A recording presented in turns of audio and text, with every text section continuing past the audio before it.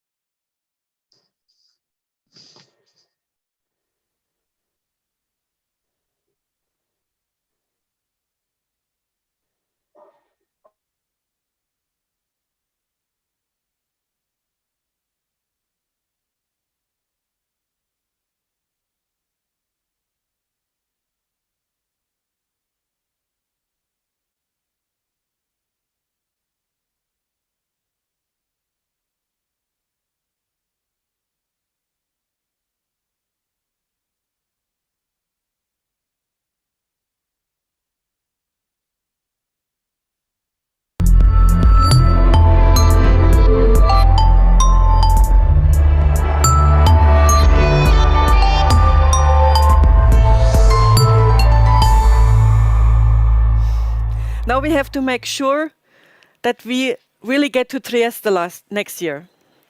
The flag didn't made it from The Hague to Trieste. The dart was also not very promising. Let's try something new this year, and I would like to hand over the ball to The Hague first.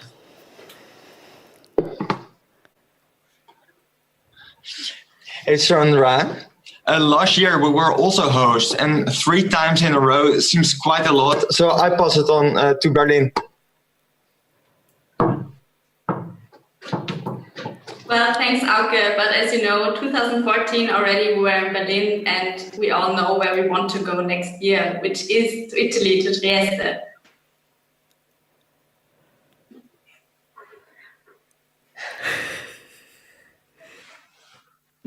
And now we have the ball.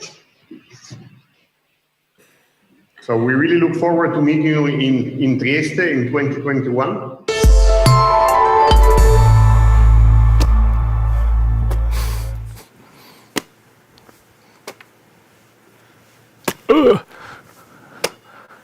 Thomas, where are we? Are we not in Trieste? Oh no. No. This looks almost like the football stadium in Zurich. But it's actually maybe an amphitheater in Verona. At least we seem to be in Italy. That's why we wanted to go to Italy. Yeah, but we wanted to go to Trieste, not to Verona. Oh. Mr. Roberto, nice to see you. Can we see your director, please, Mr. Abdolkar? Mr. Hello. Abdolkar? No, Dabholkar. Mr. Abdolkar. No, not Abdolkar. Dabholkar. Dabholkar. Apologies, something went totally wrong. You invited us for the second time to Trieste, but we didn't find our way. I'm really sorry for misspelling your name and not making it to the right place again. So what are we going to do with this? Well, I would say welcome to EuroDIG 2021. I wish you were all here. As you can see, we have really wonderful weather. I think somebody has their, can the studio Trieste turn it off? Their audio, there is a feedback. But we can hear you very well. But there is a feedback coming from, I think if you can turn your audio off, mute yourself. Okay. Just continue, Mr. Okay. Dabholkar. Yeah, I think, please mute everybody. Anyway, thank you for coming to the EuroDIG 2021. I really hope that this is actually second time in a row that we are hosting this virtually. And I hope to be able to meet you all in person in 2022. In this year of pandemic, actually, we have become particularly aware, and we have learned that the internet is not only essential for our personal lives, but also it's a key to our professional life, as we are seeing now. We are all on Zoom.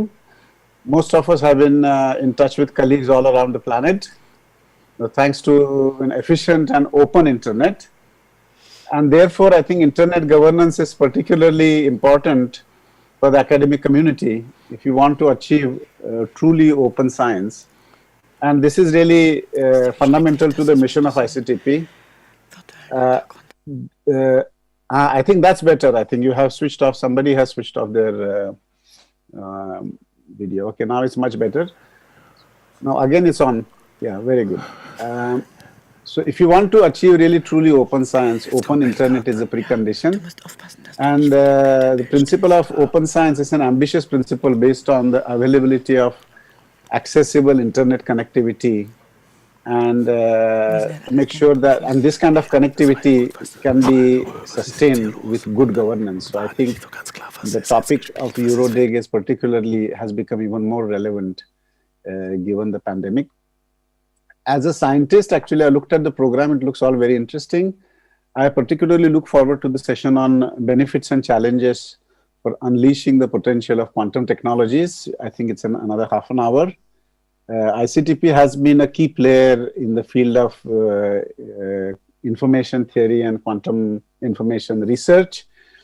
In 2019, ICTP created the Trieste Institute for the Theory of Quantum Technologies. We call it TQT. It's an international center of excellence promoting research in the field of quantum technologies and a catalyst for theoretical activities, not only in Italy, but also in neighboring as well as in developing countries. So it's related to computation and internet, because by 2030, the European Union is expected to have created quantum safe networks for connecting all countries in Europe. So I think this session is of particular interest to me. And this is, of course, raises challenges from infrastructure point of view or algorithmic point of view, or even from legal perspectives, which require new theoretical framework and robust technical development. So I think it's a very timely topic for the discussion at the current EuroDIG. So as I said, we have a really wonderful weather here. I wish you could actually come here and maybe go for a swim in the Adriatico. We are just across the ocean. And in the meantime, I wish you a successful EuroDIG 2021. And I look forward to the 2022 edition in person. Thank you very much. Trieste next year, and we know that some people are in Trieste already this year, so we are very jealous. But actually, whether it's Trieste... You are Trieste, still muted. You are muted. I'm muted. I'm muted. We cannot Can you hear me? You are muted. Studio Trieste, you are muted. I'm told that you can hear us. So we are not only here in Verona and in Trieste. We are. Last night we were in Bucharest to play a football game, and we will go through all the cities and the countrysides this time with EuroDIG, like the football championship. So we have our friends in Belgrade that also have a studio. If we manage, if technology allows, we would then connect to Belgrade. Technology allows, we would then connect to Belgrade. Belgrade, can you hear us? Hi, Thomas. Hi, Sandra. Hi. Yes, we can hear you loud and clear. Good to see you. Yes, good to see you too also. Unfortunately, we are not in a football championship European, but we have another competition, which is female basketball, in which we just got a gold medal this couple of weeks. So yeah, we will still be there with you discussing football, but we are a basketball nation. Again, hi from studio in Belgrade. As you know, one of the tracks of EuroDIG will be here from Belgrade. I'm here in Serbian National Internet Domain Registry. And of course, I'm Arvin Kamberi from Diplo, and alongside the Geneva Internet Platform, we will help facilitate one track in Belgrade. As always, Geneva Internet Platform and Diplo are there to help. So thanks a lot. And Arvin, nice to see you. I know women play a big role in your country, and I heard that you invited your telecom minister. Is that true? That is true, Sandra, and of course they reply, and we will hear from a minister. It is a pleasure on behalf of the Republic of Serbia, opening of the 14th European Dialogue on Internet Governance, EuroDIG. It is exactly 10 years these days since Serbia was a proud host of the 4th edition of EuroDIG.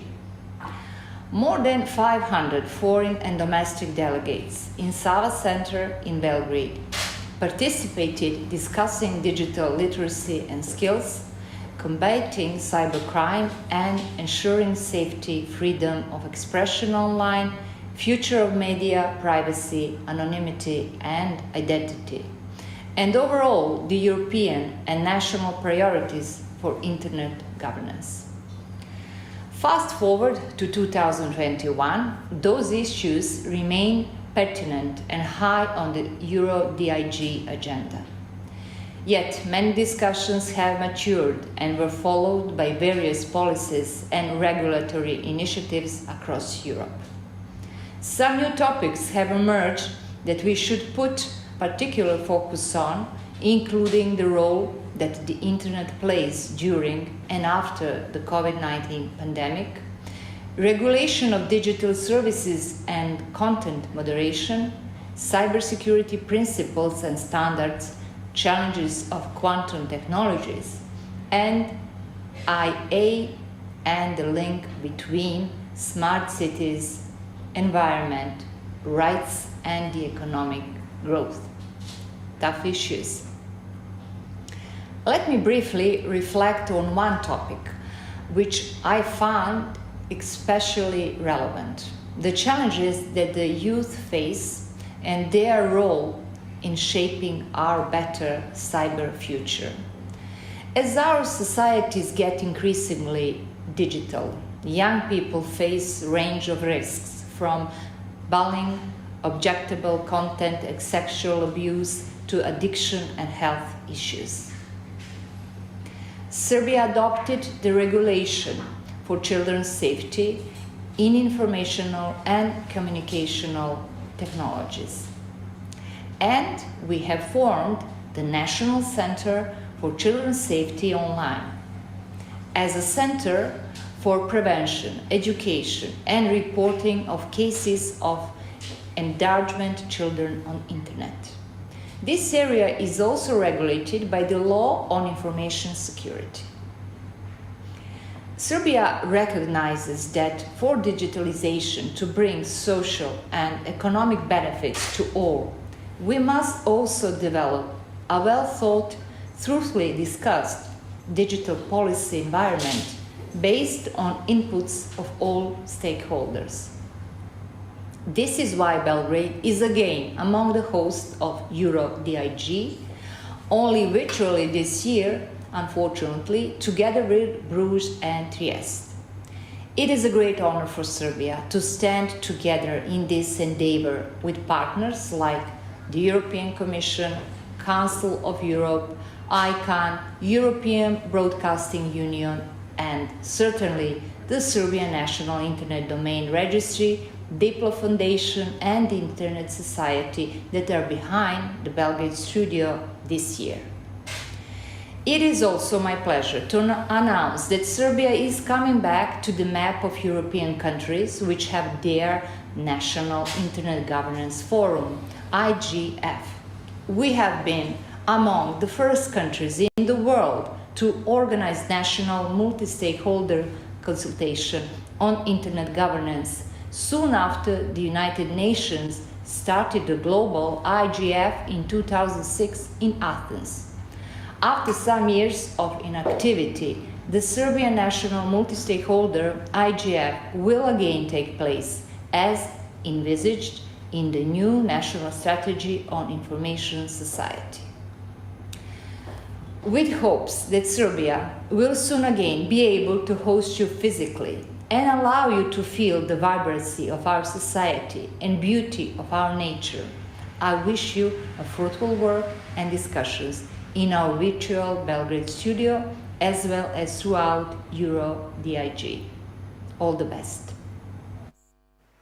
Thank you, Minister. We heard from Tatiana Matic, Minister of Tourism, Trade and Telecommunication of Republic of Serbia. And as you heard, Sandra and Thomas, we even announced that a new national regional initiative in a new national IGF initiative in Serbia. So with this, we wish you a great start of the EuroDIG.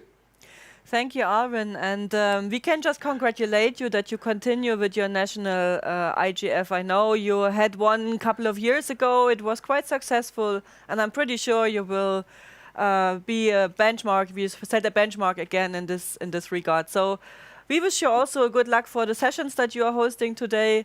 And let's connect to our third studio, which is based in Bruges this year. Nadia, nice to see you.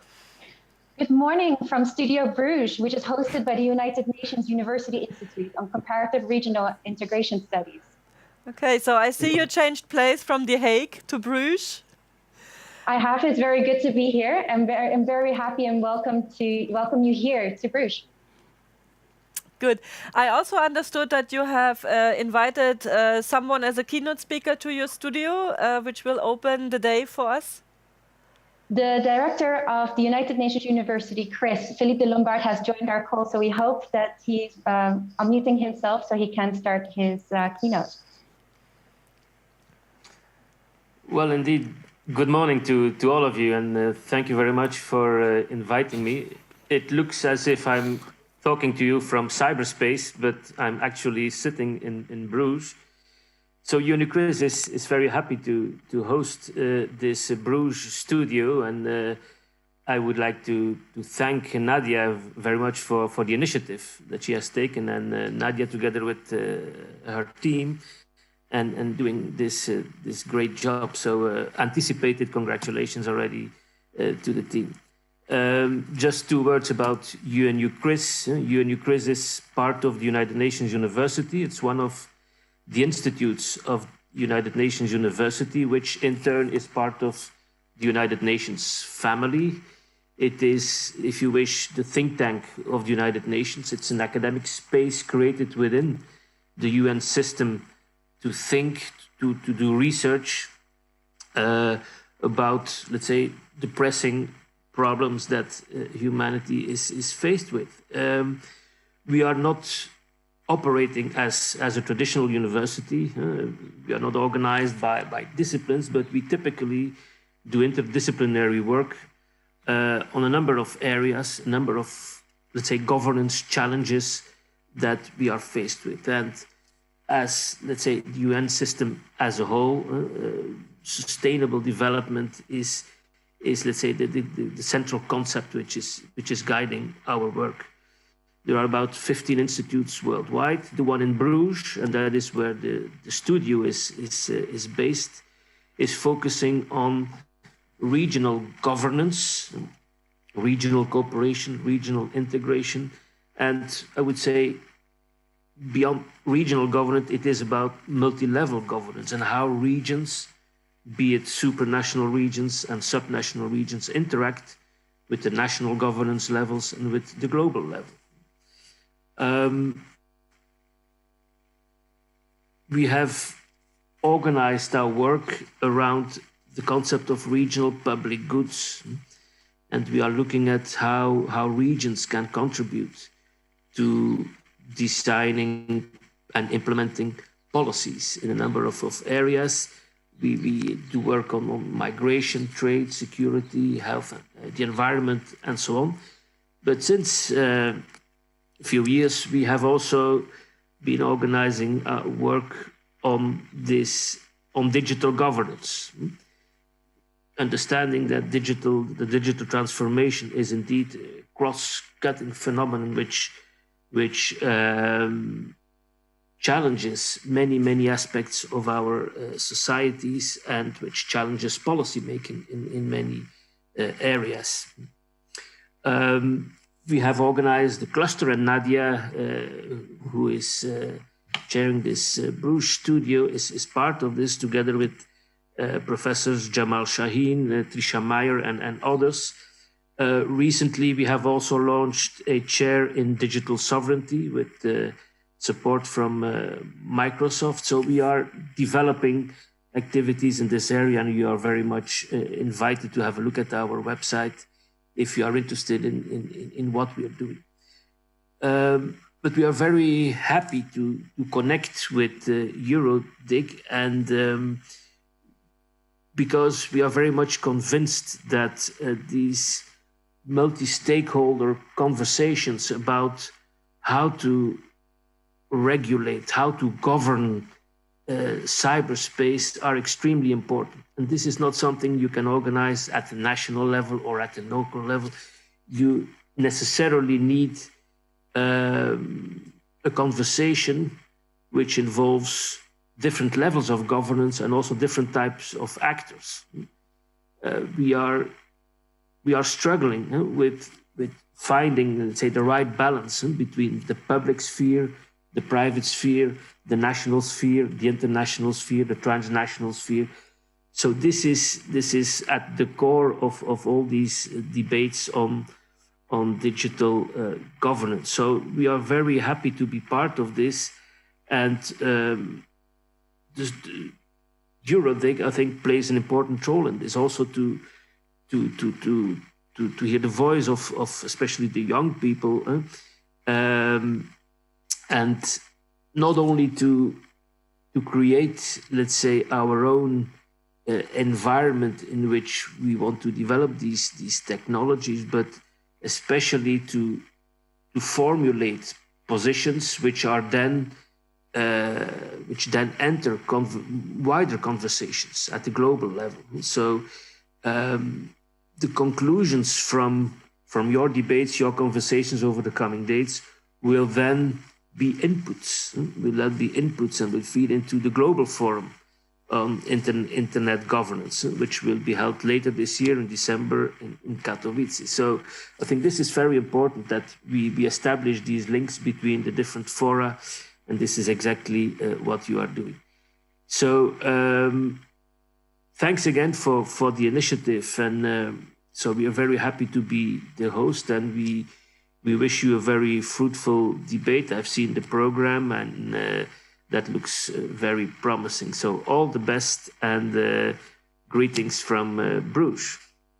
Over to you again.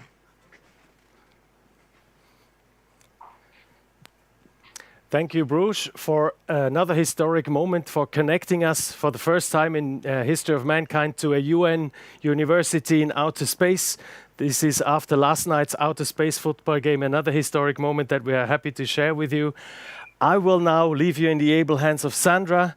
She will continue to get. I will go to the Gather Town, another experiment that we are using this year at EuroDIG, because we think we need to move forward. So I will go there and try and find people to get them into the Zoom rooms.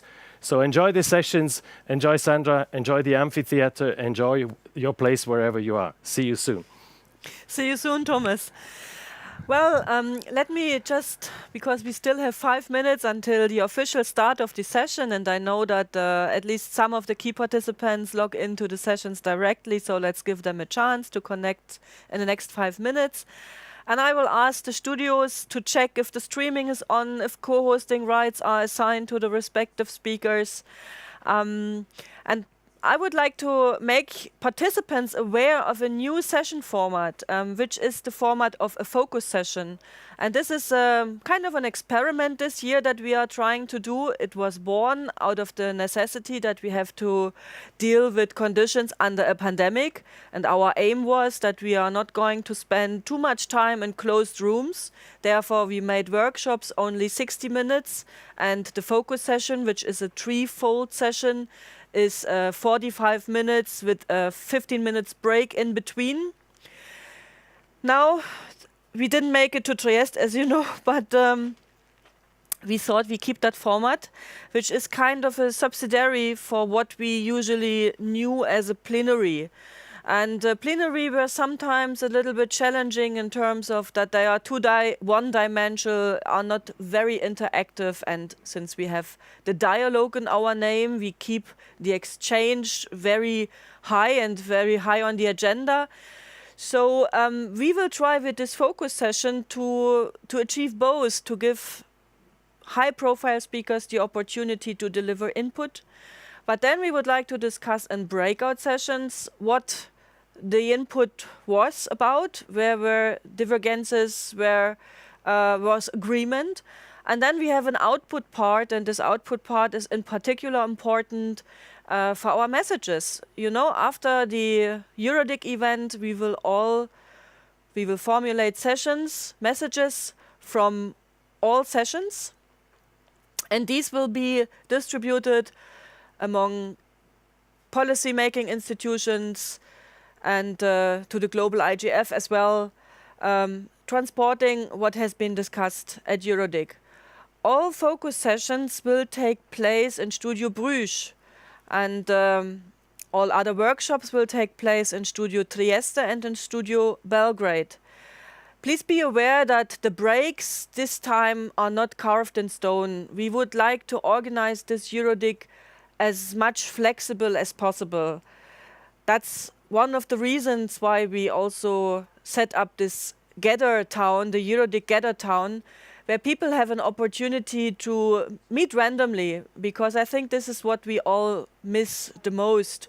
These side discussions at the corridor, and that you bump into people that you haven't seen for a while, and which you just have a side conversation that gives you new ideas, that creates creativity. I think this is what we are all missing. We are aware that we cannot achieve this with a virtual meeting, but we try our best. So if you feel after a session you would like to continue your discussion in the Zoom room, please feel free to eat a little bit into the break or find your tiny little space in the EuroDIG gather town. In this gather town, you also will find sound pots, usually these places where you have 2 chairs or a bench, and there you can also have a private conversation. And this is also like in a normal setting. Usually when you want to have a in-depth discussion in a conference center, you go into a seating area and you can have a discussion in an undisturbed way. And then something important I would like to make you aware of, in order to give us a little bit of pleasure in the evening for all those who are not interested in football so much. We have invited a Magier and Mentalist tonight, and you will be able to follow his show in the amphitheater, where I'm basically RUC. At the moment it's empty, but in the evening I hope to see many of you in amphitheater. You find your way in Gather Town, and be prepared that this is going to be an interactive show. And with your email, with your registration details, you got something to print out, and have that ready, print that out, because this person will talk to you. So he will call on you. So don't be shy, switch on your camera and enjoy this day, and also enjoy the program in the evening.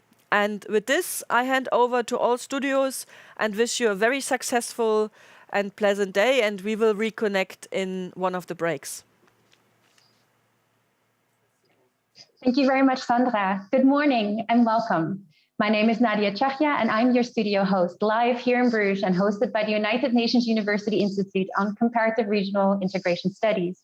We're so excited to start EuroDIG Day 1 off with an important topic for all of us in one of our first focus sessions, Greening Internet Governance, Part 2, Enabling an Environmentally Sustainable Digital Transformation in Europe. This is moderated by Alexandra Lutz and Michael Odja. However, before we start, I would like to ask my co-host, Yusuf Yarvaniemi, to introduce himself and the EuroDIG session rules. Hello and good morning. I'm Yusuf Yarvaniemi, your remote moderator for today. At EuroDIG, we believe in open dialogue, and that's why we would like you to follow certain session rules. The main principles are the following. Firstly, if your display name on Zoom is not your full name yet, we would now ask you to rename yourself. Secondly, you will later on have a chance to ask questions. We'll have a question time session. And during this session, you can ask for the floor by using the raise hand button under reactions on Zoom. You can alternatively post messages on the chat. The chat is not broadcast, whereas the video is live on YouTube. But if you post messages on the chat, other participants will, of course, be able to see that. We're going to be here in the background to make sure that we have a good spirited and inclusive discussion. And with that, I would like to give the floor to the moderators.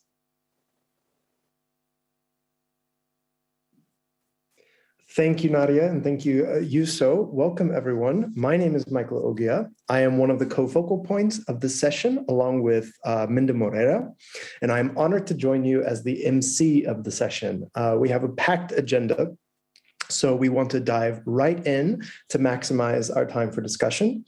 We want to quickly just reiterate the format, or kind of explain the format of this new session type. The first part will consist of a 45-minute long input session, followed by 45 minutes for breakout group discussions, and then before coming back into the plenary for the last 45-minute block for sharing the main action items.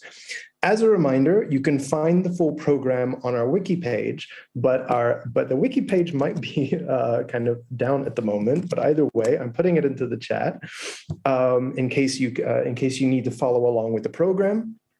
And with that, I will dive right in. So ICT sustainability has taken significant steps forward since our plenary session on the topic just over 1 year ago. From the European Green Deal to the post-COVID recovery plans and the UN's roadmap for digital cooperation, ICT sustainability and the impact that technology has on the environment, both positive and negative, is increasingly on the wider internet policy agenda. The aim of this session is to assess the progress made since EuroDIG 2020 and to examine concrete achievements and feasible action plans for a sustainable ICT environment in the future, particularly over the next decade, in line with the EU Digital Action Plan and Green Deal strategies. It also launches the EuroDIG intercessional project, Greening Internet Governance, which will draw on the discussions had during this session to elaborate upon via concrete actions and recommendations. To kick off the session, we are delighted to welcome David Jensen, the head of environmental peace building and coordinator of the UN Environmental Programme's Digital Transformation Task Force, and co-champion of the Coalition for Digital Environmental Sustainability, otherwise known as CODES. David, we are delighted to have you. The floor is yours. Well, Michael, it's a real pleasure to be here. Thank you so much. I'm going to try to sort of give a context setting 5-minute opening, if that's okay, just to sort of food for thought for the following discussion. So I wanted to open with 3 statistics that really sort of keep me up at night about the evolving shape of the global economy and the role of data and internet governance. So the 3 statistics that sort of go around in my head. First and foremost, the fact that 60% of global GDP will be digitalized by the end of 2022, meaning GDP will pass through some kind of digital channel. The second statistic is that business-to-business transactions on e-commerce platforms already represent around 25% of global GDP and are 5 times more than business-to-consumer transactions. And the final stat is that we've got 4 billion people actively using the internet and social media around the world, and 2 billion people actively consuming through digital platforms.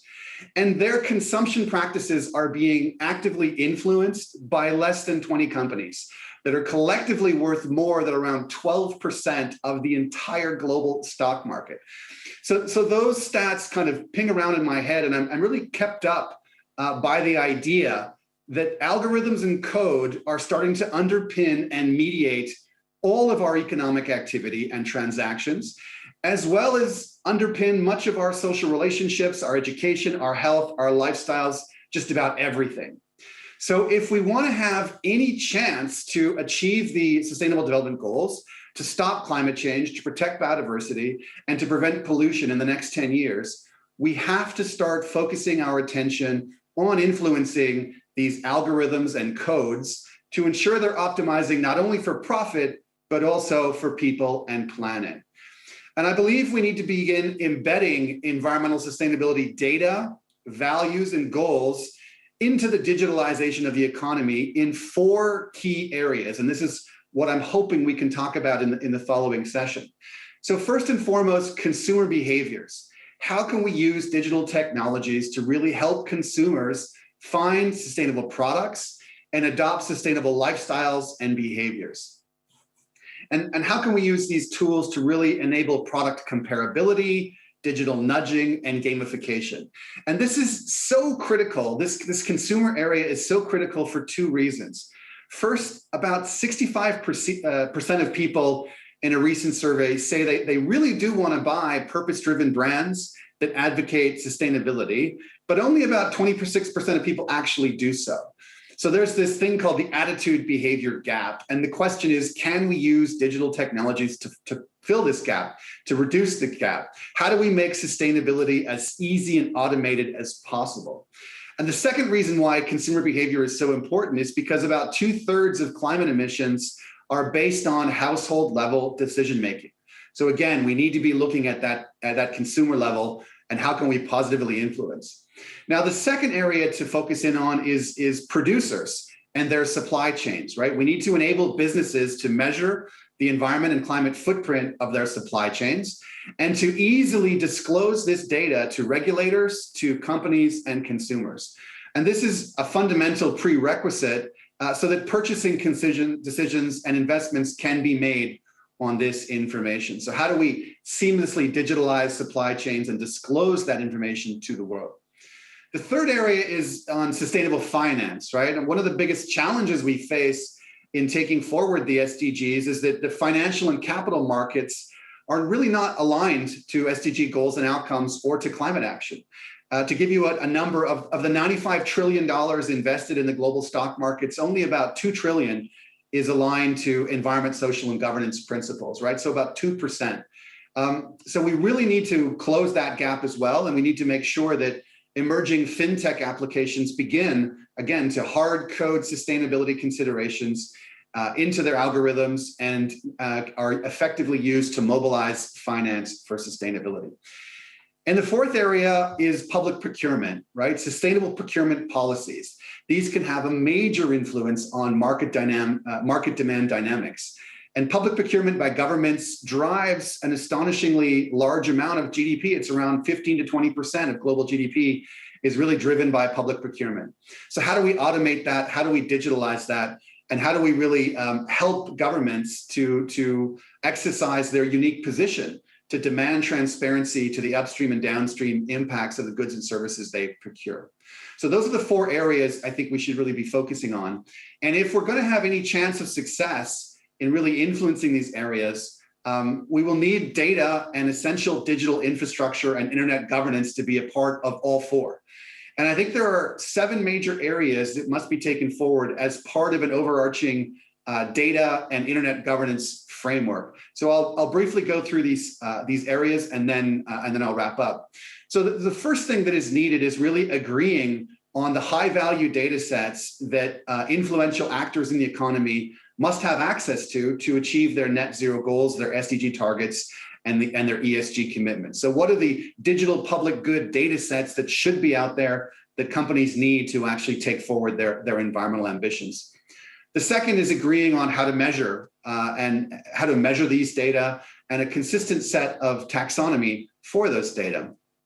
The third is agreeing on unique digital object identifiers, both for data as well as for products in the digital economy.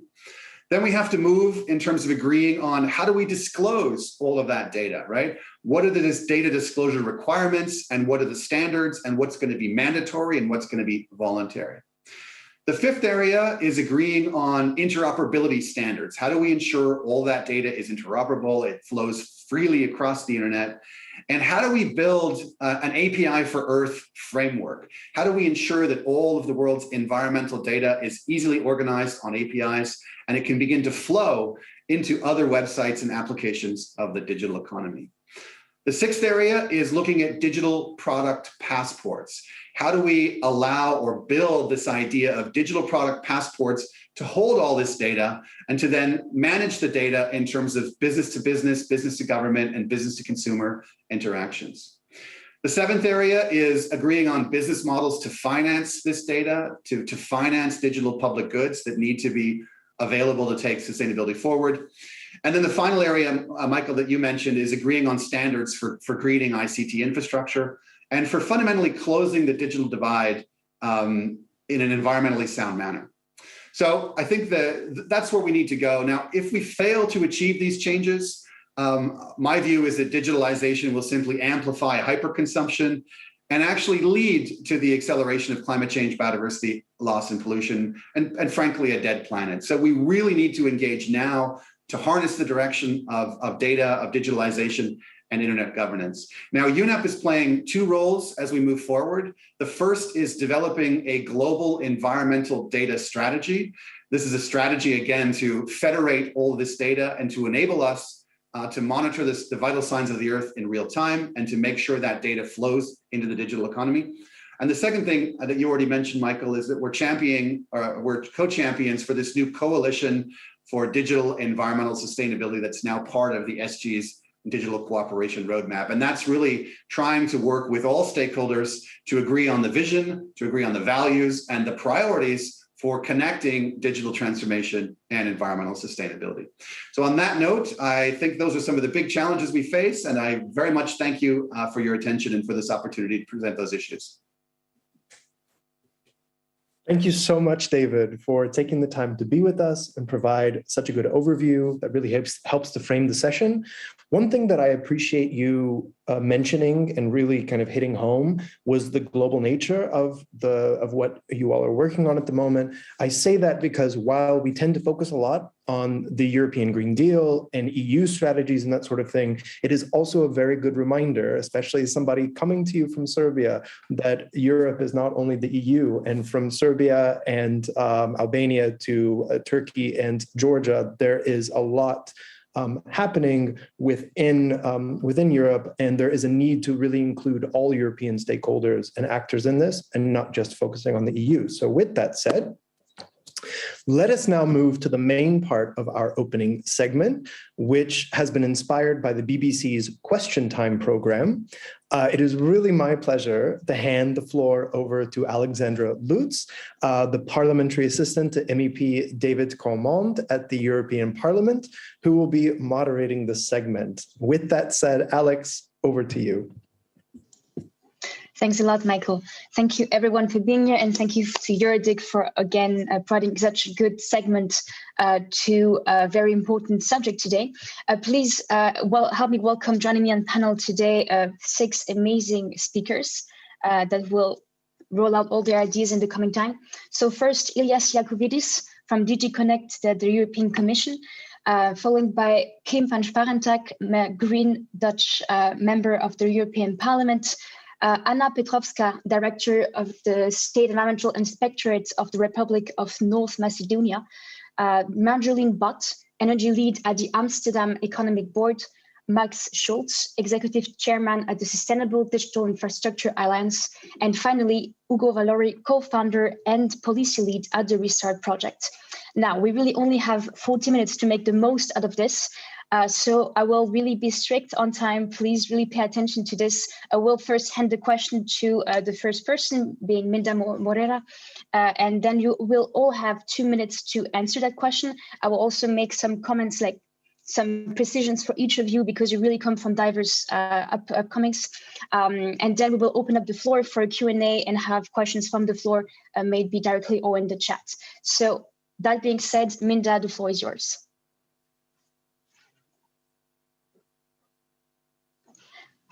I think you need to unmute your mic, Minda.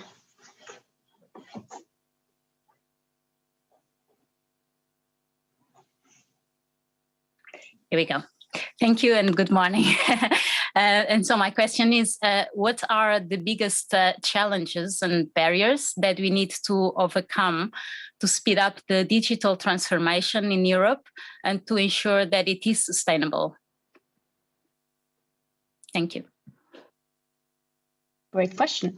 So first of all, I will hand the floor to Ilias, who will have the amazing chance of opening the line. Ilyas. Thank you. Good morning, everybody.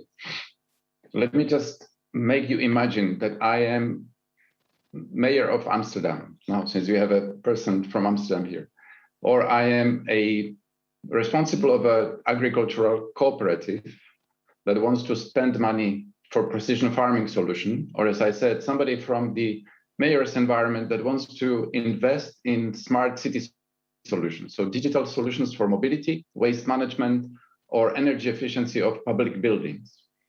Or imagine I'm a World Bank representative that wants to invest in agricultural or other type of energy network solutions in a developing country. I have money, it can be 5 million, it can be 100 million.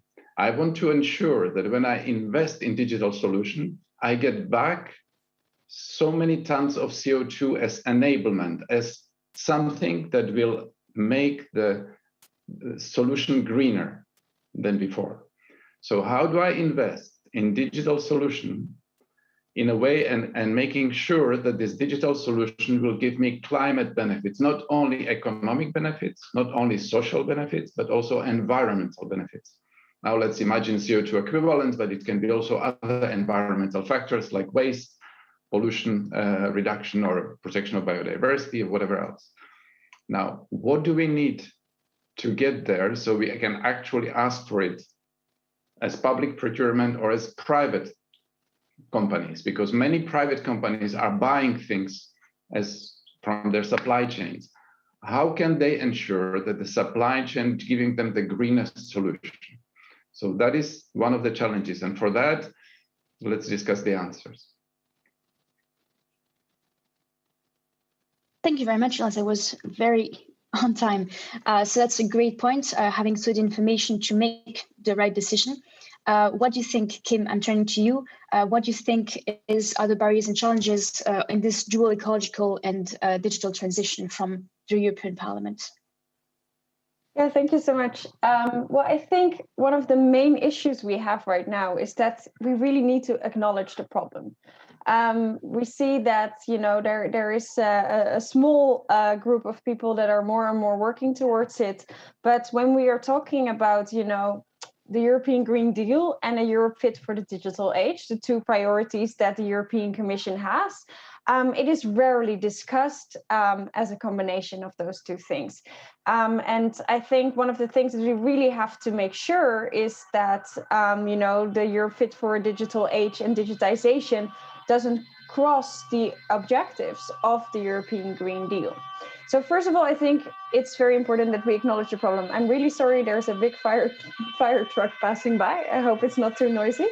Then I think it's also very important that we're not only looking at the combination of the Green Deal and the Europe Fit for a Digital Age as digitization will magically make our world sustainable, because this is a narrative that has been pushed for a long time. And I think it's unfortunate, but I think also the Commission is pushing this narrative a lot. So I think it's very important that we're not only looking at the way that digitization can help the climate transition, but also how do we make sure that digitization doesn't hamper it. Well, and then next, of course, one of the main issues we're seeing is that there's just enough data and information.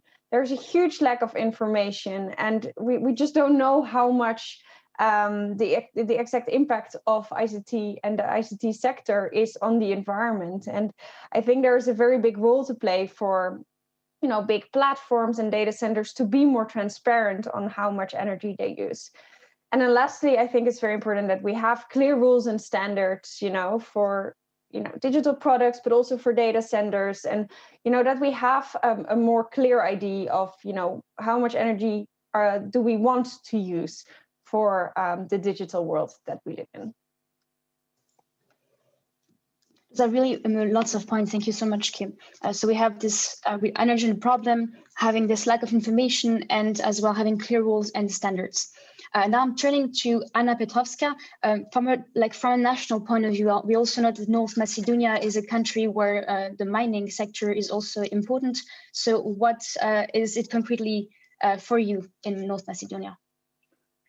Thank you so much for inviting me to be part of this exciting event. I would first like to remind ourselves that the European Green Deal translates into guidelines for the implementation of the Green Agenda for the Western Balkans and the associated investment plan for the Western Balkans. So to say the funding is one important prerequisite to address the digital governance that would be focused on environmental and climate change action. But for the Western Balkans, there is one single instrument supporting the connectivity agenda, which is the WBIF. And mostly this instrument is helping regional initiatives. So the available funding is not so much focused on national issues which are related to advancing the digital agenda. Then when it comes to the digitalization of various information systems, there are two issues. One is the lack of data. Data is very scarce because the monitoring is insufficient. And the existing information systems are also centered around the producers, not so much around the consumers. And the institutions are still working in silos. Better coordination and collaboration is needed. And also there are various initiatives for digitalization that need to be further regulated and incentivized. The private sector should be the major driver. I would like to highlight that the existing information systems are managed by public administration on central and local level, but the ICT skills in the public administration are lacking, and there's because mostly ICT literate individuals are better remunerated in the private sector. Therefore, we have the lack of ICT skills in the public sector. So I think these are, for the time being, the most important issues we would like to highlight are important for North Macedonia and probably for the Western Balkans. And I'm available for further information. Thank you. So there seems to be a trend about this lack of data coming up. Thank you very much for all those remarks. So we also have this working in silos that needs to be more, seen differently. Initiatives that have to be pushed forwards. I'm turning to Marjolein for this question, actually. So you have also an initiative at the Amsterdam board on trying to make this happen. So how does that, what are the barriers and the enablers on your side? Thank you. So the Amsterdam Economic Board is a collaboration platform between organizations, companies, business, governments, and knowledge institutions. And we identified this, set up this initiative called LEAP, Lower Energy Acceleration Program, in which we look with the whole value chain, so with end users, hardware, software vendors, data centers, knowledge institutions, governments. How can we create a most sustainable, future-proof digital infrastructure? So digital is physical.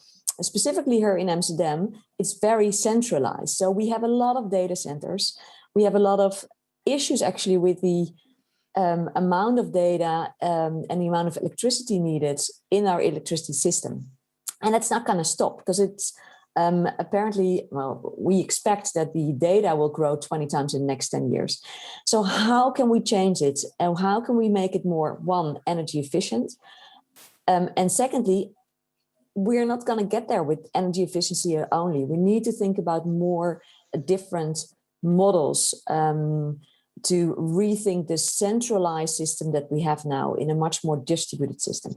Okay, so we developed a landscape with solutions and scenarios to get there, including some of the barriers that we see along the way. And some of the barriers I already heard, but let me name a few.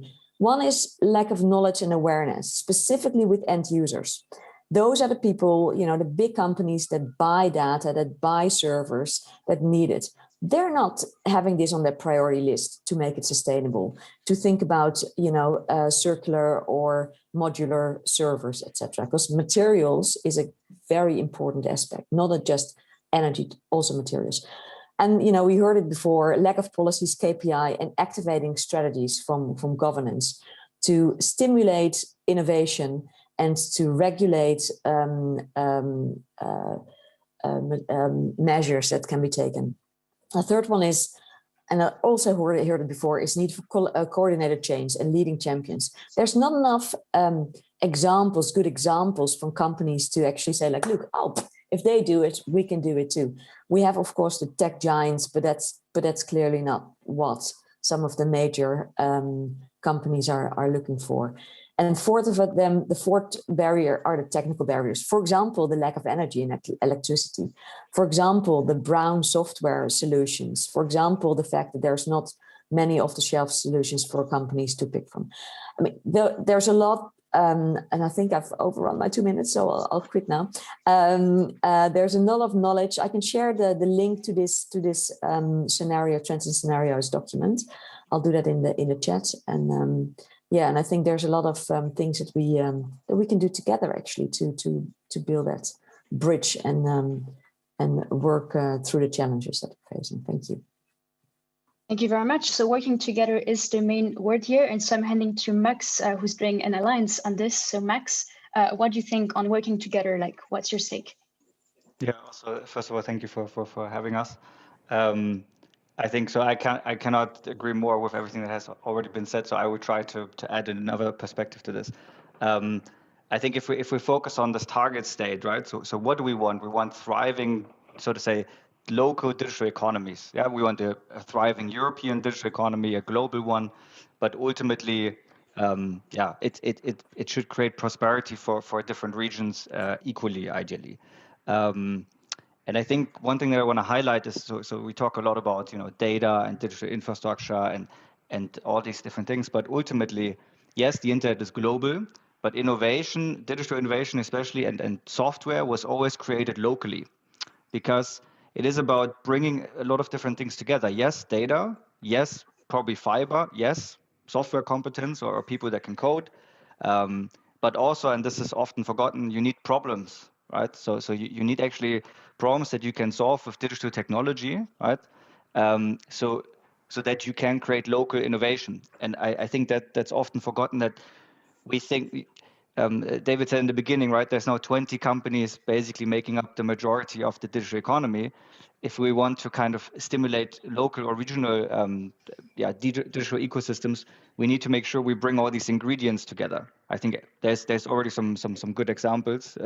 Marjolein, of course, being one in Amsterdam, and there's other cities that do this well. But it's all of the things that have been said before coming together in a region and empowering local businesses, local experts, local knowledge, local digital infrastructure, fiber, data centers, IT equipment. It can't all come from one region, but it should all be concentrated into the region to then create a local digital economy that can thrive. And I think that's important, in my opinion. The internet can bring us all together, but still at the end, it should happen on a local level as well, that everybody can benefit from the prosperity that the internet brings. Okay, so from the local to the global. Thank you, Max. I'm now turning to our last speaker, Ugo. So on your side, what do you think is still lacking? Why are we doing good? Floor is yours. Thank you for having us. Well, I'll speak both from the perspective of the Restart Project, an organization which is trying to inspire people to repair more products, prevent unnecessary waste, and push for right to repair regulation. And specifically from the perspective of the European Right to Repair campaign, which we started and now has members in 16 countries, and it's growing, and very much looking not just at the Europe made of the EU, but also the country level work that needs happening to move us forward. And one of the key things we see is that indeed there is a lot to do, a lot of, in theory, commitments even from the European Commission, like endorsing wording such as right to repair in official documents in the Circular Economy Action Plan and beyond. But when you look at what's happening on the ground, we see very slow progress. And we see promise for regulation, but very unclear timelines, things being delayed. And also, there's a disconnect between what the public is hoping to see happen with information on making better informed decisions about more sustainable products, as you were saying, and there's the promise of potential repair score indexes, but very slow progress on this. And we wonder whether these themes are indeed seen as priority in more than just announcements. We also see another disconnect between the speed at which manufacturers come up with new products and how regulation tends to have to do a catch-up job, always being behind. And I'll give a couple of examples. More and more connected products, which are consumer products that for whatever reason connect to the internet, are dependent on long-term software updates and security updates to be long-lasting and not contributing to the growing mountain of e-waste. And yet, we don't see sufficient focus even in current proposed legislation on ensuring long life support for software level by manufacturers of products. But there's also another trend that we need to be very careful about, which is all voluntary type agreements that are seen as an option to shortcut the amount of time to move us forward to more sustainable products. But industry is failing us, as others have mentioned previously. Industry doesn't have the same incentives to really move us forward to putting products that are benefiting people and planet. So we're seeing for printers, for example, imaging devices, that a voluntary agreement put forward by industry is failing to be ambitious enough, and potentially because of lack of sufficient staffing in the European Commission, this is not being challenged sufficiently, despite promises of moving forward away from such voluntary agreement if they didn't. Well, we'll have to make you short here. Sustainable products goals in time. So we need to push forward, and the data does exist. There are alternative data sets also from community initiatives. They need more support. So we'll come back to that. I really need to cut you short here, otherwise it will not be fair for everyone, but that's amazing points. So lack of data and voluntary agreements might be a problem. I'm turning actually back. So right now we have questions in the chat with Emma Fryer, for example, who's asking about how to make this data that you're just talking about so much more transparent. Apparently there are already some kind of initiatives in the UK for the private sector to be transparent about that and how much data centers consume, etc. I'm turning back to Max Schultz on this one. So you also wrote 2 years ago that you didn't know the carbon footprint or the environmental impact of data centers. Do you know more about it by now? Did you do something about this? Is your alliance being able to do that?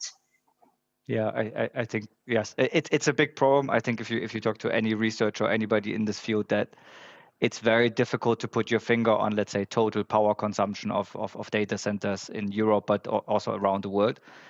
It's also due to the fact that there's a lot of security concerns, but this is a different topic. Fundamentally, you have to understand that based on the power consumption, you can reverse engineer the size of a business of a data center. Therefore, they're they don't want to give that information out under competitive constraints. And we've worked, but we've worked very hard in the last 2 years to assemble researchers, industry, data centers to actually share that data, and we've made some progress on that side. So actually, in a week from now, we will launch our what's called Transparency Register or Data Hub, where we're going to make that data from data centers that have opted into sharing it available to everybody for free as a completely open source research data that we can use to actually innovate and build things on top. So yes, we've worked on this very hard, and I think it's a fundamental problem that is inhibiting innovation at the moment. Okay, so voluntary sharing between willing enterprises, that's a really good start. Maybe Marjolaine, coming also back on you, since there's this lack of data, how do you make it happen to be able to do the right decision in how you invest in the data centers, how you're able to move forward? we're not there yet, right? So what we're trying to do is we're really building on the awareness now. So we're not a data center initiative, right? We're not focusing on data centers. We're actually focusing on the whole value chain, working with all the different parts, especially end users. I think the KPI stuff and the PUE stuff, I think that's a measurement that's not fit for purpose anymore. It has its use in the last couple of years, but I think it should change. I mean, the PUE, if I look at Emma Freier's comments from PUE of 4, now in the Netherlands, we tend to have the PUE of 1.2, but it doesn't say anything, right? It's a relative kind of mark. So I think that's something that we need to work for. And I think the work that the Climate Neutral Pact is doing and that Matt Schulz is doing are very good examples or how to elevate the quality of the KPIs in the sector. Okay, those are really good points also brought forward. If maybe I was also wondering, since Kim, you also from the Netherlands, do you have any remarks on those 2 initiatives who seem to be really focused there? Well, I think in the Dutch context, indeed, we are talking more about it. And I think it's also because, when we're talking about digitization in general, in a Dutch perspective, we have already had quite some initiatives where we're indeed trying to make sure that we connect, for example, data centers with industries that use a lot of energy. So we've had quite a boom of data centers in the area where we have a lot of greenhouses. And then the heat from the data centers is being used for the greenhouses. So I think in the Netherlands, there is already a bit more awareness around sustainability in data centers. But when we're talking about, the data sharing, we still have some way to go. But I think indeed that we are taking steps there. Can I add also to the data centers issue? First, there is already a commitment of Europe to drive the small ones, the ones that Emma was talking about. This is our biggest headache because the big ones, they're getting there and they already have the new post-PUE type of metrics. That's not a problem. It's this 50% of the small ones, the public ones, that we need to get there. So there are 2 things to notice. First, that the ministers of all member states promised that they will work on these public databases as well. And any new financing for data centers will go through green public procurement criteria that have been established last year. So there is a green public procurement criteria for data centers. They are based on the code of conduct that we developed with JRC that is also being updated regularly. And we have also agreed, and I work with my colleagues in EU taxonomy in DG FISMA, that sustainable financing can go to making the data centers greener, including the public ones, if they follow certain criteria of the code of conduct. And it has been just adopted in the delegated act of the EU taxonomy. And if you really want to look at it, look at Annex 1, Section 8.1. Well, should you do that, Elias? I'm also turning now for the next question as well to Catherine Moresh, who has an amazing question. Please don't worry, I will come back to everyone. Hi, everyone. So I'm Katrin from the German Youth IGF, and some of you already mentioned the whole field of finance and economy. And I was thinking about, business cases within the different companies in the whole sector. And it seems to be really difficult to catalyze business cases with ICT sustainability and to influence and catalyze them. So I was wondering why you think that is. Okay, that's an amazing question. So the business case for green digital, basically, how do we create a level playing field for everyone to go really to do the right thing and not just a few people, as Kim mentioned at the beginning? So kind of the underlying question is, Can really the tech sector regulate itself, or do we need to do something about it? So maybe turning again back to Ilias on this. So since you're working also a lot with the private sector, what are your thoughts on this? Yes, this is a major question. So I come back to what the setup I put. If we don't create KPIs, standardized metrics of what does it mean, the impact of digital, only the big companies have the means and the sophistication to argue that this is the digital footprint of their solution and this is their enablement. So the 90% of our economy, the SMEs, will not have that capacity. So by not having such metrics, by not having such transparencies, we're actually killing our economy. Because then the sustainable finance, which will be more and more, so it's not only the 2 trillion that David mentioned, there is a huge shift of the EIB will have to be green bank. The World Bank wants to be the green bank. The national funds have to be green. The Europe is pushing for the target. So sustainable finance is the fastest growing finance.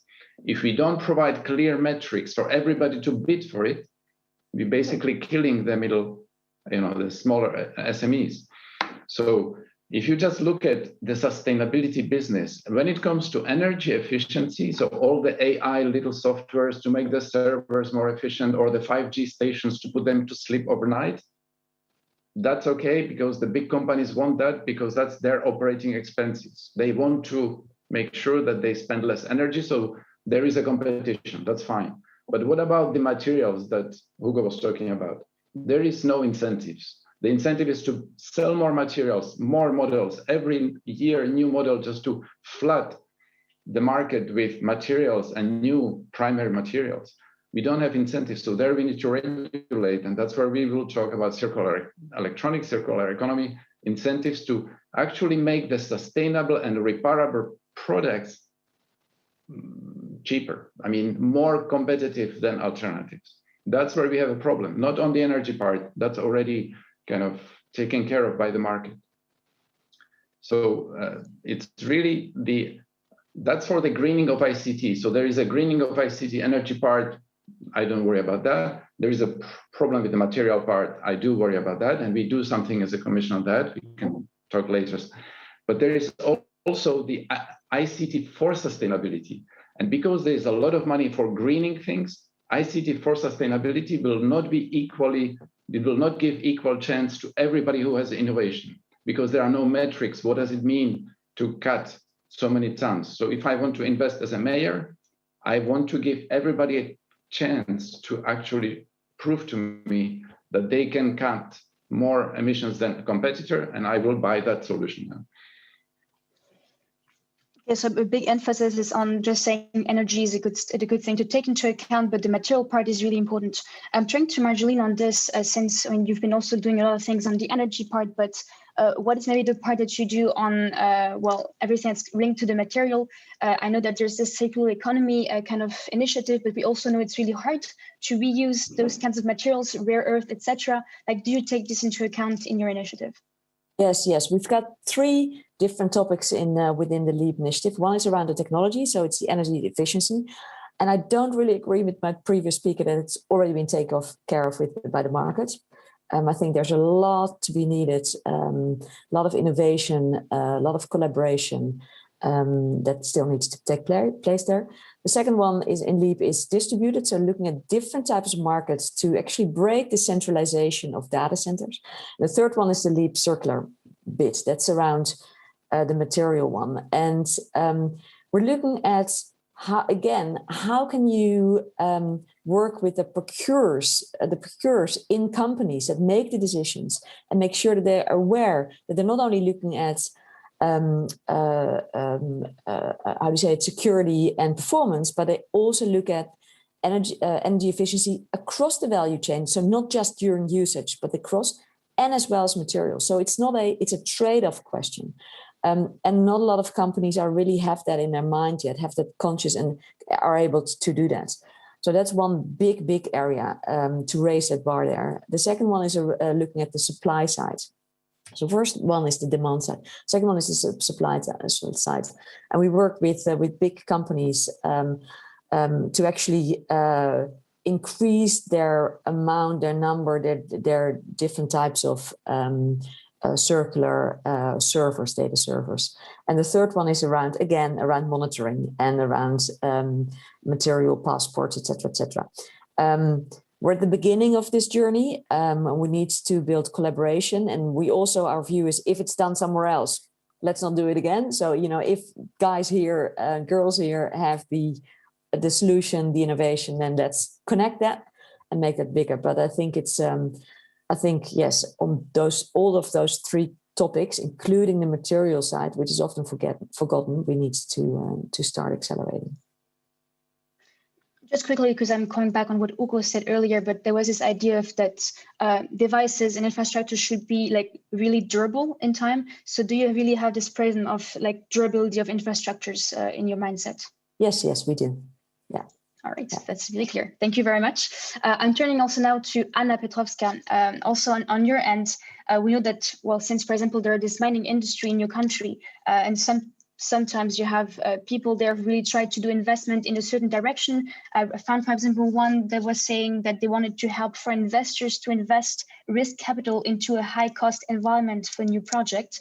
So how do you deal with this? Do you think that that's something you want to regulate, or is it like going to like end on its own? Yeah, thank you for the question. I just wanted to illustrate the main challenges to catalyze the digital agenda in the public and private sector with the examples of circular economy design of our information system that is yet to be established and financed. So this circular economy concept that is currently regulated by the new law on waste management should involve many stakeholders like the waste generators, including industry, commercial sector, then waste collection, public utilities and concessionaires, then various transfer stations, extended producers' responsibility schemes, including waste recycling recovery, disposal operators, export centers, and so on. So when trying to imagine how much data we need to collect and implement in this to be established information system, one should consider some ICT department at the Ministry of Environment and the local municipalities, so they would coordinate and reach out to data sources. Then once we have established the entire system, someone should maintain the system, upgrade, and regularly monitor what is going on in order to really implement some circularity benefits. Currently, as I said, it is very difficult in North Macedonia. It is on a design level. Once this information system will be available, it might happen that financing should be made available. And the major problem is that the public authorities do not regard really the environment and climate a huge priority. And also the civil society organizations are not that strong to push the institutions forward. Thank you. So thank you. It's actually really like in line with also a question and remarks that we're giving in the chat. Like for example, Chris Adams, who mentions that the standards are not really taken into account and don't really map how the money is spent. So especially when you want to finance something, it's key to say, oh, I have that much finance for that category. Let's say sustainability. How do we make sure that it's actually going to help sustainable measures? So I'm maybe turning on this to Kim. Do you have like remarks on this and how this could be done better in the future? Yeah, I also saw some questions in the chat indeed about, you know, standards and reporting. And I think what is the main issue now is that indeed there are, you know, supporting, there are sort of standards that have been developed, but they are not obligatory. And that makes it very complicated, especially when we're talking about, you know, comparing data and aggregating data. If everyone uses their own standard, then we really have a problem. So I think that is one of the issues that we really have to, look at and have standardized, for example, in the non-financial reporting, we need that within the EU. But another point I think that perhaps also relates to this question that we're discussing now, and perhaps is a bit different than what we're talking about, but, when we're talking about, who in the end should, change the system to make digitization more sustainable, then we can talk about, okay, is it the consumer that has to make sure that this happens, or is it actually that we need to change the system? People feel, when we're talking about awareness, people feel sort of, some discontent when they take a flight, because they know it's bad for the environment. But after being, having Netflixed for hours and hours and hours, we're not so aware. I mean, of course, it's not comparable in terms of how much energy it uses, but we're not that aware that also uses energy. So I think that there's a role to play there. But in the end, I don't think it is up to the consumer to change the system. It is up to the companies to change it. But as long as there is no awareness that using, digital products consumes energy, it will be hard to have accountability, ask for accountability from these big corporations. And then I think also when we're indeed talking about energy versus materials, I think one of the most important things that we can do is indeed having this, this product passport in the EU to really have a clear idea of, where we what we have, but also and also to raise awareness again for consumers and have the right to repair, to make sure that we incentivize corporations as well to change the way that they are producing their products. A really great point. So not having everything on the back on consumers, but really having the companies and the states doing their work. So Max, I'm also turning to you on this. You also had some remarks cited to you in the chat. What are your remarks on those? Yeah, it's a very complex and interesting field. So you all have to know I'm a software engineer, so my brain works a lot more technical on this question. Technical. I think on the business case point, I do think that there is a business case for a lot of more sustainable technologies already, especially in the digital realm, that they're not being implemented, I would say, because there are some old business models that really are not very conducive to this, and transparency would probably help. So to just make money flows public and make business models public, I think that would help a lot. I think from a more on the standards and metrics and KPIs and like figuring out how to so to say measure sustainability in the digital world, I think there's one fundamental thing that we often don't talk about. It would be nice to know how many materials go into server and things like this, but fundamentally what we're lacking right now, and that's why all these the existing standards don't work, is that we don't know what the unit of work is in the digital world. And I give you an example. If I take 5 liters of gasoline, I put it in a car, I can drive, let's say, 100 kilometers with that, right? That's very simple. If I take, let's say, a data center, I can't even quantify. I can quantify there's 1 megawatt going in, but I don't know how much what comes out of it, right? And then I cannot say how much of that do I need to run this software, right? And unless that connection is made, it will be impossible to then say, oh, please do not use more than X amount of energy, X amount of emissions to produce this unit, right? Because we don't even know what the unit is.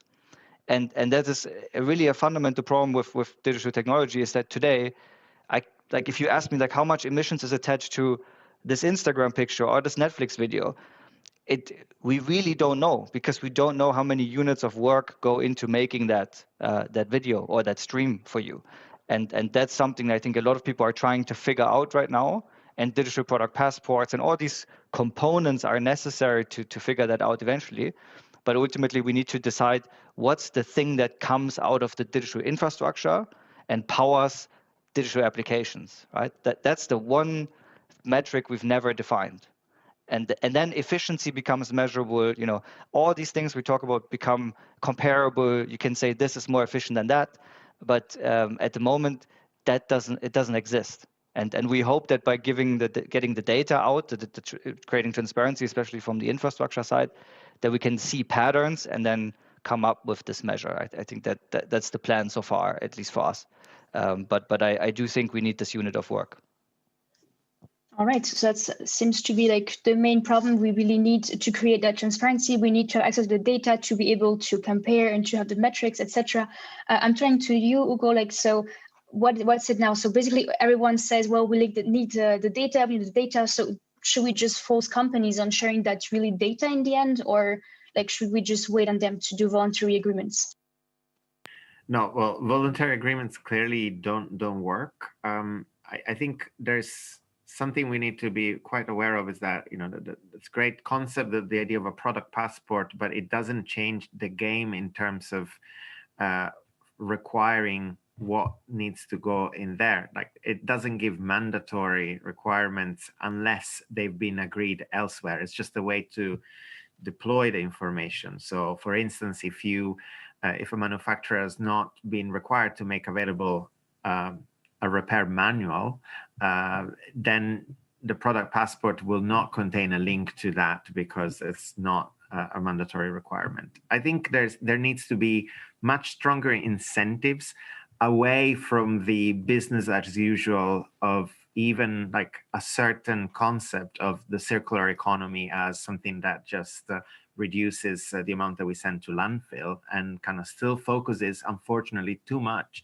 on recycling and, as Elias mentioned, churning out more and more models every year of new products. We need to recognize that a digital transformation of Europe also requires reducing the inequalities in access in all the means to access digital services and products. And what does that mean is that we see a lot of products that go to waste and to recycling that could and should be reused and refurbished, and creating more job in refurbishment and in repair, and reducing the inequalities in access.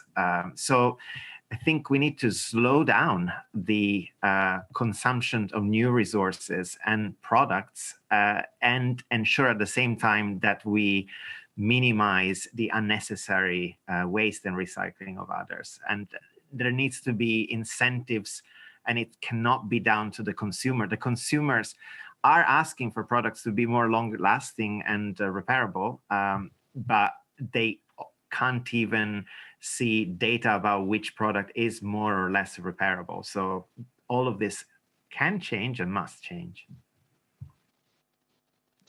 Well, being mindful of the time here, I have to wrap this up, but these were all really great inputs. Thank you so much. This was really full discussion for the breakout rooms. So what we have is a clear line saying we need this access to the data because it's missing at the moment to make the right decisions. We need to have this level playing field so the business case is really clear.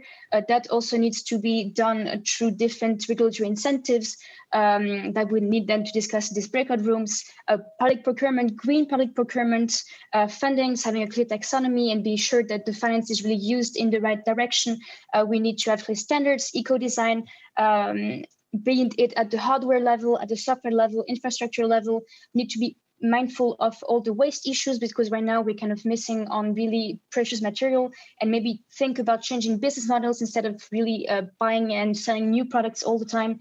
And so, yeah, I will wrap this up in here. Thank you so much for this great input, and I'll leave it back to Michael. Floor is yours.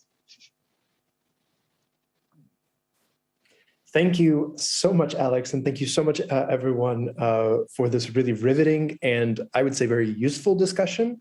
And really, again, Alex, for your excellent moderation.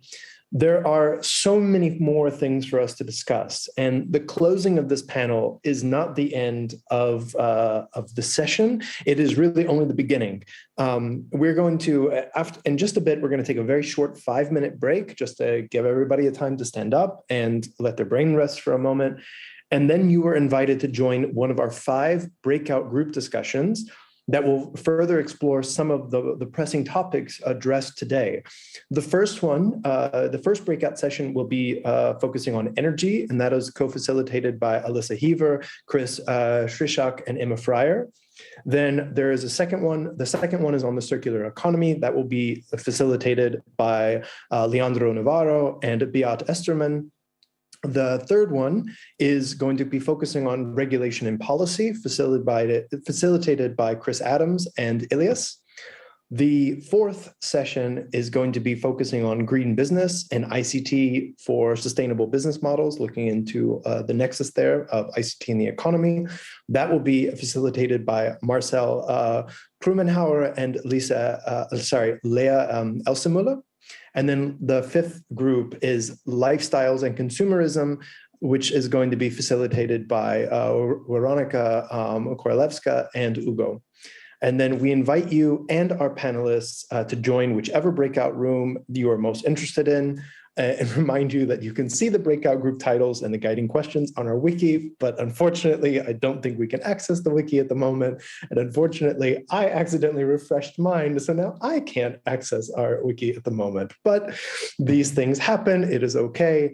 And just before we close this part of the session, we would like to hand it over to our segment rapporteur, Vesna Manojlovic, who will offer some key messages for us going forward. Vesna, the floor is yours. Hi, everyone. I'm really happy to have taken part in this session. It was super interesting. I wrote many, many notes, and it is really difficult to make a summary.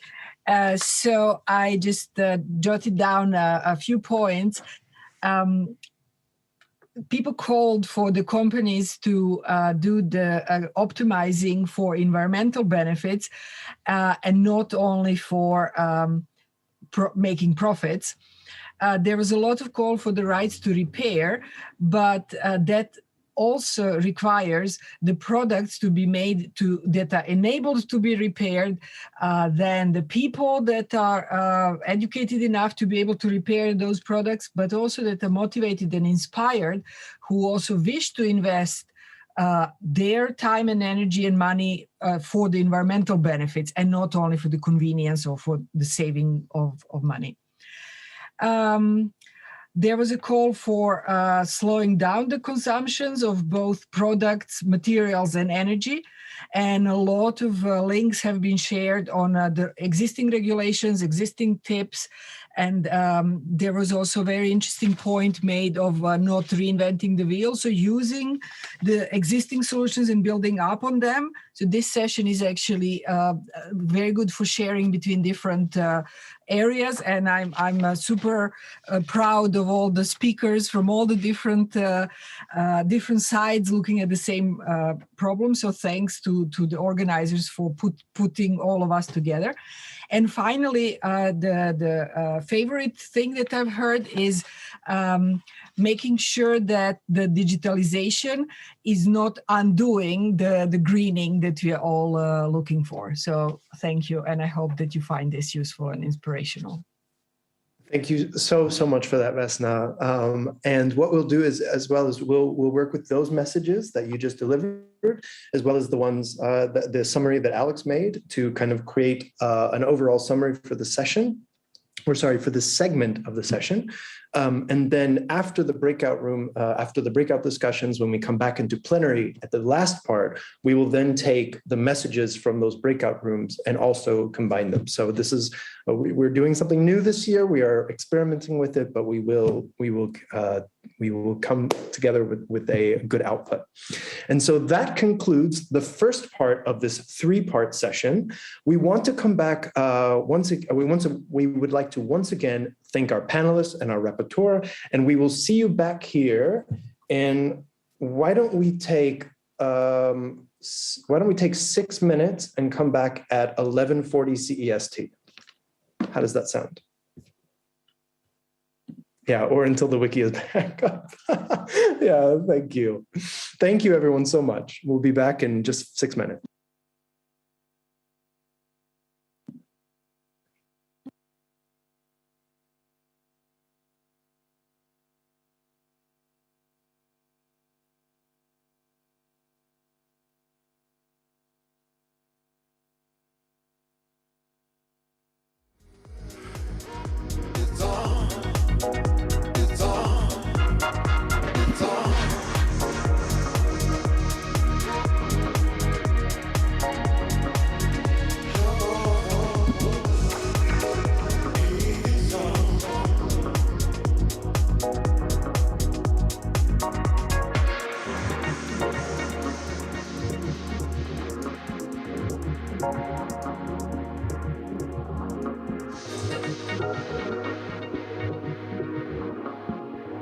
Let's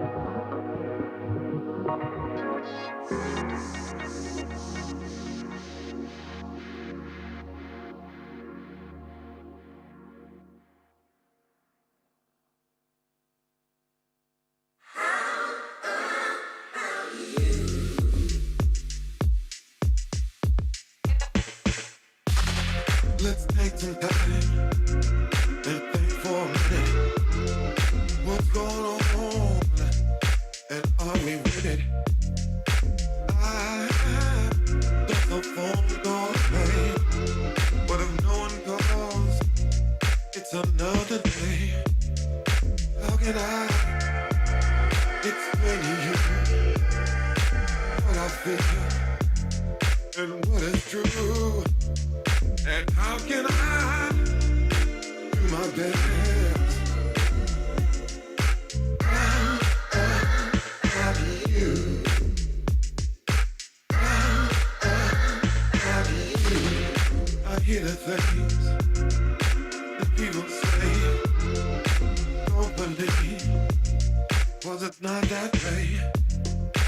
I know what I'm talking about. I'm here, baby, and have no doubt.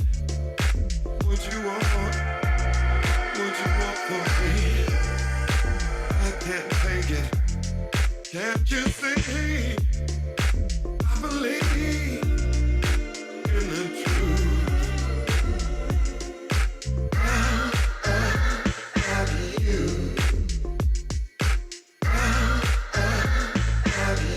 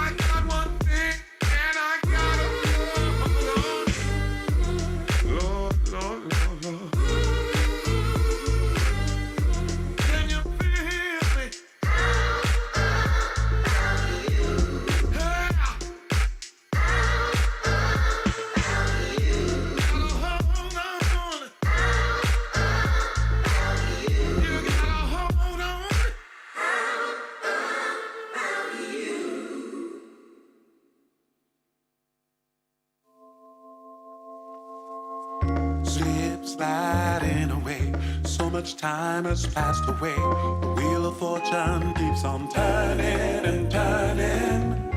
No chance to bring back time. Yesterday seems far behind. The lies are gone. Where are all the answers? Gotta get all the way. Got to get all the way. Gotta get all the way from F to K. Gotta get all the way. Got to get all the way. Gotta get all the way from F to K. The more I look, the more I find. Though it's all beyond my mind, sometimes words have to remain unspoken. What's the meaning of forever? Breaking through the heavy weather. We're in time, the train has left the station. Gotta get all the way. Got to get all the way. Gotta get all the way from F to K. Gotta get all the way. Got to get all the way. Gotta get all the way. I think we can start winding back into the session.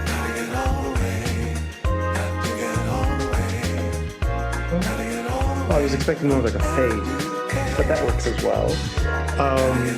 Everyone, I don't know if you're all back yet, if you all can hear just yet, But something I'm sorry I forgot to mention before we began, we wrapped up, is that in order to join a breakout session, all you can actually choose yourself. So there are five. There are 5 breakout rooms, and Nadia said she's already had it set up. So Nadia, can you help us with the breakout rooms just to make sure everybody can get set up? Hi, Michael. All the rooms are now open and you should now be able to access them. You can find the breakout rooms in the bottom right-hand corner by clicking on a picture of 4 squares. So next to the title of the room of your choice, you can click on join to access the breakout room. And if you need any help, just write me and say which theme you would like to go into, and I will allocate you accordingly. Brilliant. Yes, you can all move yourselves or just let us know if you need any help.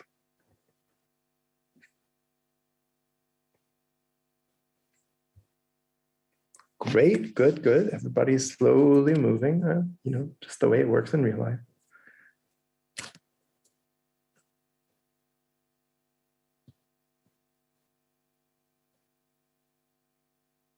And I will start also moving certain people as well.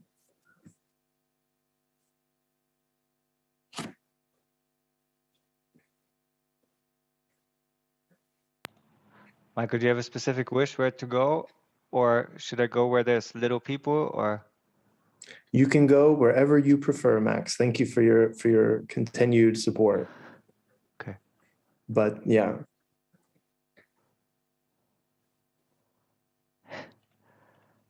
And so that everybody knows as well that although technically you can, I think, move from breakout to breakout, this session is only going to be about 45 minutes. So we really ask you to kind of pick one and stick with it, as I think that'll be the easiest then for you to contribute. So that they can also kind of at 11:45 or so, they can kind of dive right into the discussion questions.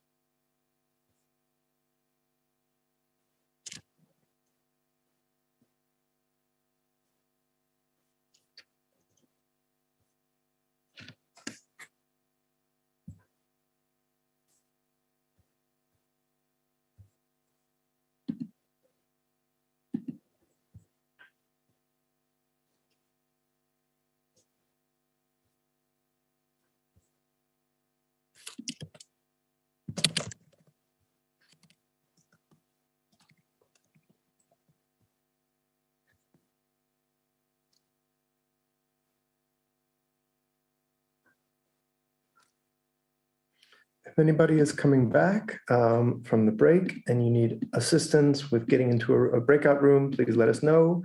You're more than welcome to move yourself as well.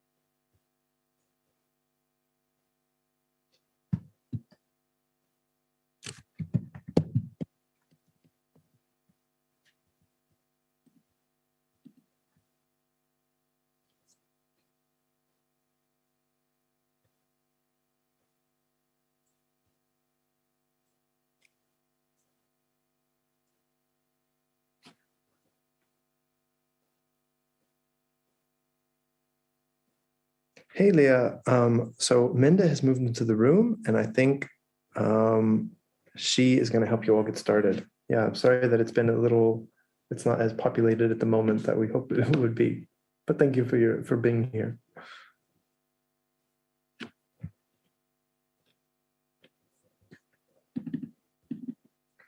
I'm trying to wait on some people because not everybody is back yet, I think, but yeah. Hi, Michael. There is a request from Elisa Heaver in Theme 1 for help. Could you go into that breakout room and see if they need assistance? I assume that they'd rather have you than me. Yeah, of course. Let me get in there and check. I'll hold the fort. I know you will. Yeah, but can you assign me? Because I don't know if I can assign myself. Here you go. See you. Bye-bye. Thanks.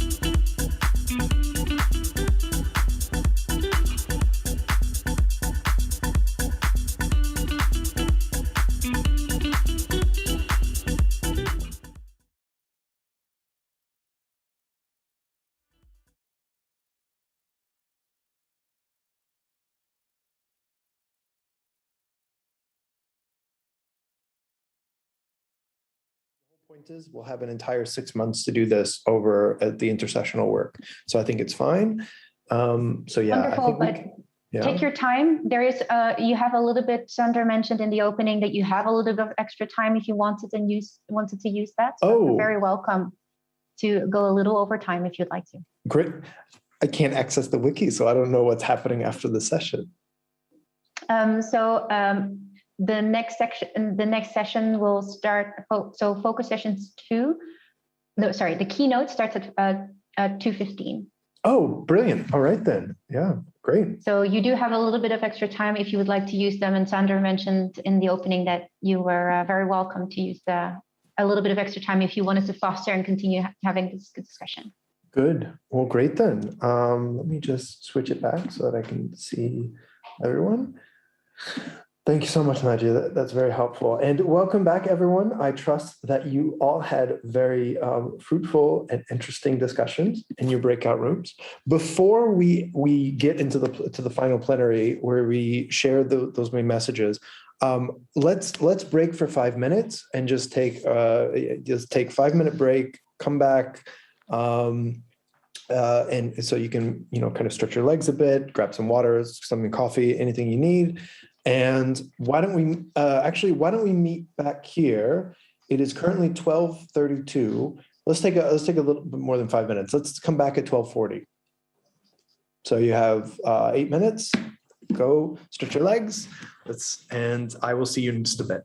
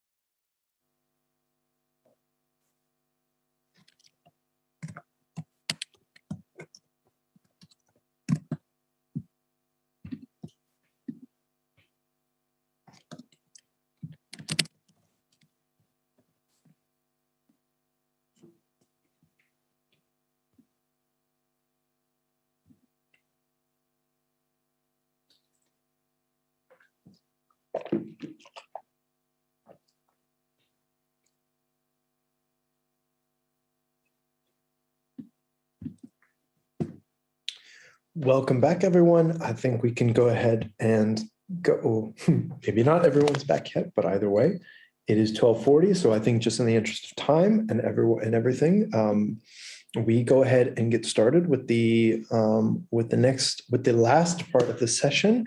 And just to remind everyone that this was a three-part session. The first part was the panel, was the kind of opening discussion meant to help frame the discussion, or the session, I mean. The second part was obviously the breakout sessions, where we wanted to go more in depth into some of the bigger issues surrounding ICT sustainability and its relationship between the environment and digitization. And then, so lastly, this segment will be focusing on reporting back from those breakout groups. And just as a reminder, a lot of what has been discussed now over this past couple of hours will be creating the foundation for the EuroDIG intersessional program, Greening Internet Governance, which we plan to roll out over the next 6 months, or rather we plan to work on over the next 6 months. So as much as the discussion this morning, I said, was not the end, it was just the beginning, it is the same for this session as a whole. This is not the end after today's session, but it is also the beginning of something that we would like to do, which includes bringing the wider EuroDIG community together to help address some of these questions, whether it be kind of policy recommendations, best practice generation, kind of trying to find good incentives or things like that. So a lot of this we'll be doing over the next few months, and of course I'll invite you to be part of that now, but I'll also invite you to be part of that later. And so now that I see some more people have come back online, thank you again for being here. I think we can go ahead and move to the breakout rapporteurs and the co-facilitators. What we'd like to do with this session, with this section, is every group will have 2 minutes to give the key messages and the action points, or I ask you to keep it as close to 2 minutes as possible. And what I would like for everyone to do is, if you just turn on, if you basically have the gallery view of Zoom, what we would like to do is, after the end of each of those, after each of those 5 breakout groups goes, we would like for you to just give your reactions. Let's see. Oh yes, there's obviously the thumb up. But also, if you don't, we'll ask you for your reaction at the end of those 2 minutes. If you don't necessarily like what's been said, you can also give a thumbs down. And so this is just one of the ways that we're trying to make this a bit more participatory, given the format and everything. But yes, this is something we're kind of workshopping. So forgive us if it's not perfectly, if not everything's perfect. So with that, which would we like to go in order of the breakout group, starting with energy, or would anyone who wants to go first like to go ahead and go first? I'm up for either. Alyssa, if you and Chris are ready, perhaps we can start with energy. Maybe it's just best if we go in order.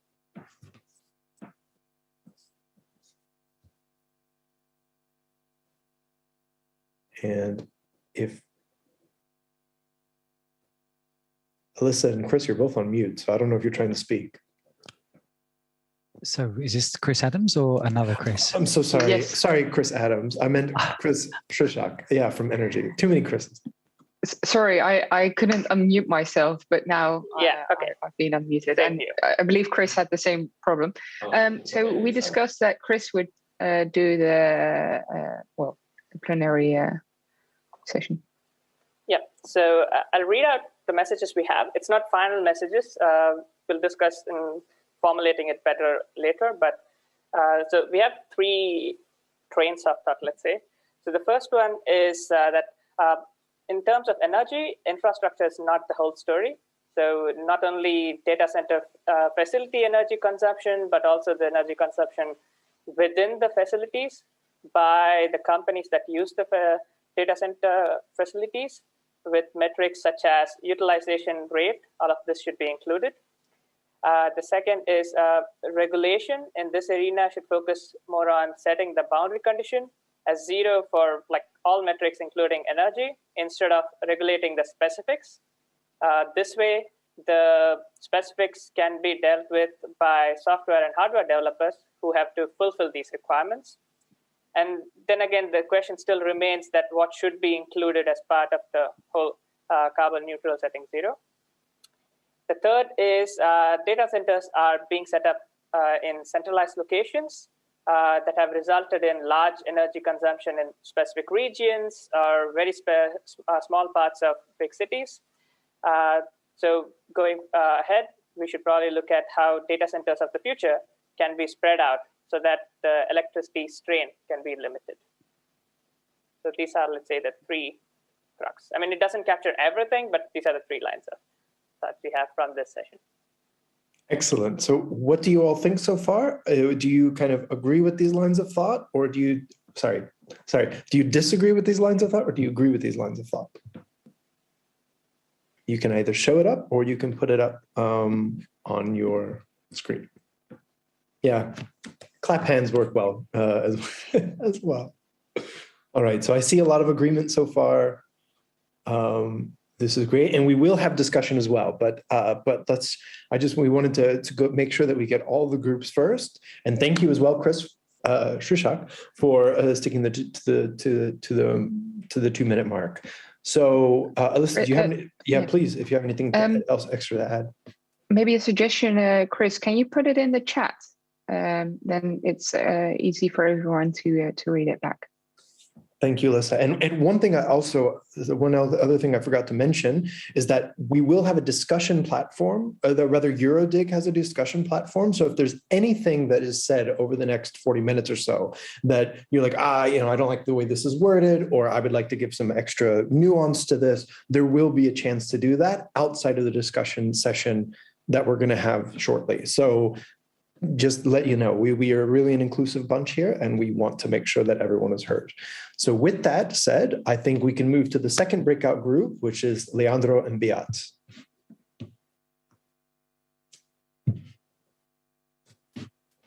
Hi, thank you. So yeah, we had a very nice discussion, and the outcomes mainly are 4 points.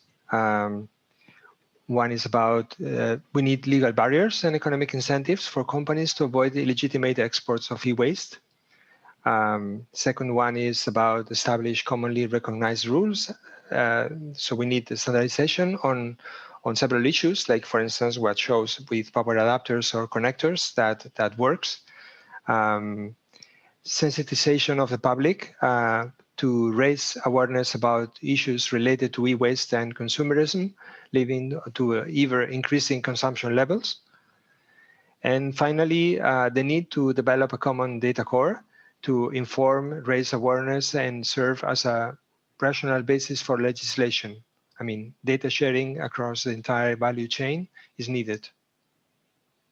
And these are the 4 main outcomes. I don't know, Beat, if you want to comment any.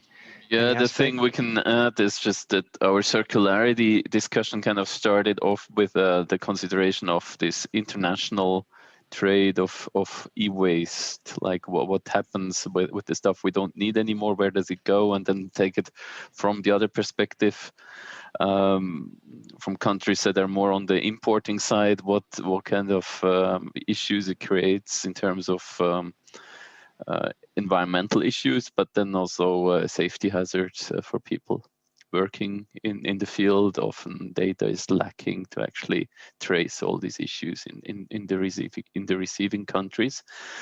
So we then kind of went on to ask a question: what can we do as a collectivity at the international level to kind of maybe enforce peer help among the receiving countries, but then also involve the exporting countries to also kind of enforce certain standards and also help with the data collection and data sharing. Excellent. Leandro and Bea, thank you both so much. And round of feedback from everyone. Thumb up, thumb down. What do you think? Are these good pathways to forward, you would say? I'm seeing, ooh, good. I'm seeing some celebrations. I'm seeing some hand claps. This all looks good. Once again, you can find it in your chat, in your thing. Excellent. Then I think there seems to be consensus on this. Again, thank you all so much. Now I think we can move to the third breakout room on policy and regulation. Now I would like to ask Chris Adams, the wonderful Chris Adams, to come in here and give us his feedback. Hi, folks. Okay, so we had 4 key takeaways that I'm going to try pasting into the chat room if possible. And they might be massaged slightly. And I've just realized that someone in the office is dropping bottles just as I deliver this discussion. Sorry. So we covered 4 things. So the footprint of ICT we saw as like, yes, it's non-zero, but it's really, really important to actually develop capacity in talking about enablement and the delivery of savings in the wider sense, largely because we don't even have this capacity at present in many cases. And if you don't have this capacity, it's really hard to engage with any claims made by any sector. And also, when we take into account the idea that ICT is increasingly part of pretty much mediating any other sector we do use, it feels a bit silly to just only focus on this when in many cases there are much larger levers for change when you're looking at this. The other thing was we had a problem around incentives. So we've seen procurement deliver non-financial kind of goods like, say, more accessible digital services and inclusive design and things like this. Right now, when we talk about, say, the delivery, the ability to use public spending as a mechanism to accelerate a transition away from this or to build digital green services, we don't really have that much spending tied directly to any kind of specific KPIs, partly because we don't know what to ask for.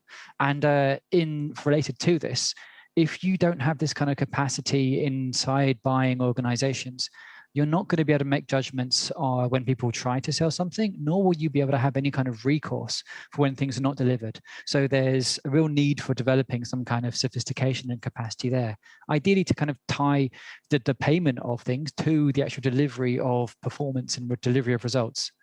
We also spoke about the idea that there's a tension right now between the underlying data sets which are used to make these claims and the organizations who have previously acted as stewards for this data.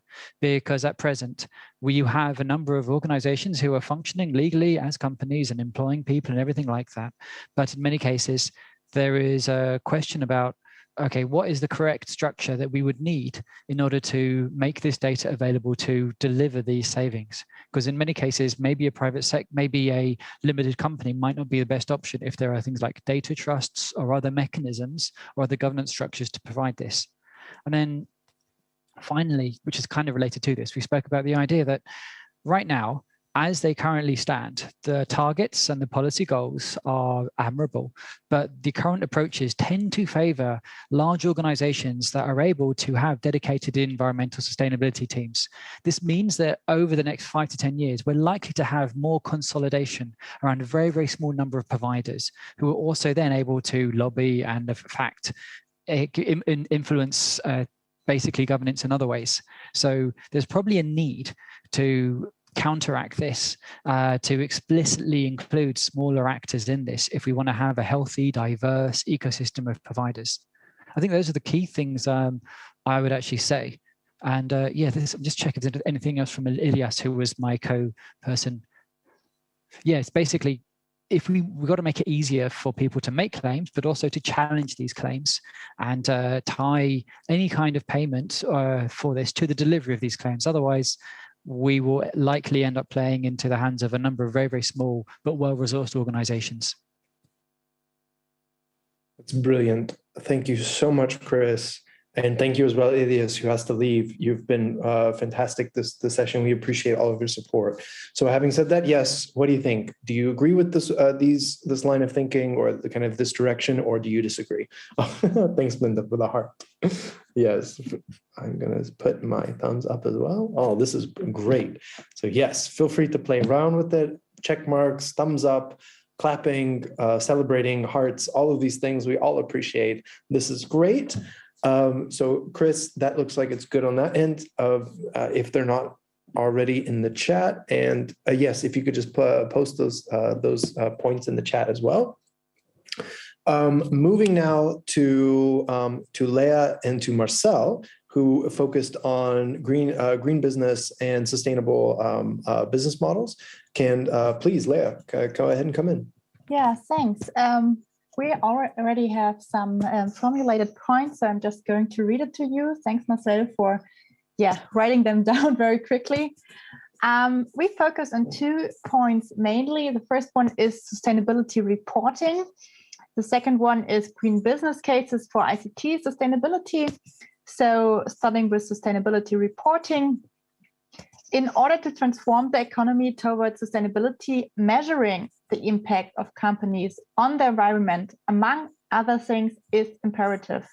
There needs to be a regulatory framework varying by company size set by the European Union or other international bodies to measure sustainability in order to avoid greenwashing and allow transparency. At the same time, the measured and published results need to be externally audited. We need transparency in data and algorithms. And the second point was green business cases for ICT sustainability.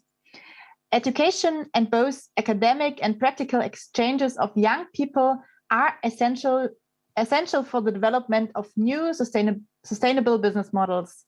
In this context, it is not so much the differing generational interest in sustainability that needs to be addressed, but rather the persuasive power of young, interested people to convince the older generations to invest in sustainable business models.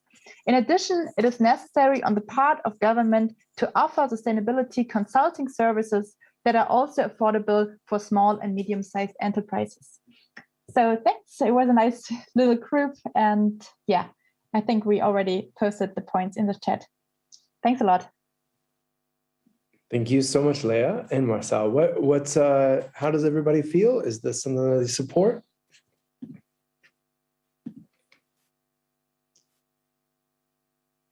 I'm seeing a lot of positive feedback. Great.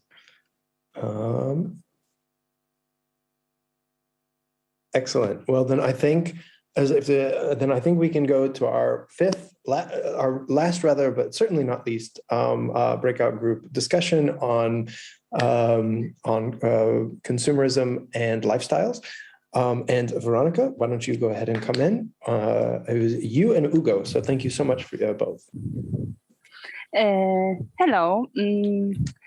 It was very interesting to hear the messages before, because it's just showing how everything is interconnected. Although we had different topics, actually many points, now I'm the last one, are repeating themselves.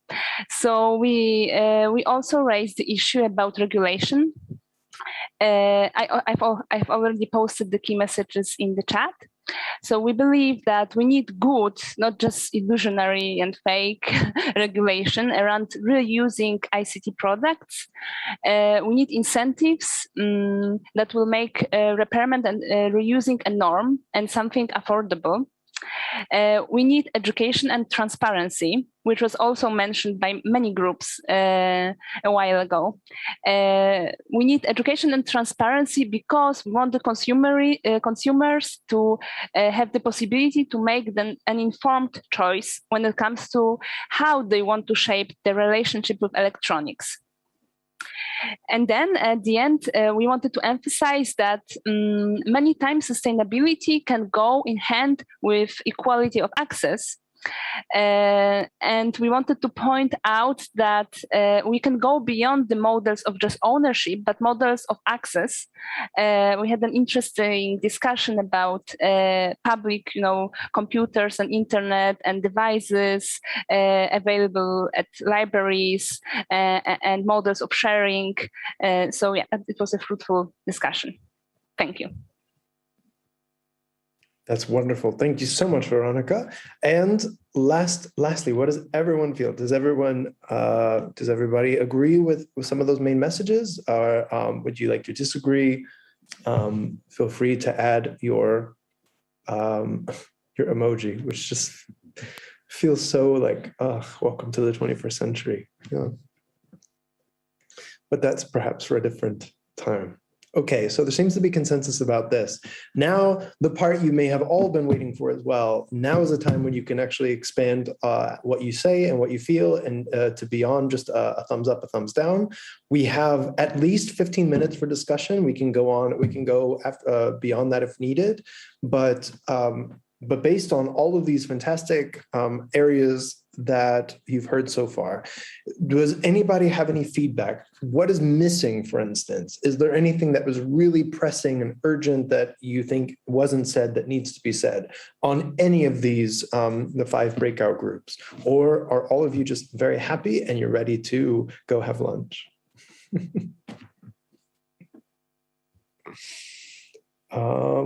Okay.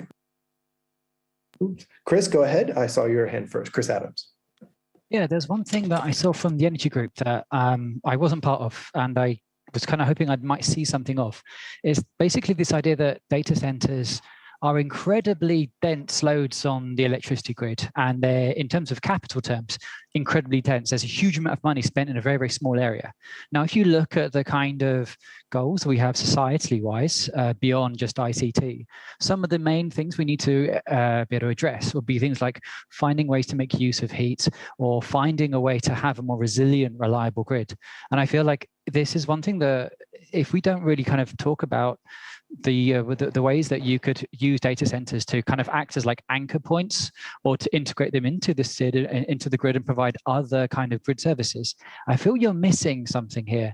And that's a really, really useful thing to take into account, given that we are moving to a world of much more intermittent, variable, renewable power, which is not based on fossil fuels. So there is something there that I think it would be really useful to explore and discuss, and also talk about the ownership structures for that, because without it, there is a tendency to just say, let's just have huge hyperscaler data centers miles away from cities where we're not making use of all these kinds of useful byproducts. And I think that's not, in the long run, not the ideal scenario. Excellent. That's a very good point, Chris. And if you, without putting more onus on you, because you've always been great, if you can just put that into a, maybe into the chat so we can make sure it's recorded. Max, I saw your hand, and then Emma. I just also, yeah, of course, great points. I just wanted to quickly respond. I think that, Chris, for your sake, Marjolein also touched on that, especially in Amsterdam, that this concentration problem is pretty big. I remember, I think, Emma, you also touched on it in the chat, that the concentration problem is big.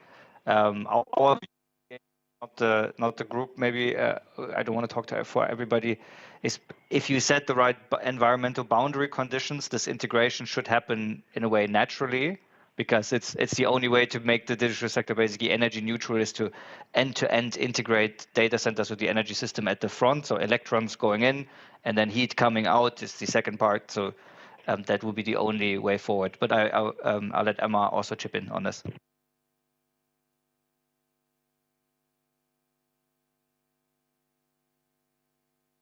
He's still muted. I'm still muted. Sorry, I had to press a button. Sorry. And I was rapidly trying to put something in the chat. So I put something in the chat as well. But yes, you're absolutely right, Chris. Data centers are actually very suited to being energy prosumers in a much more distributed grid, which can adopt a much higher level of intermittent renewables.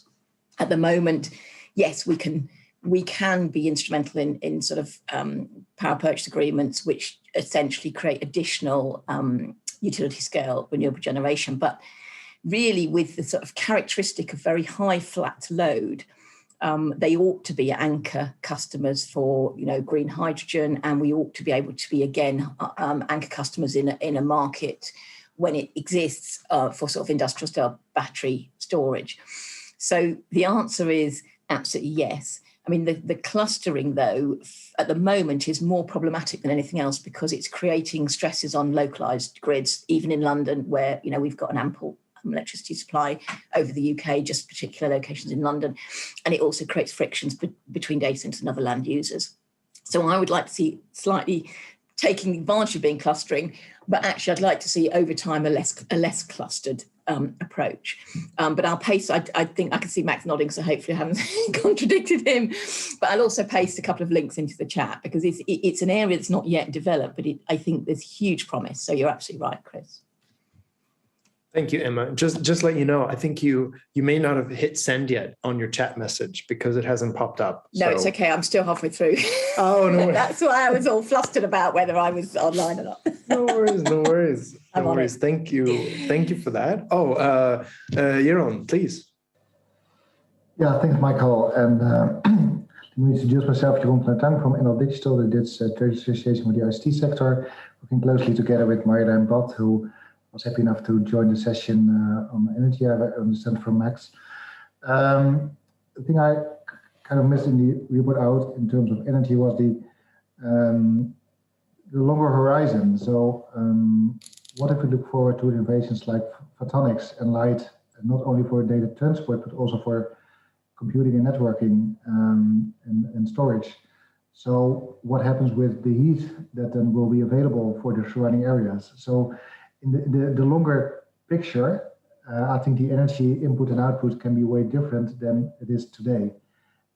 Of course, today, especially in the Netherlands, we're looking forward to using as much as waste heat as possible, and over a dozen of locations already happens today. So really proud that that's already happening here.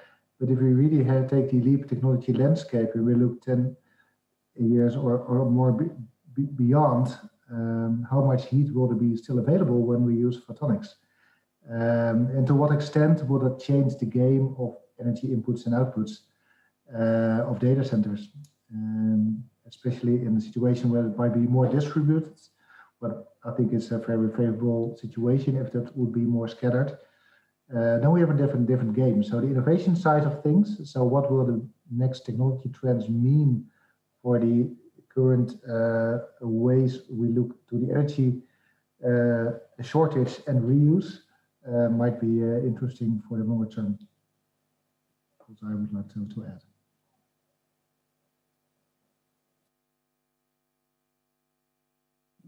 Thank you, Jeroen.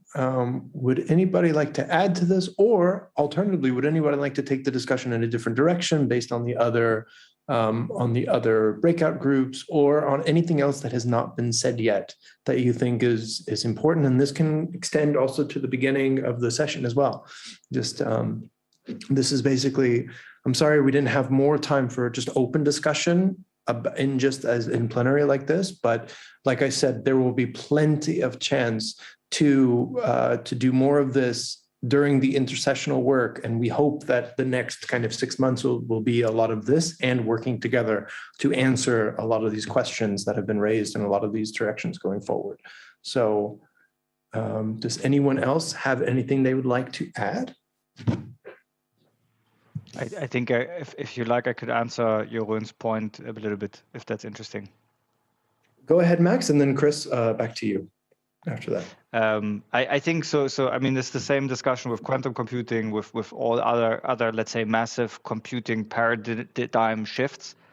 I think there's a point that the landscape of computation will likely change, but I do think that a lot of the, let's say, Intel-based architectures, the x86 structure, will remain for a really, really, really long time. I mean, like, look at it, that we still run our insurances on mainframes, right? And by now you would have argued, mainframes, who's going to use those? But in IT, there's the golden rule, right? Never move, just build over again. So you leave the legacy where it is. So I think, despite these new technologies emerging, and they will probably be used, I think we still need to solve the problem of the infrastructure we have as is. And it's not just heat recovery. I think heat recovery is nice, but I think it's also the input energy needs to be truly physically green, for example. And I think we need to see what do we need to do until 2030 or 2050.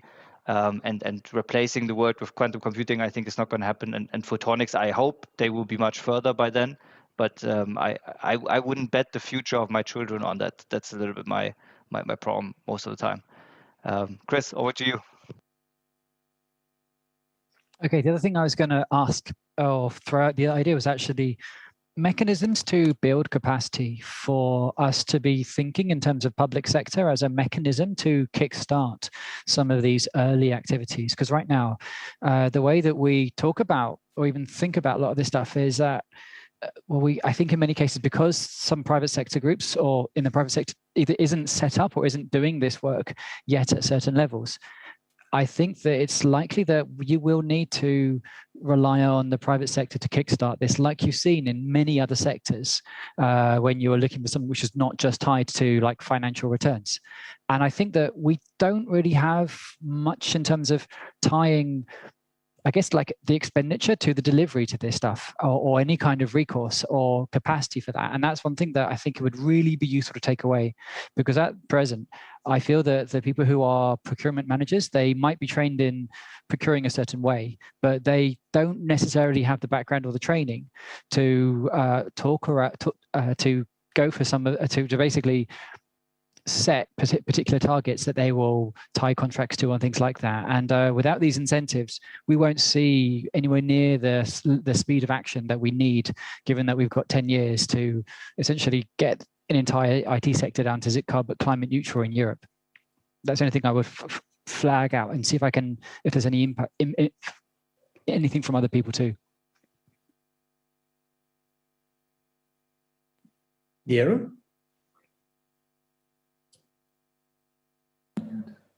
Yeah, so we were both muting. Yeah, thanks. So first of all, I agree totally, Max. So it's not either one or the other. I agree that it's about new developments will be additional of the current, and the same will probably apply for distributed. So no, there will not be less hyperscales, but for new computing power, it might be more distributed than before in the future. And the same in that for new technologies, they will maybe facilitate new growth instead of replacing probably what's there for a big extent. So I agree on that concern, and it was not meant as this approval of weighties management, but it was more like the innovation side of things, looking ahead and what it will mean for the energy debate in the future. And then back to Chris, I think when it's about procurement, I'd like to mention an interesting initiative that the ICT Pact, Fair and Circular Pact, that was launched, I think, 2 weeks ago by ministers of the Netherlands and Belgium, and sponsored by the UN as well, where I think about 7 countries take the initiative to align their public procurement criteria for ICT.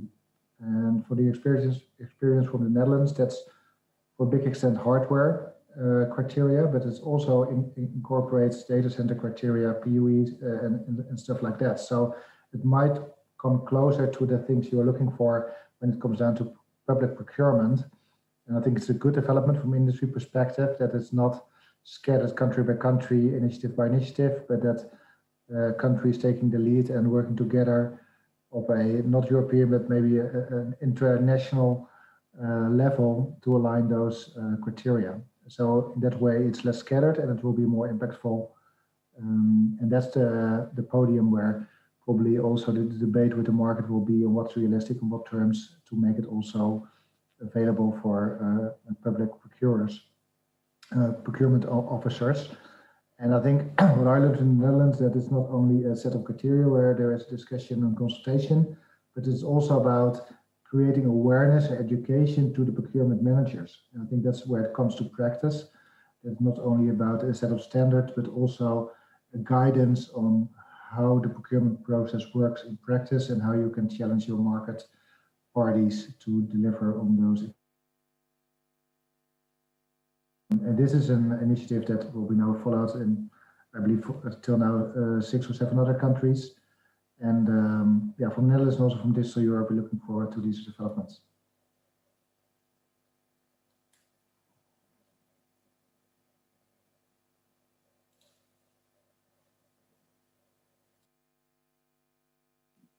Thank you. Sorry, I was typing in the chat. I was just sharing a resource as it relates to procurement, and the Global Electronics Council, for instance, has a really excellent resource on procurement and kind of walking you through the steps needed to take in order to really ensure that we're protecting human rights in our and the environment and procurement. So I wanted to share that. I am conscious of the time. It is 1:14. So this we can extend, but would everybody be okay with me wrapping up from here? And then if anyone would like to add more, I suggest I guess the first thing to say, and this, I'm not sure if I can even access it. I'm trying to see if EuroDIG Wiki is working. It doesn't seem to be working, but I'll at least put our EuroDIG Wiki link is in the chat. From there are multiple connections to the greening internet governance, intersessional work. I really invite you that if you would like to help us with this, if you would like to take this forward, please join that group. We will. I'm not sure. We're not sure exactly how it's going to work yet, who is going to be leading it, but I'm assuming that I'll probably have something to do with it, as I tend to get roped into these things. So you'll probably be hearing from me along with many other people, probably maybe Minda as well. I don't want to volunteer her. And so we'll be able to take some of this forward and see how we can work on this in a more multi-stakeholder and collaborative way. And by this, meaning answering some of these questions, putting something out there, whether it's a policy document or a set of recommendations, best practices, etc. I would like to also share, I'm sharing my email in the chat in case you would like to actually, I'll share, sorry, I probably should have shared my personal one as I'm here under my personal capacity, but I've shared my email in the chat. If you'd like some more information, if you'd like to see how to get involved, stay involved, you can do that. You can also sign up for the organizing team still. There are many ways to hear from us. And with all of that said, 1 minute over the last bit that we were supposed to be here, I would just really like to thank all of you for being here, for your incredible, the outputs you've made, for your dedication to 3 hours, basically, to this topic. I mean, really, well, the one thing that we always said, just a little bit of personal reflection, is that I brought this topic to EuroDIG in 2017, and a lot of people were just like, why do you want to talk about that? What does that have to do with internet governance? Throughout the IGF, the Internet Rights and Principles Coalition, of which Minda is the co-chair, and I am a steering committee member. We have been pushing this within the Internet Governance Forum. And what started as a flash session in 2019 became a plenary at EuroDIG in 2020, and now we've had this huge session. And even at the IGF, it's what started as like a nascent topic is now one of the major tracks within the discussion. So momentum for this is growing, it's huge. And we could not be doing this if it weren't for you all. So thank you. Of course, I would like to thank our opening segment panelists. You all were brilliant, as we knew you would be. Our breakout discussion facilitators and the subject matter experts, thank you for all of the work that you've put in. Obviously, once again, you're the audience. We wouldn't be here without you. I would like to thank the person that I call Superwoman, who is my focal point, Minda Moreira. She is really, I don't know how she does what she does. She is incredible. And throughout this whole session, I mean, when I signed up for this, I was just like, we didn't really know what to expect, but it was a lot more planning, let's say, than I had anticipated. But she was like, no, this is going to be the way it is. So we wouldn't have been here without Minda and her constant wisdom and support and just everything that she does. Obviously, I want to thank Alex as well. You were a brilliant moderator in the first part, as you were last year as well. So thank you for all of your support, and also to David Cormond and his entire offices and the Greens support for this whole topic. Obviously, I want to thank our organizing team. You all were so supportive and really stepping up into coming into all of these different things. Because if anybody's not familiar with EuroDIG, most of the time the organizing team gets together and they just basically plan one panel session or one workshop, and it's an hour, and that's the end of it. But they really, we had this big org team that was really committed to making sure that we keep this on the agenda. Obviously, I need to thank the Secretariat, Raina and Sandra and Elizabeth and all the people that support the Secretariat for all of the faith that they have in this topic, and also to put out an intercessional program. I want to thank, of course, Nadia and Yuso, our fantastic hosts in Bruges. You all are wonderful as always, and we really appreciate it. And of course, the studio teams and the remote moderators. I want to thank once again all of our rapporteurs, especially Vesna, for the help that you've put in and all the support. And last, but always certainly not least, I would like to thank our captioner, Kelly, for capturing all of this over the past three hours. The transcript that you provide is so helpful, and we come back to it over and over again. So I'd like to think I've captured everyone. Of course, our subject matter experts that help not within just the session itself, but the program as a whole. Your support really means a lot as well.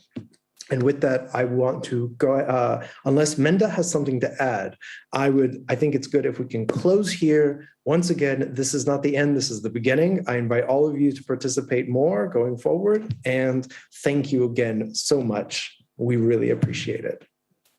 Have a wonderful day and a good summer.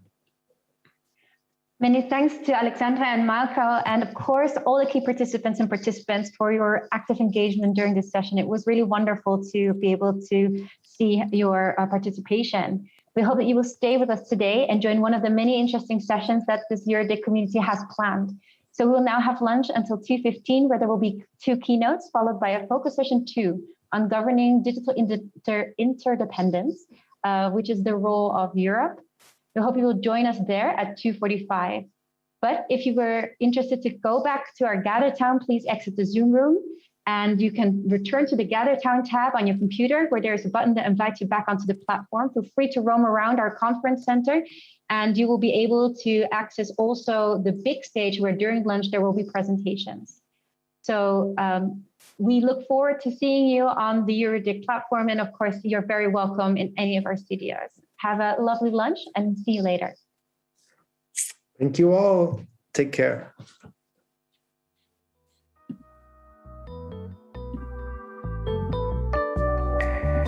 Well done, Minda. Yeah.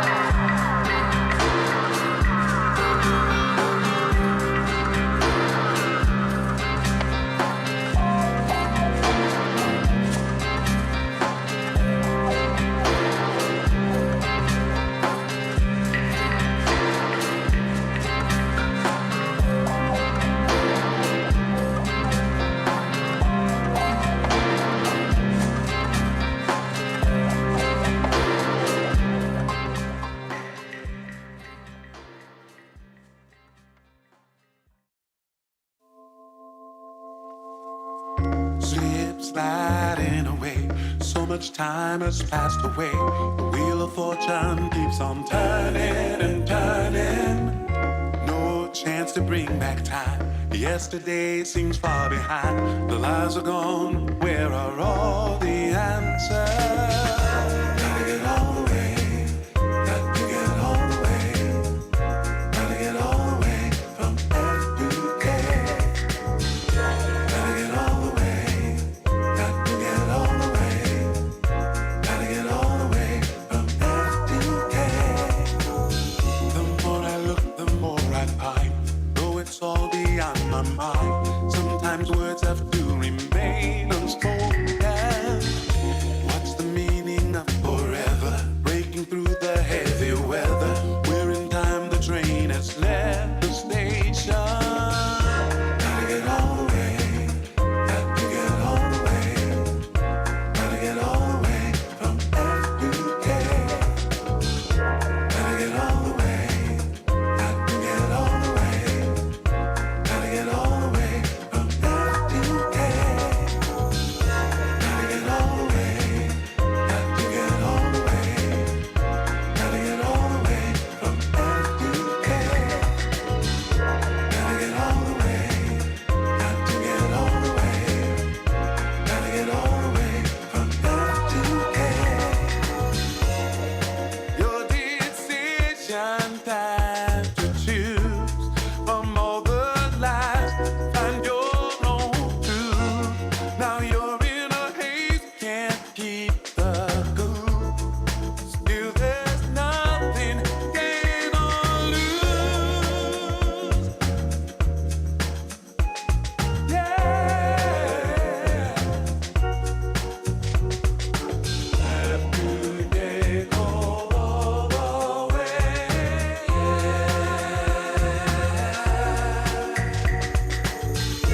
Gotta get all the way. Got to get all the way. Gotta get all the way from F to K. Gotta get all the way. Got to get all the way. Gotta get all the way from F to K. Gotta get all the way. Got to get all the way. Gotta get all the way from F to K. Gotta get all the way. Got to get all the way. Gotta get all the way from F to K. All the way. Hey.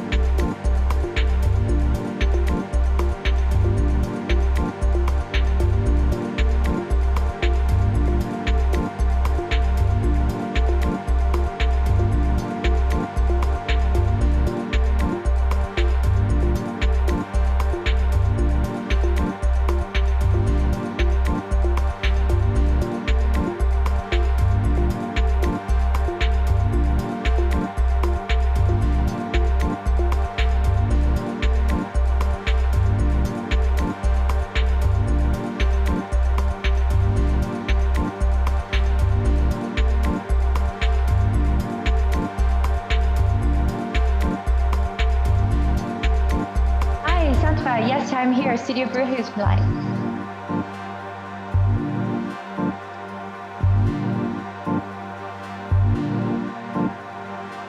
Yes, I've just made him a co-host so he can unmute himself if we'd like to.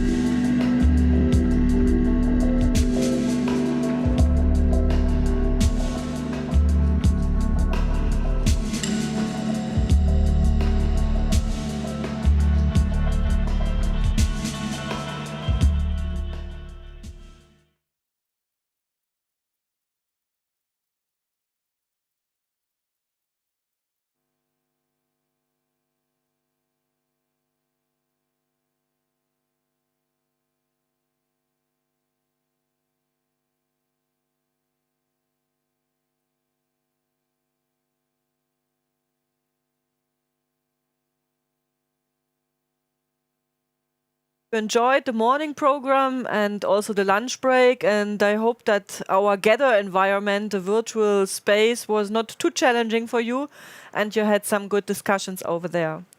Some of you might have recognized we had issues with our EuroDIG wiki. There was a major power supply problem in Frankfurt, but this is resolved now, and all the information like access links, etc., are available on the wiki again. So we apologize for this inconvenience in the morning, but this was not in our hands.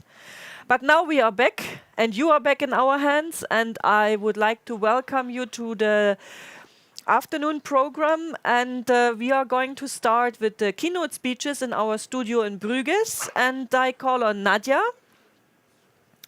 Hello. Nadia, nice to see you again. How was the morning program? It was wonderful. The first focus session focused on greening the internet, and we had a really active discussion. Really great breakout sessions where participants were engaging with the speakers who were presenting beforehand, and afterwards really interesting reporting back. So we look forward to the EuroDIG messages. Okay.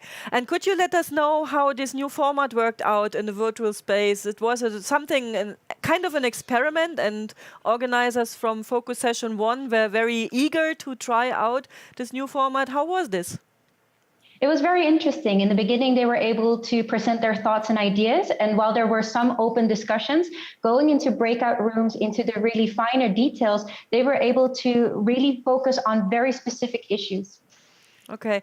And from the distance, I also realized that there was indeed a kind of agreement process and discussion on the messages. It was not just that they were adopted, but I could also recognize in one of the other studios that there were really some back and forth questions on these issues, which is great because this is what EuroDIG is about. It's about a dialogue on internet governance and not just having speeches and giving some sort of output afterwards. But now I would like to hand over to my dear colleague, Ambassador Thomas Schneider, who would like to introduce and walk our keynote speakers through this program. And I see you later. Thank you, Sandra. I'm happy to introduce two important representatives from two important, of course, European institutions. The first one, Roberto Viola, Director General from DG Connect, the Communications, Networks, Content and Technology of the European Commission. And then we'll have the Council of Europe. And interestingly, it is actually, I need to thank Roberto as an Italian for the lesson that the Italian football team taught the Swiss team about 10 days ago about how to give all you can until the very last minute, because we needed this last night in France, and your lesson has actually had an effect. And of course, we'll all be curious to see how Italy and Belgium, Patrick, that will come after that, will be from Belgium. So we have quite some parallels here. Not just the amphitheater in the background that looks like a football stadium, but things are going on in parallel here. So let me welcome Roberto Viola. His keynote speech is mainly also linked to what we'll discuss right after these speeches in Focus Session 2. It's about digital interdependence, how to govern a space that is so interdependent, where everything is linked to everything. So we are very keen to hear you, Roberto, and thank you for being with us. Many thanks to you for having invited me. It's a real pleasure to join you virtually.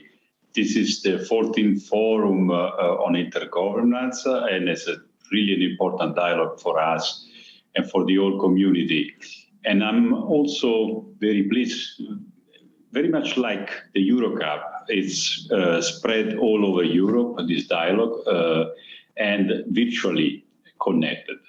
And this is a bit the meaning of what you'll be discussing, which is the strategy for the digital decade. I mean, the next 10 years that we are going to live. As Einstein used to say, it's much more interesting in the future because that's where we are going to live rather than the past. And nobody, of course, knows what is going to be the year 2030. I mean, digital goes so quickly. And I mean, things we thought were important 10 years ago turn to be less important. Things which we're not thinking about turn to be very important. And then it will be the same. But what is really important is how we get there and how to get there. And that's the whole meaning of the European strategy, this digital compass, this navigation map, how to navigate in the next 10 years in the digital ecospace and make sure that, we actually safely land in 2030 with solid values, with respect to human being, with solid democratic roots and respect for freedom of speech, that whatever is the technology is not going to change. We today witness a virtual event where many, many people coming from everywhere are connected. And this is an example of what could be the format of the post-pandemic society. Sometimes I call it the distance-less society. Well, distance-less could sound a little bit like an oxymoron, because we are all distant. At the same time, as today, we are all together. So in the society of the future, what really counts most is the physical distance or the digital distance, or a bit of the mix of the two. Well, I would say, and that's really the core message we are trying to give with the digital decade strategy, we should make sure that our society, the internet we want, allows us to have zero distance, one to the other. Allows us to work where we want to work and stay maybe the countryside. That's also better for the environment. You know, during the pandemic, we've been observing the environment very much also to understand the link between the spread of the coronavirus and environmental factor. And through our satellites, what you normally see and what you normally experienced before the pandemic are these yellow spots around the big cities. These are not really good spots. They signal high pollution. And during the lockdown, these spots started to shrink and even to disappear. So out of this tragedy, because that's clearly a collective tragedy, this pandemic, we see something good. That, moving less, moving because we like to move, but not because we need to move, also is better for the environment. And that's a bit the core of a distance-less society. A society where people decide to move when they like to move. A society where people are not obliged to move to work or obliged to move to study, where people have this equal opportunities wherever they are. And the consequences of this new way of living and working together are really profound, because we might have a much more sustainable environment in terms of the way we live together. We might have people that are not forced anymore to change routes, to move from one country to another, sometimes living a drama out of it because they need to work or they need to eat or they need a better life. That's why the zero distance society, we think, is a better society. But we need to get there. And if we count together the digital distances, which is a good measure of the equality index of the internet, when looking at the governance of internet, I think in the future, more and more, you have to understand whether between you and others there's a distance. A network that doesn't function keeps you distant from the others.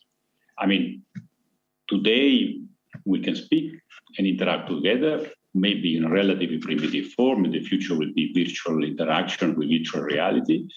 It's because we have decent connections. But the connection has to be better and better for every citizen in Europe. And that's why one of our cardinal points of the digital decade is to make sure that every citizen, no matter where the citizen lives, no matter what is the economic condition, enjoys very good broadband connection to the internet. This universal right of being connected with good quality, it's one of the fundamental pillars of the digital decade, and that's of the European society of the future. Without connection, we are distant. But also, if we don't know how to use tools, we are distant as well. Because we cannot communicate, we cannot use the platforms that are needed. We don't have the basic skills. That's the other thing we have to crack. We have to make sure that every citizen has the basic knowledge to interact and work with the digital society. And we have to make sure that not only the engineers of the future, but the doctors of the future, the architects of the future, whoever works has a fairly good knowledge of digital tools.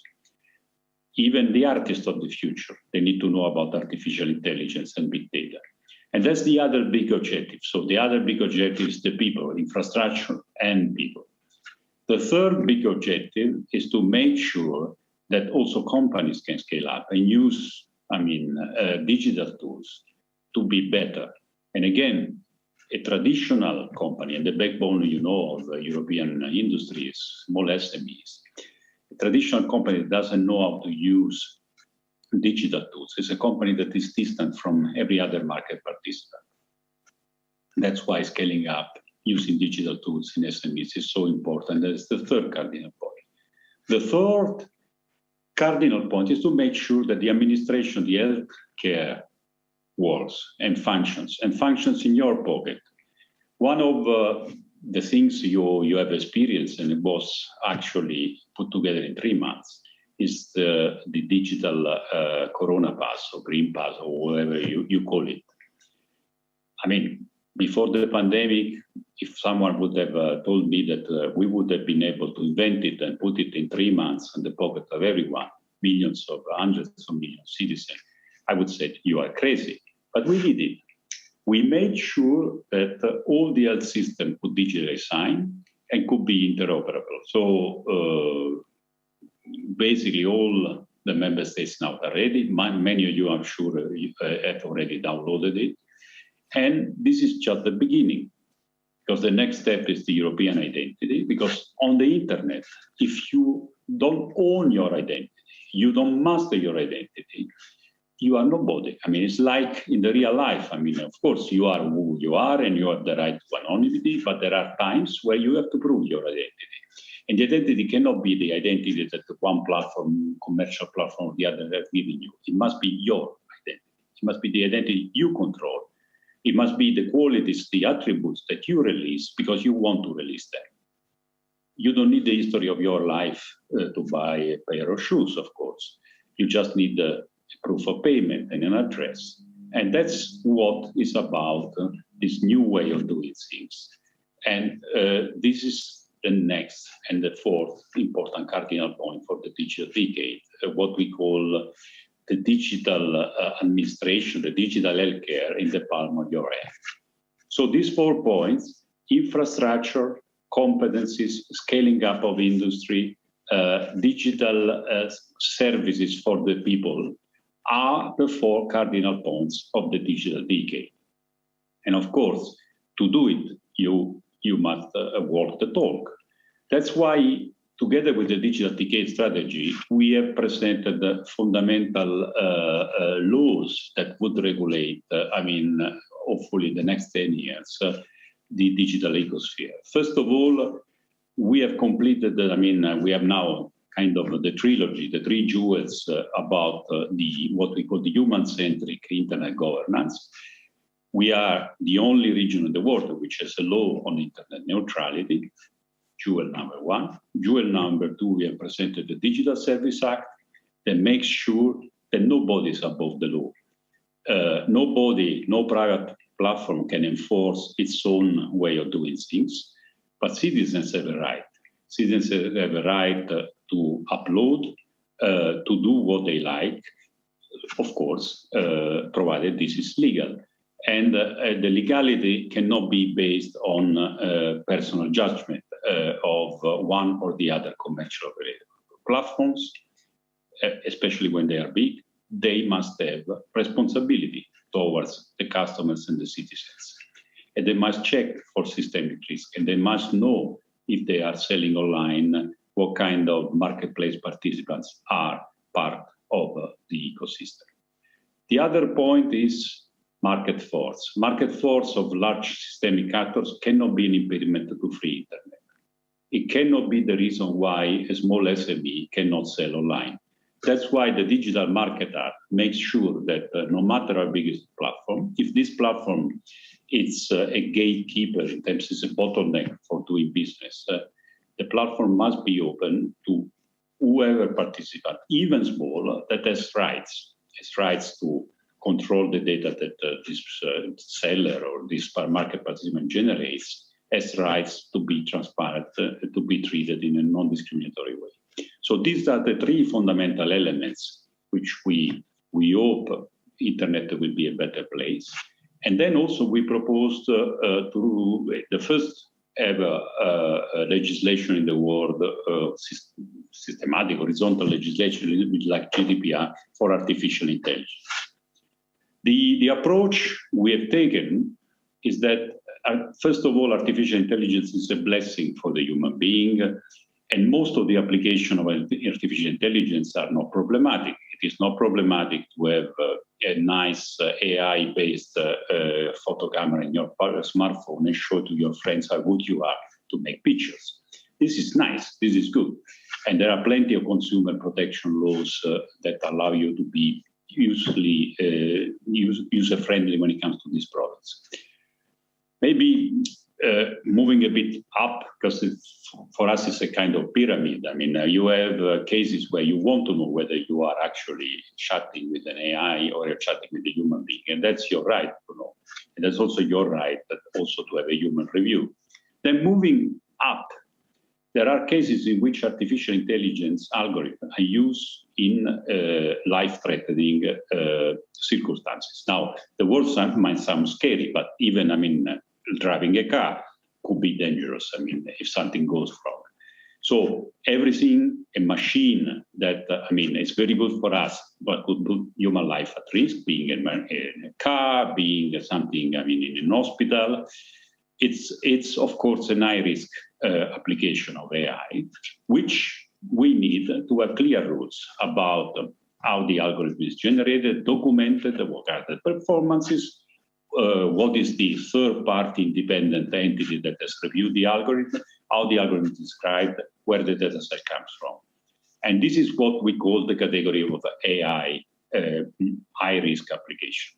And then on the top of this pyramid in the European regulation of AI, you have the AI that we don't want to see, never ever in Europe. The AI that makes social scoring. This is our proposal. This must be banned in Europe. No citizens can be socially scored in a kind of indiscriminate way. That should be out of Europe. Second, AI, which is totally banned, according to our proposal, is the AI that manipulates people below their level of conscience. Take, for instance, a truck driver, and take a signal that it's injected just to keep the driver awake. So the AI recognizes that it's a bit sleepy, and then to keep this driver working more, there's kind of a wake-up signal. This thing must be forbidden. This is dangerous, and this is against the human being.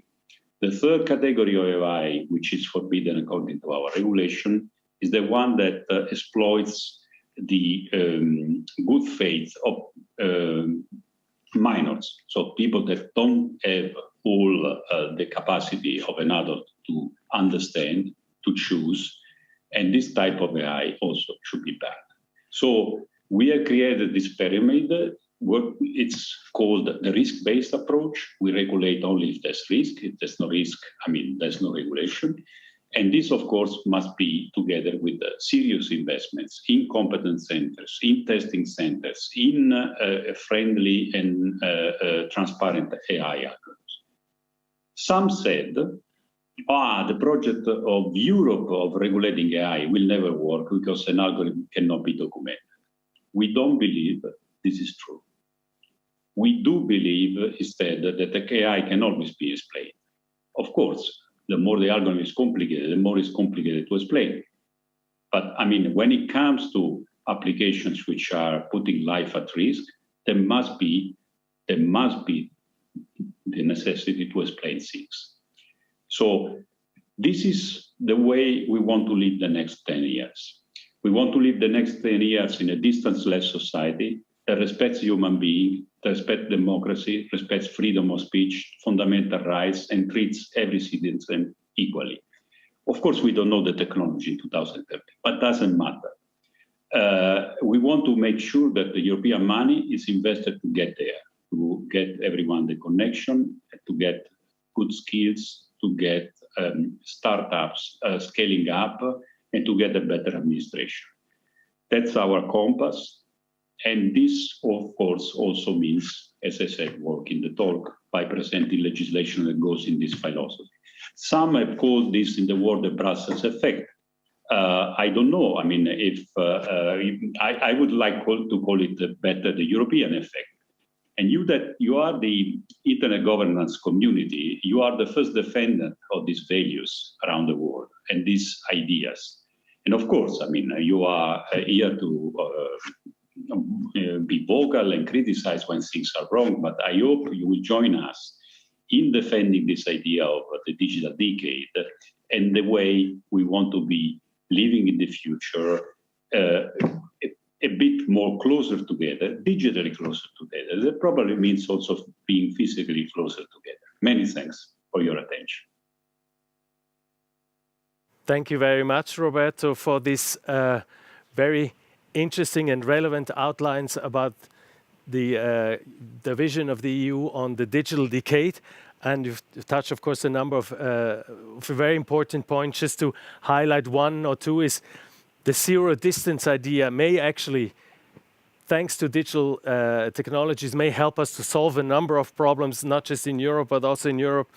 Another thing is the incredible speed that we witnessed also from our administrations, and the vaccination passports are something that is really remarkable. What is happening in many countries, and I do hope that I will be able to use this pass in about 10 days' time when I will travel to your beautiful country for holiday with my family. So let's see whether we also make it interoperable between countries. And just to raise the last issue that you mentioned, of course, AI has been a buzzword for some years now, but it will not go away. It will continue. And as a Swiss, I'm delighted to see that the vision of the EU, of the Commission, is in line with what, and we'll get to Patrick, what the Council of Europe is doing. I'm a member of the CAHI Bureau, so we all have an interest to come up with a vision that is coherent and that in the end, things work together in a way that we have a coherent system of regulation of how to use these technologies and make sure that they are used for the good things and not used for the bad things, some of which you outlined. So I'm very happy to see that we are all working towards the same line, everyone in his role. With this, thank you a lot, Roberto. Hope to see you again physically soon, whether in Brussels or in Italy or wherever. Now we will move to Patrick Pennings from the Council of Europe. He's head of Information Society Department of the Council of Europe. And he will also make a contribution that will be in particularly targeting workshop 4 and 7, which are about data protection and AI, and actually can build perfectly on what Roberto Viola just said. So Patrick, I hope you are with us and can hear me. Pennings, wo ist denn der Zoom? Yes, I can. I hope you can hear me. I can see and hear you. So very good. Very good, Thomas. So since we are a little bit short of time, I will stop talking and hand over the floor to you immediately and wish you all of luck for the next football game, although I don't know my heart beats for both of you. So please draw and don't create a winner, but that is not possible. So the floor is yours, Patrick. Thank you very much. Thank you so much, Thomas. I don't know if it is the results of the football match yesterday, but today in Strasbourg, the rain is pouring down and it is a very stormy weather. So I hope that my connection remains despite the environment in which we have to work now. Just quickly, I could, of course, fully adhere to what has been said. I think with what Roberto said is exactly also in line with what the Council of Europe is doing. So in that sense, and we are cooperating very closely together. We are very much involved in the development of the Digital Services Act. We have been negotiating and discussing also about the artificial intelligence package. So we're very closely working together, and that's a good sign. Of course, we have our particular emphasis, we have our particular approach, and that is focusing on human rights, rule of law, and democracy, pluralist democracy. So that's our angle and our take on digital developments. For us, since the inception of the Pan-European dialogue on internet governance, the Council of Europe has supported it with full commitment. We hosted already, and you remember that, Thomas, at our premises in Strasbourg, the EuroDIG, one of the first EuroDIGs, and already there, our joint messages were extremely clear. There was then, and there still is, a need for a multi-stakeholder dialogue to guide the development of the internet in a way that promotes human rights and fundamental freedoms, the rule of law, and democracy. And we have taken that example of multi-stakeholder dialogue also to other arenas. For the second year in a row, this event is now purely held online, and despite that, all of you are present here. That shows that the EuroDIG initiative, for me, is indeed resilient and relevant in a world that is accelerating its digital transformation.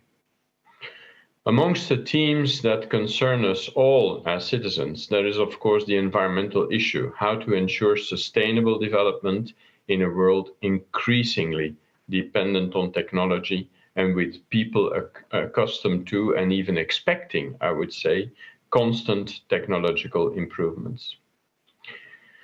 Of course, these developments are often not without an environmental cost. The collection of increased amounts of data, AI modeling, storage of information, and decentralized ledgers, accelerated obsolescence of consumer products may be quite resource intensive. Therefore, we have to be absolutely clear on where we stand. We may need to find the right balance between technological agility and sustainability. The question of increasing disproportion in the data processing and decision-making capabilities is also equally central. The providers of digital services and platforms, they possess an enormous amount of information, including personal data, I would say, including sensitive data and cutting-edge technology. With such data and technology, these providers today can constructively contribute, as Roberto was saying, to the formation of public opinion as never before.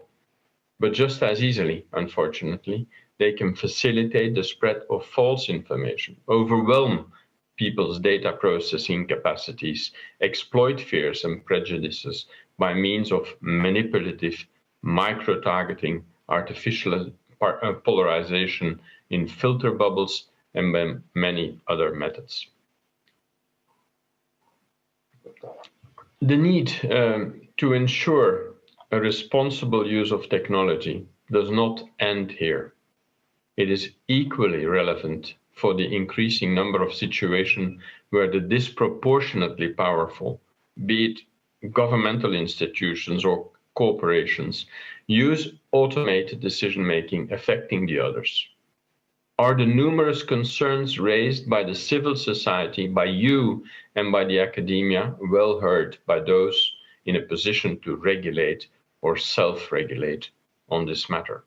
That's an important question to be asked. All of these issues must be addressed by proper governance, by building adequate public policies, and we already see that a key role here is played by intergovernmental organizations such as the United Nations, the UNESCO, the OECD, and the European Commission, as we've heard from Roberto.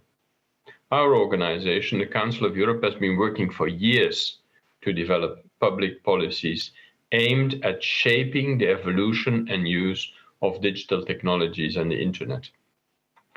So, to that end, we have been there at the outset, employing a multi-stakeholder approach and contributing in various ways, in particular through the declaration by the Committee of Ministers already 10 years ago on internet governance principles. Since then, our in-depth work is focused on the development of internet governance standards and their effective implementation. These standards are in accordance with the case law of the European Court of Human Rights, of course. The court stresses that member states have an obligation to secure the right and freedoms enshrined in the Convention to everyone within their jurisdiction, whether that be offline and online. It is always useful to recall that the rule of law is a prerequisite for the effective exercise of human rights and for a pluralistic and participatory democracy. Having just seen the results of election results here in France with a very poor level of participation, this becomes, of course, all the more important. So what are now the last achievements of the Council of Europe in the field of internet governance? We understand from our side that social media service providers and other internet intermediaries nowadays have a profound influence on the public discourse and the formation of public opinion. And with great power comes also great responsibility. We therefore promote the rule of law approach to the governance of these intermediaries, with self-regulations as an important complementary form of governance. Already in 2018, the Committee of Ministers of the Council of Europe adopted a recommendation on the role and the responsibilities of internet intermediaries, which acknowledges their curational and editorial roles and call on states to assign to them corresponding responsibilities. More recently, our MSIDIG committee on experts on freedom of expression and digital technologies have adopted a guidance note on the best practices towards effective legal and procedural frameworks for self-regulatory and co-regulatory mechanisms of content moderation. Content moderation, dear friends, is of course a necessary tool to curb the propagation of harmful content.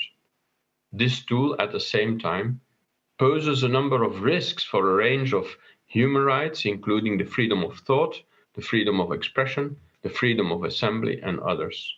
So the guidance note provides for us a clear mapping and concrete guidelines for our member states on developing the approaches to content moderation that are both human rights compatible and achieve their public policy objectives. 2 weeks ago, we had our Cypriot ministerial conference in charge of Media and Information Society. It adopted several resolutions, including the resolution on freedom of expression and digital technologies. The final declaration of the conference also recalls that further guidance must be developed with respect to those internet intermediaries. The declaration notes that such guidance should enable the protection and the empowerment, namely of children, elderly persons, seniors, and other vulnerable groups. They should be provided with the knowledge, skills, and awareness necessary for their safe access to the digital environment. They should further be enabled to exercise their rights in this environment at all times. May I make a suggestion for the EuroDIG, because I know that yesterday you already had the Youth DIG, and I have been a very big promoter of the youth involvement in the EuroDIG. But increasingly, our senior citizens probably also need better media literacy and internet governance literacy in order to be able to participate in today's society. And maybe we can have a senior DIG in one of the future editions. The Council of Europe, of course, will continue to employ the coordinated, multi-stakeholder approach to the development of standards for internet governance and beyond. Roberto mentioned artificial intelligence, and the Council of Europe's ad hoc committee on artificial intelligence is currently considering the feasibility of an international regulation for the development of artificial intelligence, which is compatible with human rights, democracy, and the rule of law. And in July, in a couple of weeks, or already next week, the committee will publish the first conclusions of its global consultation with inputs from more than 200 participants, whether that be individuals or institutions. So the Council benefits also from the partnership with the digital industry and business associations. This partnership already comprises 25 members, and thanks to them, we have received valuable input, both from large industry and small and medium-sized companies. We are now exploring how to further develop this cooperation. So what's going to be our contribution to EuroDIG 2021? We are also proud of our partnership with not only with the EuroDIG, but also with the IGF. The partnership has proven to be very effective at promoting core values of the Council of Europe. And we're going to be closely involved in the establishment of the multi-stakeholder high-level body, where we aim to play a very active role. During this EuroDIG focus session, we wanted to shed some light on the impact of the use of artificial intelligence. To this end, we have prepared 2 workshops. Our first workshop will deal with the consequences of AI for data protection and will take place very soon after this input. The workshop will give an overview of the challenges of the industry and governments are facing today in relation to AI and data protection, and we will provide insights into some of the possible solutions. The focus will be on ongoing regulatory developments in the field of AI and data protection and how the industry could use AI in a privacy-friendly way. Our second workshop will be related to bias in automated decision-making systems. The workshop participants, among which are renowned experts in machine learning, law, and AI policy, will discuss popular misconceptions about AI bias and will distinguish legitimate concerns from unreasonable fears. They will also discuss the different approaches to defining and understanding bias, how it appears in human and automated decision-making, and when it requires regulatory intervention. The Council of Europe's vision of digital transformation goes beyond the next 10 years, I would say. Speaking of our future work beyond this event, the Council of Europe will continue to engage in the elaboration of relevant legal standards guiding the development and application of AI and other societally important digital technologies. We understand that digital transformation has a broad impact on human rights, rule of law, democracy, including the right to privacy, freedom of expression, both online and offline, and the fight against unlawful discrimination, including hate speech. So in this regards, ladies and gentlemen, dear friends, we especially focus our efforts on helping all of our citizens, be they young or old, to understand the challenges of the digital transformation and be equipped to deal with them in an effective manner. To this end, we are especially enthusiastic about the role of EuroDIG, which we will continue to support. From year to year, we see an increase in the richness of the debates here. We will due care given by the organizers to ensure the diversity of topics and the quality of the contribution. I therefore reiterate that the Council of Europe's strong commitment to ensuring that this unique platform for dialogue is further strengthened in the years to come, and that it's complemented also with other regional platforms and national platforms in which these important discussions can take place. I hope, even though we're in this online environment, that you will be able to follow the different workshops that are going to take place, and I'm sure they will be very much enthusiastic, making you more enthusiastic about intergovernance for the future. Thank you very much. Thank you very much, Patrick. In particular, just to hook on the words, your last words, I would like to thank both your institutions, the European Commission and the Council of Europe, for their long-standing commitment to support an open and interactive multi-stakeholder dialogue through fora like this, like the EuroDIG. And your support was even more important over the last 15 months which was a difficult period, not just for Sandra and the secretariat team behind her, but for the whole community to somehow cope with the situation.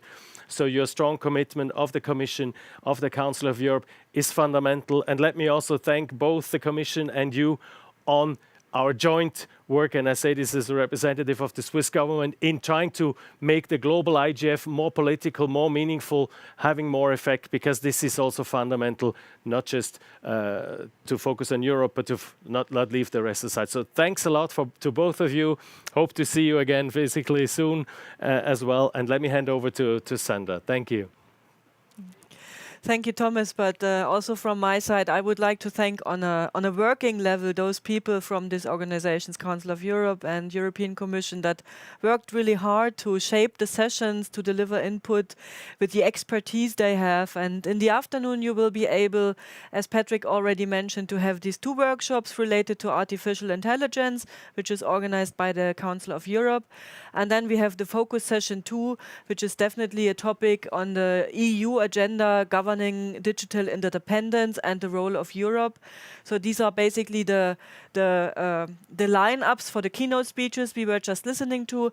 But in addition, you can talk about crypto wars, about doing everything online, what it's doing with us. You can have a look at how the copyright directive is implemented in the EU member states, but also talk about content moderation in the internet infrastructure and so on and so forth. And then let me announce or promote once more that we have a special social event today. I invited a magician, a mentalist. It will be an interactive show. And I do understand we have a hard competition with Germany against England and Ukraine against Sweden. But everyone who is not into football or into soccer, please join us for this evening. It's really going to be fun. And it's quite some effort that we undertook to bring this person here in the amphitheater. If you want your football team to win, you have to use the magician to help them. So yeah, actually, that could be something. So with this, I would like to hand over back to the studios, to Bruges for focus session 2. To Belgrade for workshop 4 and workshop 7, to Trieste for workshop 5 and workshop 13. And in the amphitheater here, we will continue with copyright, workshop 6 and workshop 9. And in the break, we will be able to listen to a video record about AI, also about the big picture of AI organizations. And this will be made by Wolfgang Kleinwächter. So enjoy the rest of the day and don't go away for the closing of the day and also not when the magician comes. Enjoy your day.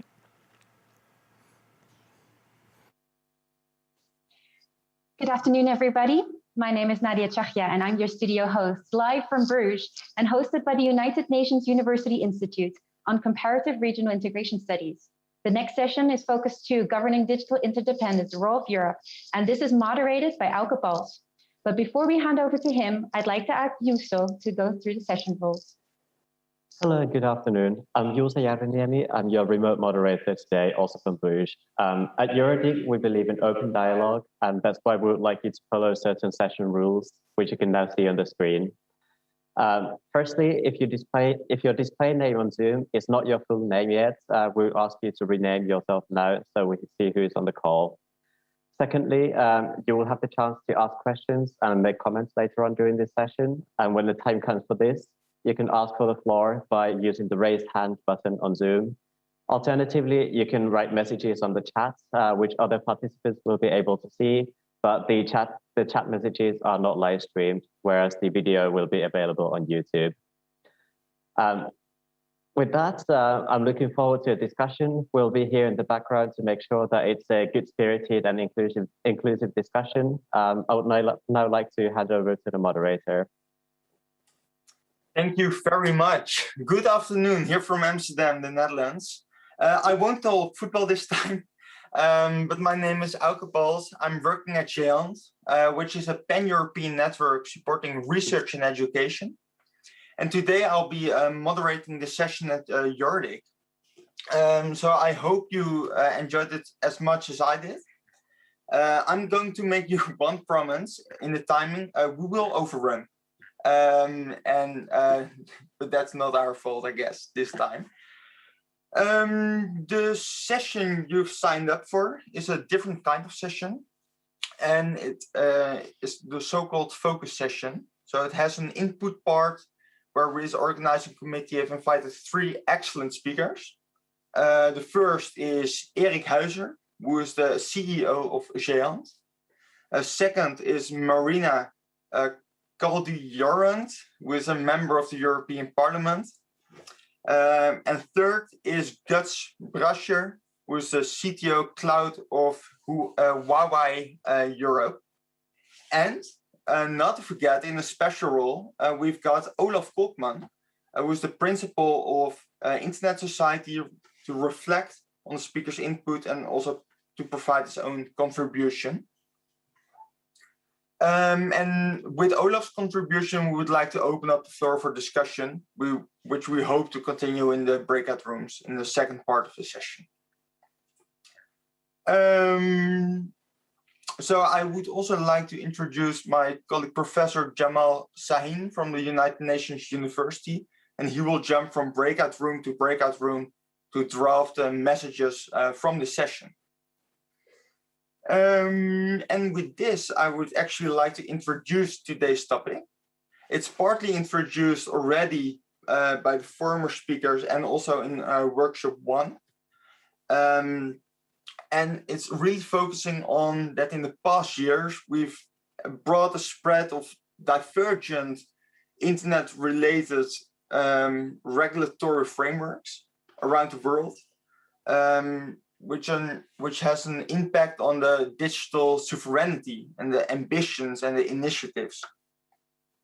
And with this intensification of the technology-driven competitions between the countries, this has an influence on the role of Europe and also on how we act with that. So we've prepared 4 questions that our speakers will answer, and you as participants all have the opportunity to answer as well in the breakout sessions. So for the first perspective, I would actually like to introduce Erik Huizer, CEO of Géant, and I would like to give him the floor. Thank you, Auke. If somebody stops sharing the screen, I can share my screen.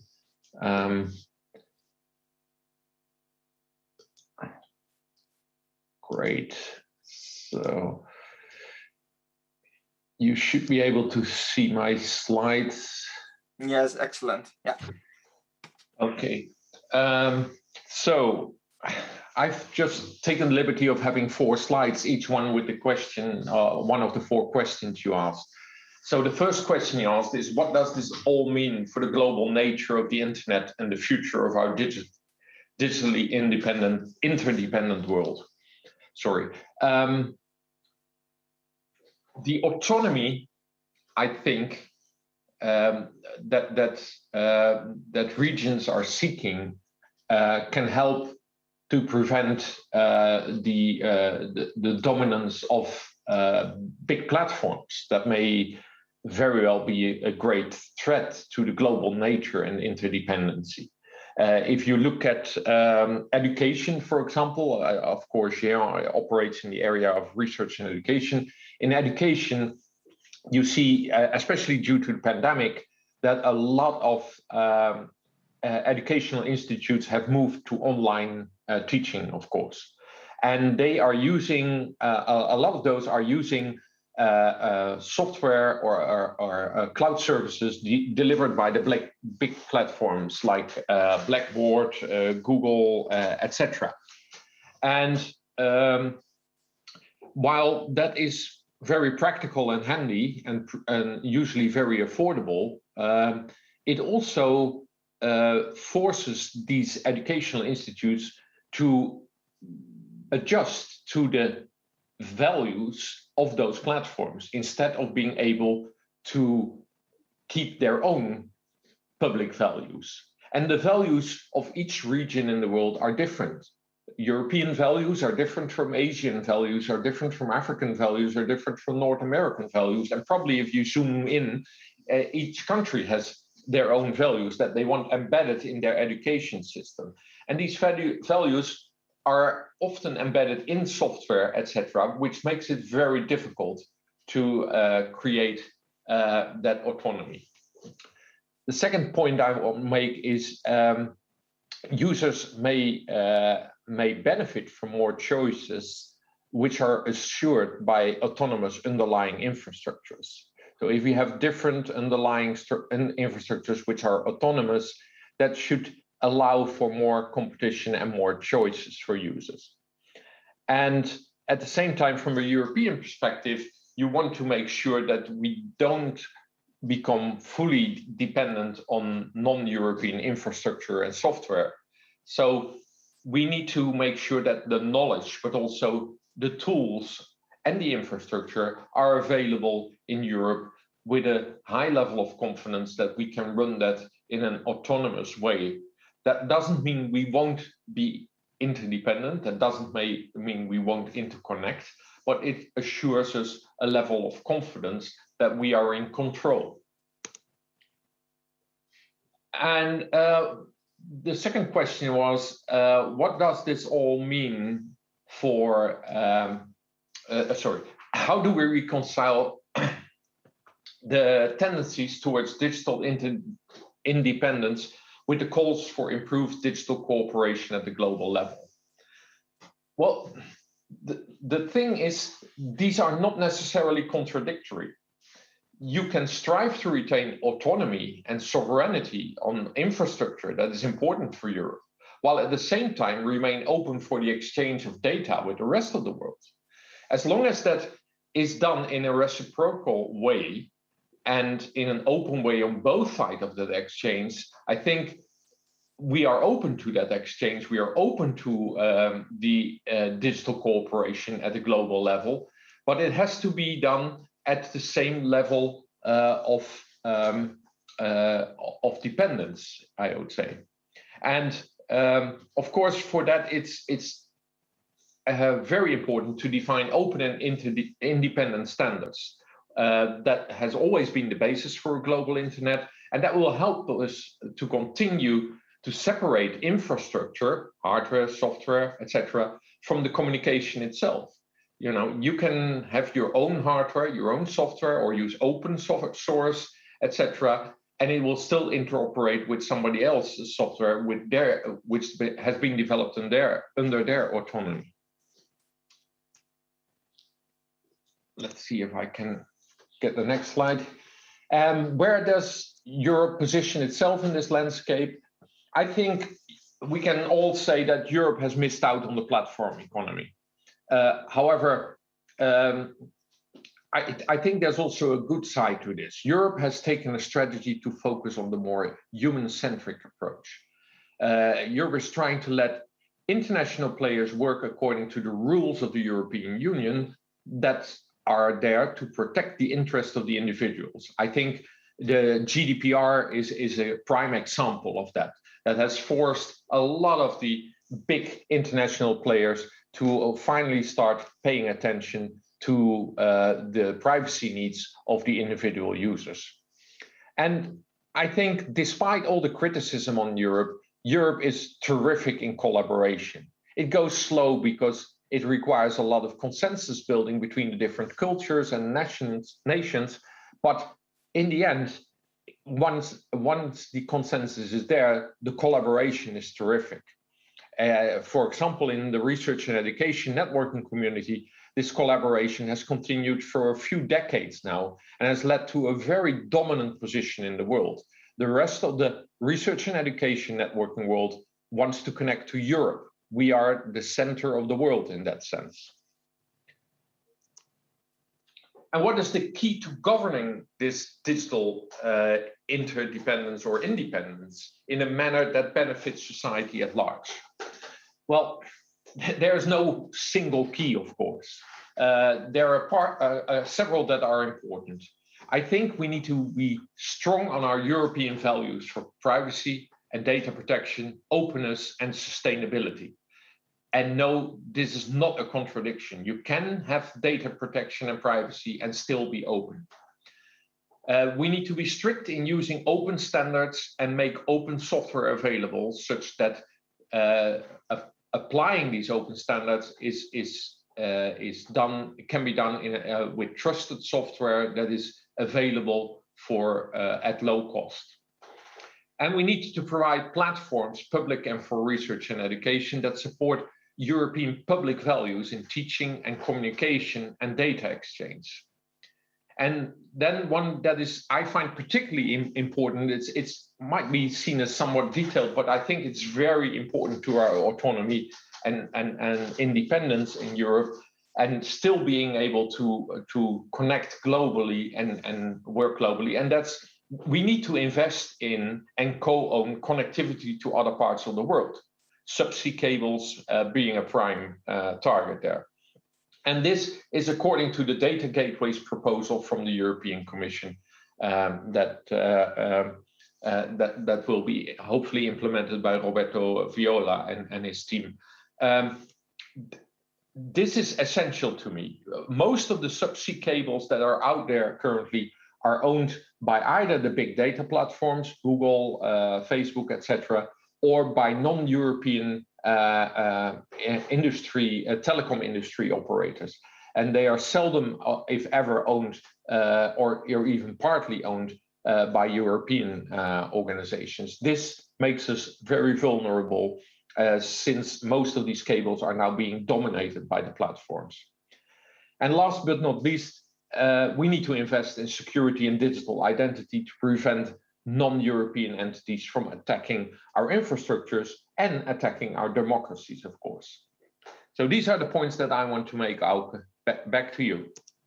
Thank you very much, Eric. I really find it good to hear that you also see that the values of all countries are different, but that the vision is also to have just an open standard approach.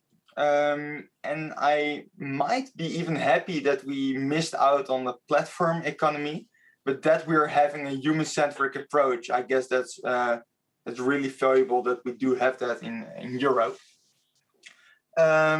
With this, I would actually like to introduce Marina Kalgerand, who is a member of the European Parliament since July 2019. And was a member of the UN Secretary General's high-level panel on digital cooperation. That's a whole mouthful. She was the chair and commissioner of the Global Commission on Stability of Cyberspace. And with this, I would like to give the floor to Marina. Thank you, Auke. And you can skip Kaljurand. You can stay with Marina. It's much easier. It's a pleasure to be part of this discussion, and also because my country was the one that hosted EuroDIG in 2017. And as a foreign minister, I had the pleasure of inviting everybody to Tallinn for EuroDIG 2017. So Auke mentioned my recent capacities, but before that, I was for more than 25 years in Estonian government. I was a diplomat, ambassador, foreign minister. So I think I have the privilege of knowing how government works, how different multi-stakeholder organizations work. And needless to say, Olaf, so good to see you again.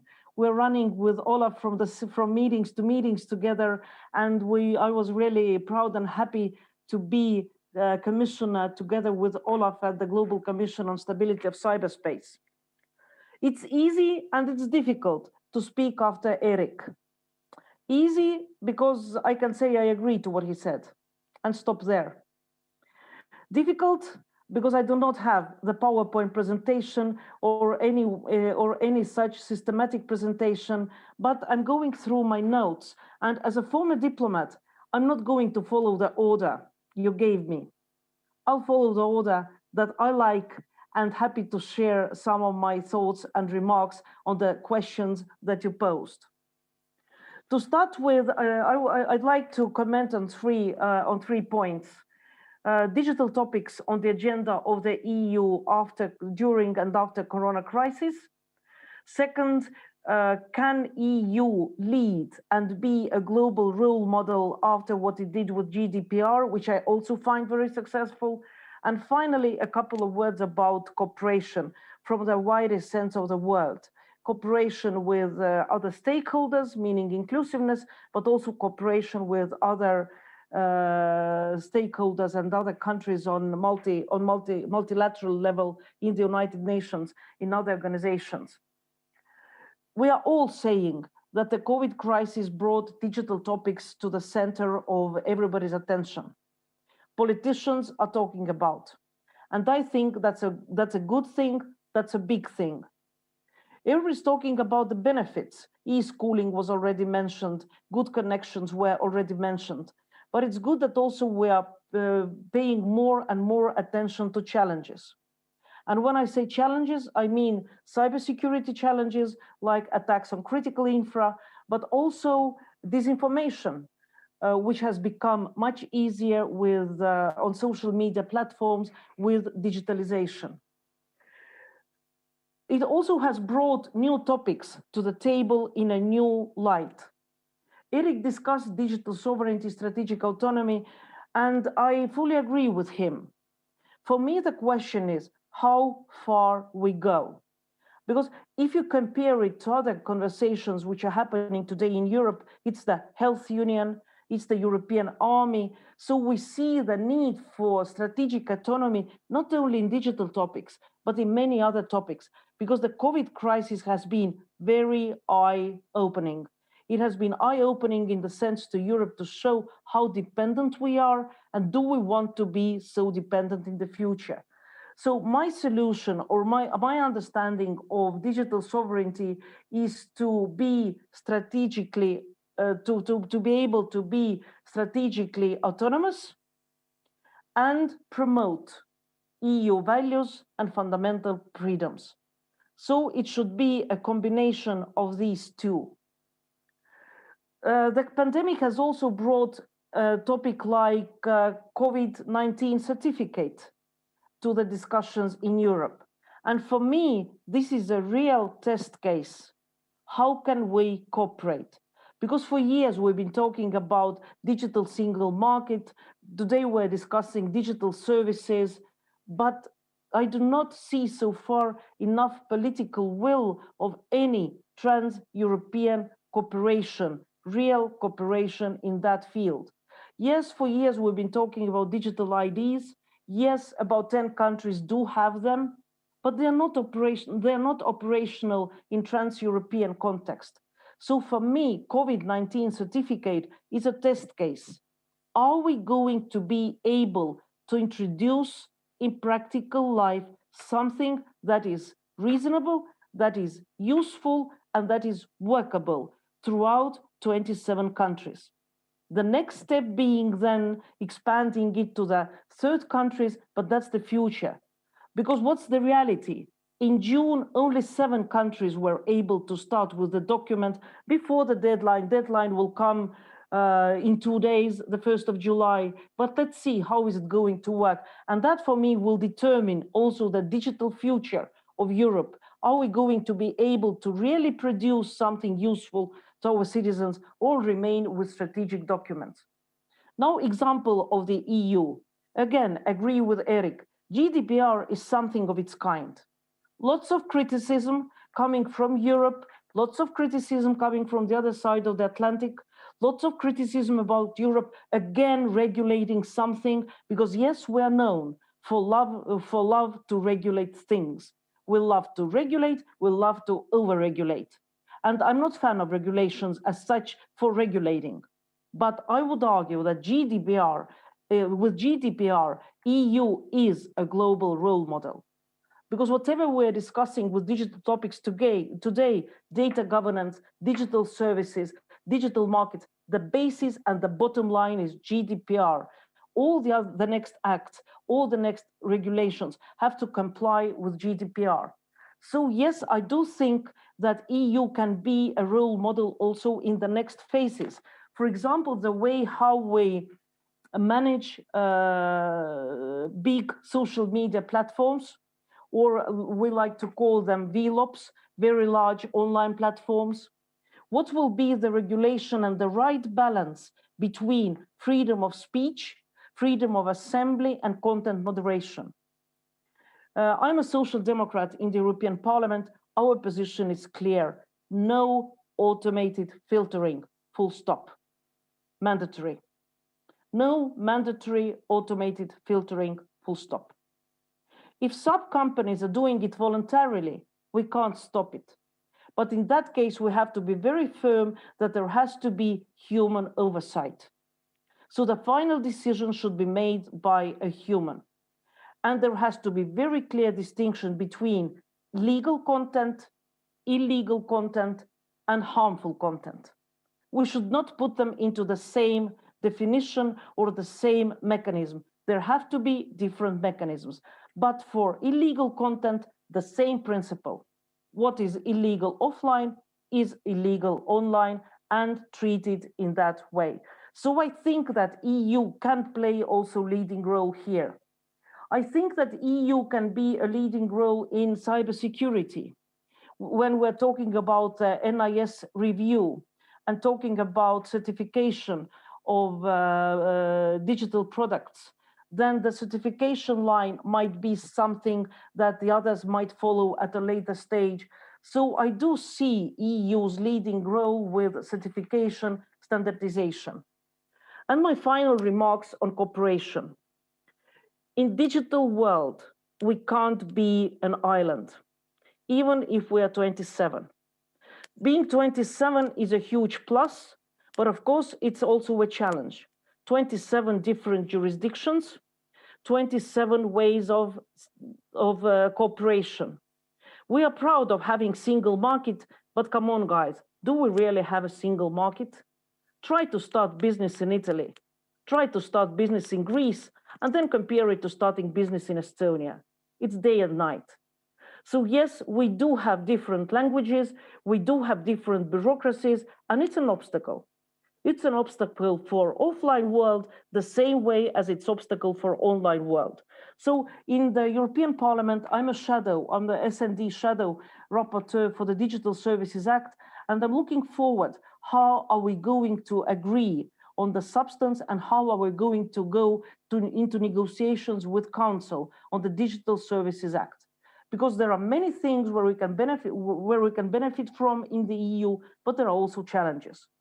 And on global arena, EU has been always vocal and should be very vocal on international law, on norms of responsible state behavior, on fundamental rights, and that's something that EU has been strong and vocal and has to continue being. EU has to cooperate not only with like-minded United States, Korea, Japan, Canada, other countries, but EU should be much more open to the developing world. Unfortunately, we are losing there. We are losing to China, we are losing to others, and that's not right. So we have to be able to explain that the way how we do see the like-minded way of the use of ICTs and digital revolution is the right thing to do. So I very much hope that we will be much more able, that we will be able to reach out more in substance to the developing world with capacity building, with confidence building measures, and so on. And of course, we have to be, with like-minded countries, we have to be much more strict. We have to be much more dedicated and committed against those who violate agreed laws and norms. I'm a strong believer in attribution. I'm a strong believer in collective attribution. I'm proud that finally EU and NATO have crossed the step and have done the first acts of collective attribution, because the bad guys have to know what happens if they violate the agreed laws, if they violate the agreed norms. Otherwise, I do not see that we'll be able to guarantee free, open, resilient, affordable, and so on internet, what we're saying in words. And my very last sentence, and part of inclusiveness has to be multi-stakeholder model. It means cooperation with governments, private sector, academia, civil society, and IT geeks. I hope that finally we have understood it, At least we're writing about it in all our policy documents. Now I want to see real application and real impact in real life, real world. So after this meeting, I'm meeting stakeholders to discuss with them the future of the Digital Services Act and political advertising and targeted advertising. And trust me, these discussions are not easy. Thank you. Thank you. Thank you very much, Marina. And I'm happy to have you here in this multi-stakeholder audience. And I hope we can have this debate in the future many times. And I also really like to see that you agree or have found a common ground with Eric on the human-centric approach. But one remark I also found interesting was about the digital single market. And I really hope that you and all your colleagues can try and improve, and with us all together to improve this position in Europe, but also try to make the bridge to the global environment. And with that bridge, I would like to make a bridge to the next speaker, who is Guts Brasher, the CTO Cloud Europe of Huawei Technologies. And in his role, he is responsible for the research activities of Huawei's cloud division and the Central Software Institute in Europe. I would like to give the floor to Guts. Thank you so much. So a very interesting discussion so far.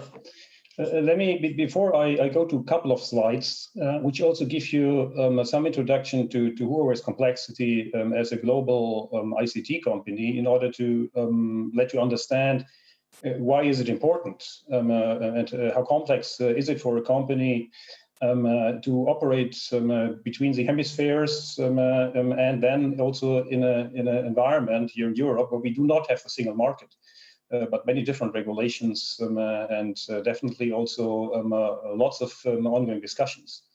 Now, this morning, when I opened my mail, I was reminded from one of our project partners in an EU project in the area of e-health, so future healthcare and the usage of artificial intelligence to do precision medicine and better forecast, to participate in a questionnaire. In a sense of how do we evaluate and assess the usage of advanced technology for this sector. And then I said, okay, I mean, just 5 minutes, so let me run through that. And then I read the questions. And what my pre-speakers rightly remarked, Europe positions themselves or itself as the ethical, trustworthy, value-based economy, which is where I fully buy in. We have to have open standards and interconnectivity across the stakeholders. So all that is fine.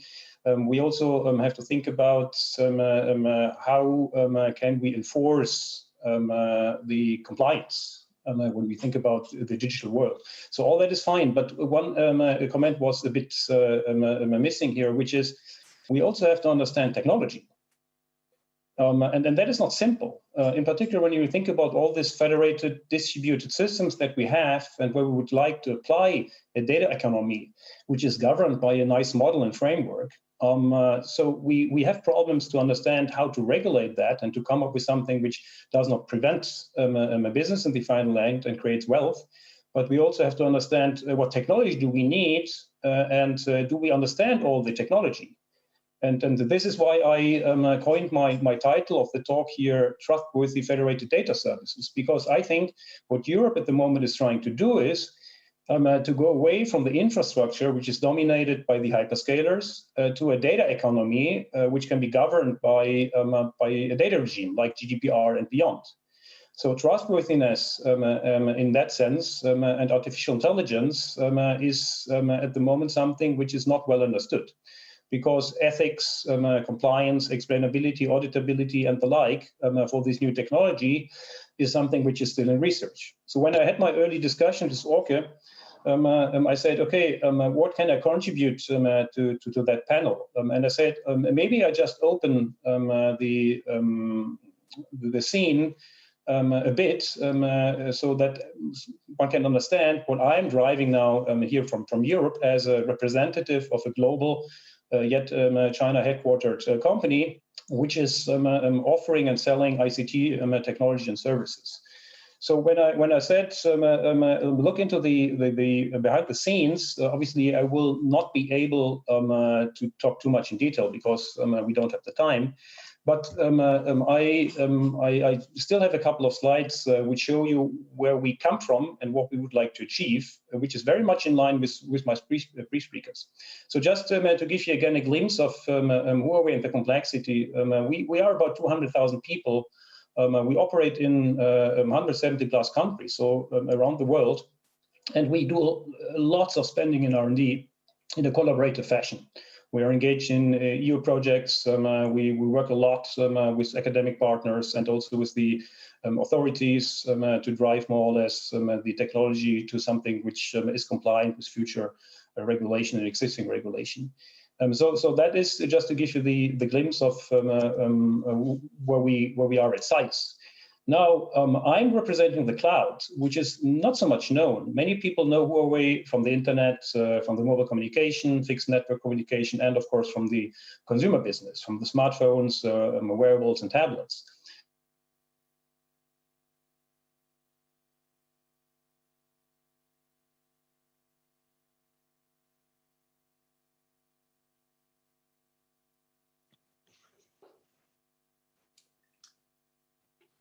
Did we just lose Guts? I did think we lost Guts indeed. He's somewhere in the cloud. I don't hope the cloud is broken. Okay, we will try and find out if Guts comes back. But in the meantime, I hope we can get your perspective on this subject. Olaf, could you, if Olaf is there? I am here, but my camera seems to be broken, which... Is it in the cloud? No, it's not in the cloud. But anyway, I can... Huawei. I can work around. This is like everything comes together at the same time. Let me quickly fix the camera issue. It should be fairly easy to do.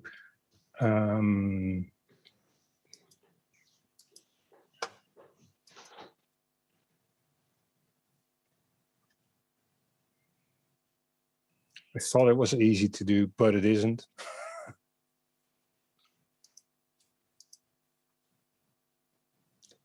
Okay, I'm going to go without camera. It's not that important that you all see me. I found it interesting. I really think we miss out on the perspective from Guts.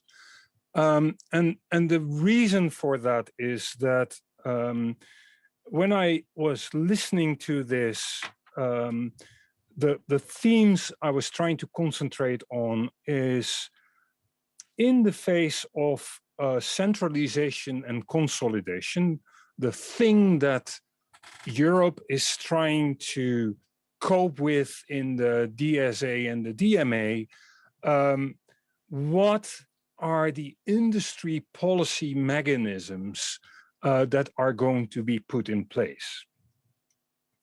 And my fear there is that regulation that is put into place to regulate the big players actually benefits the big players because they have their own bureaucracy to deal with diversity in regulation, with diversity in a non-harmonized environment, and have an easier way to run around that.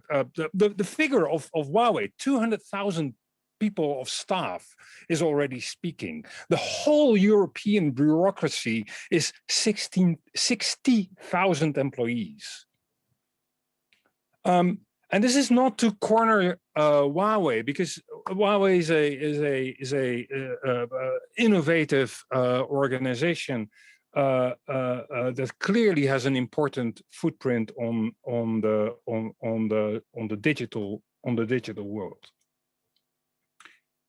So we're coping with this place where Europe wants to be exemplary and set a level playing field, so to speak, for the human values. I heard that from Marina. I've heard that from Eric, and I think that is an important piece.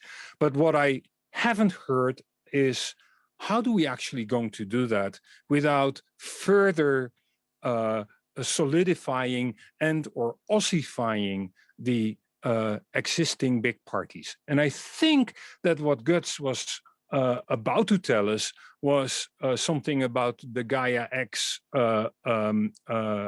initiative that sets out this framework of European SMEs. And my question would then be, how do you make sure that within that framework of SMEs, a federated system for identity and so on and so forth, you still don't see consolidation and in the end, a big winner taking it all. And regardless who that winner is, what winner that is. And unfortunately, that piece I missed. Another thing that I've heard, and I really worry about, is indeed the connectivity of Europe with the rest of the world. One of the things that made a big impression on me is a paper by Jeff Houston, which is called "Death of Transit." And that makes the argument that because the big companies, the big cloud providers own the complete data structure, including backhaul of data, investments in transit, so connectivity between continents, connectivity on the highest level between basically the long haul, that the investments lower in that. And I think that if we look at a European data strategy, a sovereign strategy, you don't solve that particular problem. So how do we keep a global connected internet with sufficient open path to the rest of the world while strengthening the European connection? I find that an unanswered question, and I think it's an important one. And in doing all these measures, in looking at how we can, as Europe, become more independent, my question remains, how can we also make sure that we don't put a knife in the back of what we see as the internet infrastructure, the thing that acts as the foundation for all these services and innovations to thrive on. And I think that we should be investing in keeping a global internet and global connectivity, and also offer chances to entrepreneurs and innovators outside of Europe, if only to make sure that new opportunities can be built in the global south. And what are those critical properties? Well, having an accessible infrastructure with a common protocol, making sure that everybody can talk to each other using one particular language, the global language of the internet. It's incredibly important. We don't realize that because it's part of the plumbing. Having that open internet architecture, those interoperable, reusable building blocks, those are the open standards that Eric was referring to. But also making sure that we maintain a decentralized and managed, decentralized management and distributed routing system. Make sure that also within Europe and in its connections with the outside world, there is diversity.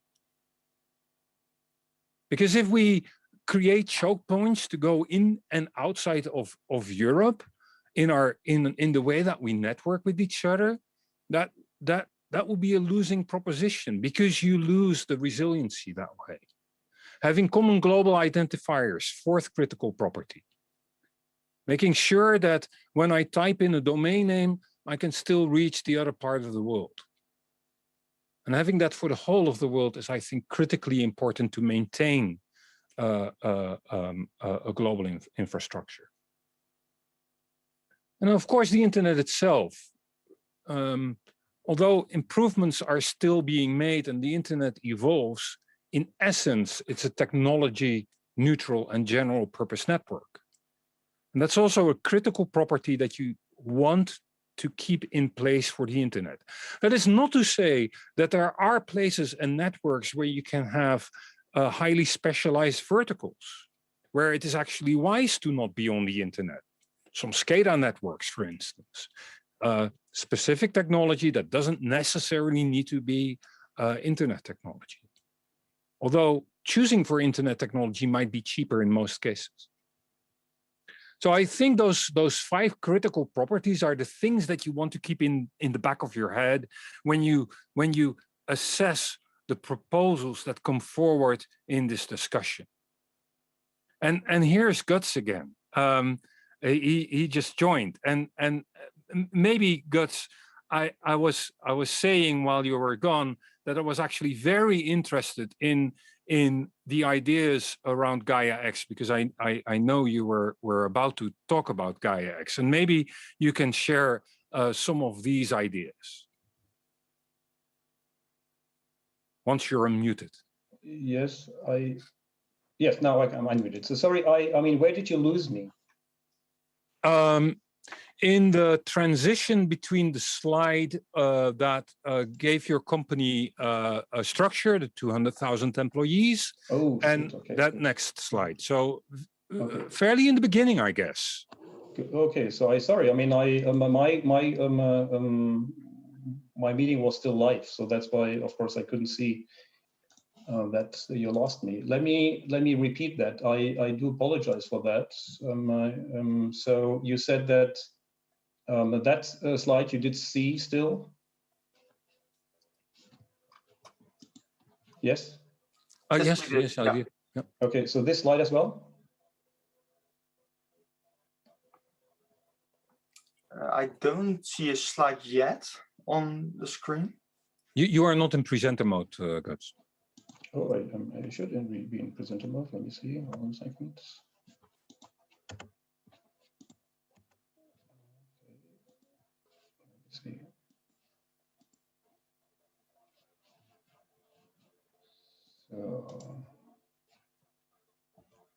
So you saw that slide? You can see my screen now? Yeah, I can see your screen. Yes. Okay, so and you were just talking. You were just starting to talk about it. Okay, okay. So I mean, I ran through the entire presentation without noticing that my connection died. Okay, I do that again. So the complexity that we have here is that we are having these 3 major business groups, where 2 of them are very much known. I mean, the consumer business with the smartphones, the carrier business from the telecommunication, 5G and internet. And then we also have a cloud business, which is operated in Huawei as a public cloud under the name Huawei Cloud. Here in Europe, we work together with the Open Telecom Cloud, Deutsche Telekom, and for example, Orange Business Group with Flexible Engine is the cloud name. These clouds are powered by Huawei technology, which is based on open source, and ran through all the privacy security assessments to make sure that we comply with the standards and regulations. So that was a heavy effort, but obviously we wanted to make sure that data security, GDPR compliance, which is also being put into our data lake governance model in China, is being more or less then one-to-one mapped and translated into the local European regulation.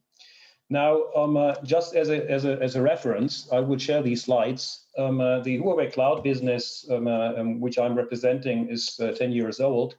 Everything is based on open source because we strongly believe that this ecosystem, also in reply to the predecessors, is very much needed in order to drive open standardization and open software.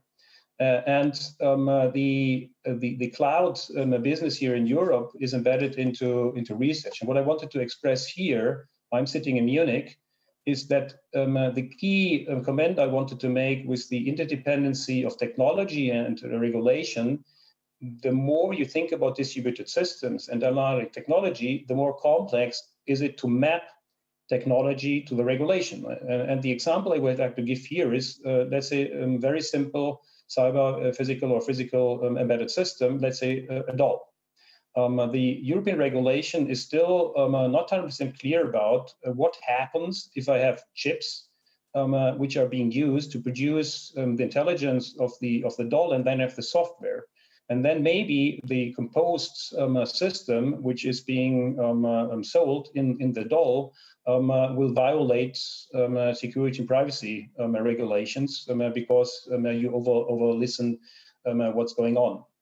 And here the data producer, data consumer, and liability question are very, very complex. So as a company which is operating at that scale, you really have to understand how in the single fields of your technology and the fusion of that, you will see the impact to regulation. How can you more or less then drive that regulation forward so that it reflects the state of technology? That's why I just wanted to highlight the rich portfolio that we have here in Europe to really understand the entire end-to-end value chain. When it comes now to the EU sovereignty, I'm running an initiative for Huawei, for the Cloud BU, but also for the other stakeholders, which is covering all the dimensions that we already heard before. So we are working on the European and national government level to understand in collaboration with the industry associations and standardization bodies, the government experts and the like, what regulation will come up and how we more or less then map that to our technology. For that, of course, you have to also contribute actively to standardization. And here I'm using as example Gaia X, because I think when we look into major initiatives, Gaia X is a very prominent example where Europe tries to establish a data economy in full digital trusted spaces, which abstracts from the underlying infrastructure. And that's why all what we discussed before, all this interdependency is, in my opinion, very much related to the federated data and service world that we are going to see when Gaia X will become successful. And then in addition, as said, the standardization alone plus the regulation will not do the job. You also have to work with the open source community to create the critical mass. And then to also be able to validate and certify what you more or less composed. And for that, you have to have complementing industry use cases. I'm still live? Yes, you're still live, yes. Okay, good. So I just highlight now a very interesting idea that we have for the open source community. The others will take too much time. So if you think back how the smartphone evolved, it was a very closed ecosystem. So only Apple and Google could provide apps for the smartphone. In particular, Apple has this very closed ecosystem, and it was more or less a lock-in where you either put it on the Apple smartphone or you don't. Now we are moving to an era where we have more marketplaces, open marketplaces, where many applications can be ported easily to those smartphones or other end-user devices. So this open market, in our opinion, has to go cloud. And the idea that we have behind, which we also consider to a certain extent as a possible blueprint, from the concept perspective for Gaia X is that you have an open service layer, which is based on open APIs that allow you to have a portable cloud service, both from the data and service perspective, which of course would require that that all the cloud service providers from the infrastructure expose their APIs so that you more or less can then offer this portable data and service world, which would imply that you do not have any lock-in, nor do you have any lockout. And this idea we are at the moment following with other partners under the Eclipse Foundation as an open source community. And we would like to more or less then drive that forward into validation, for which we, again, together with the Eclipse Foundation and other partners, are thinking of establishing an open lab for certification for these, let's say, future concepts of federated data and services. And that, of course, is a requirement which not only is related to Gaia X, but it's also related to other major initiatives which deal with AI and data processing, like EuroHPC or AI for EU. So just as a reference example. That is work in progress, and I believe we have to put together a critical mass of people to really transfer the ideas that we have in Europe to something which is feasible and practical for the economy. And Huawei is in a very unique position to make sure that the European regulation is also adopted in China, because we are working together with partners which have a global supply chain. And they would like to do business with their supply chain partners independent of the location, as long as they comply with the regulations. So that's why our idea is also to establish a hub in China, which helps to internationalize the standardization activities that we have in Europe. Of course, also then stimulating a further discussion with the government or between the governments in order to be sure that we have something which in the final end is interoperable and can work. And I think with that, I close my talk.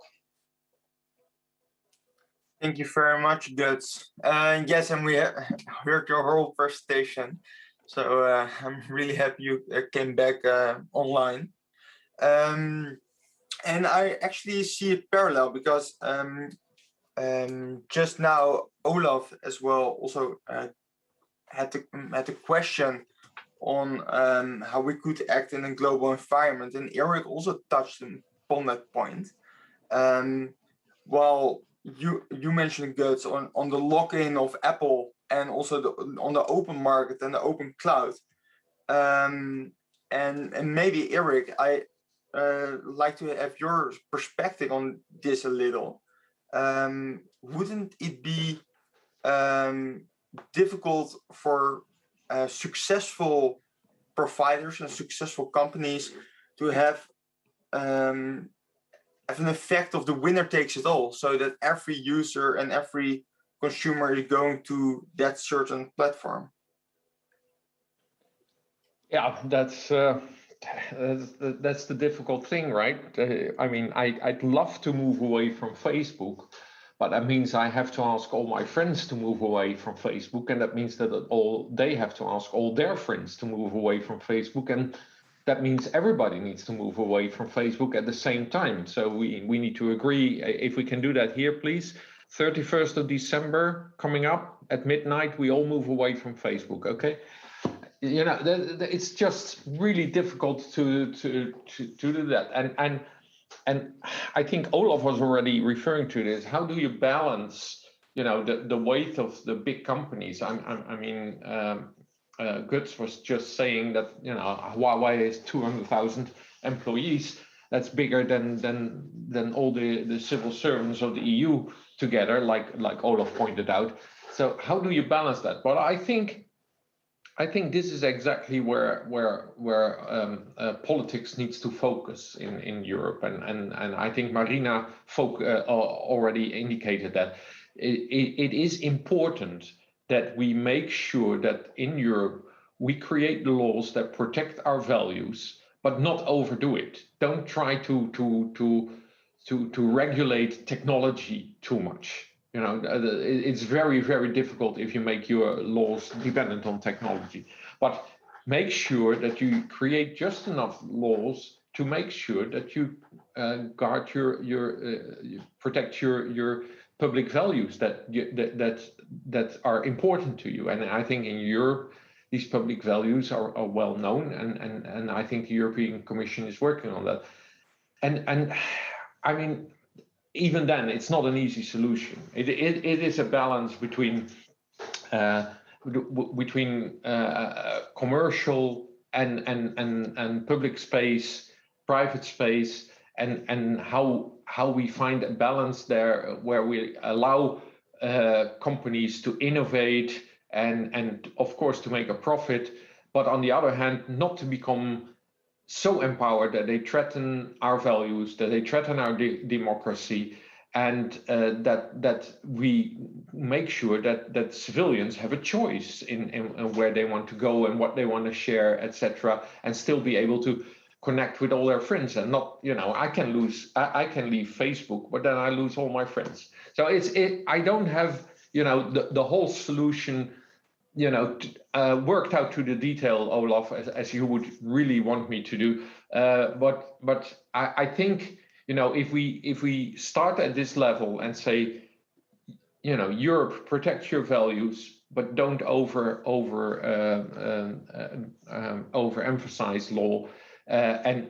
but commercial companies like Huawei take also your social responsibility and not only shareholder value, and then I hope we can make steps that will move in the right direction.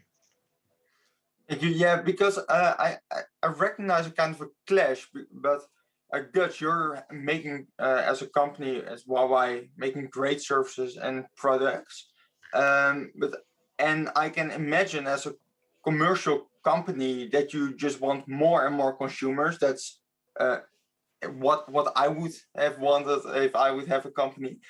But I guess it could also be rather difficult if governments try to prevent that.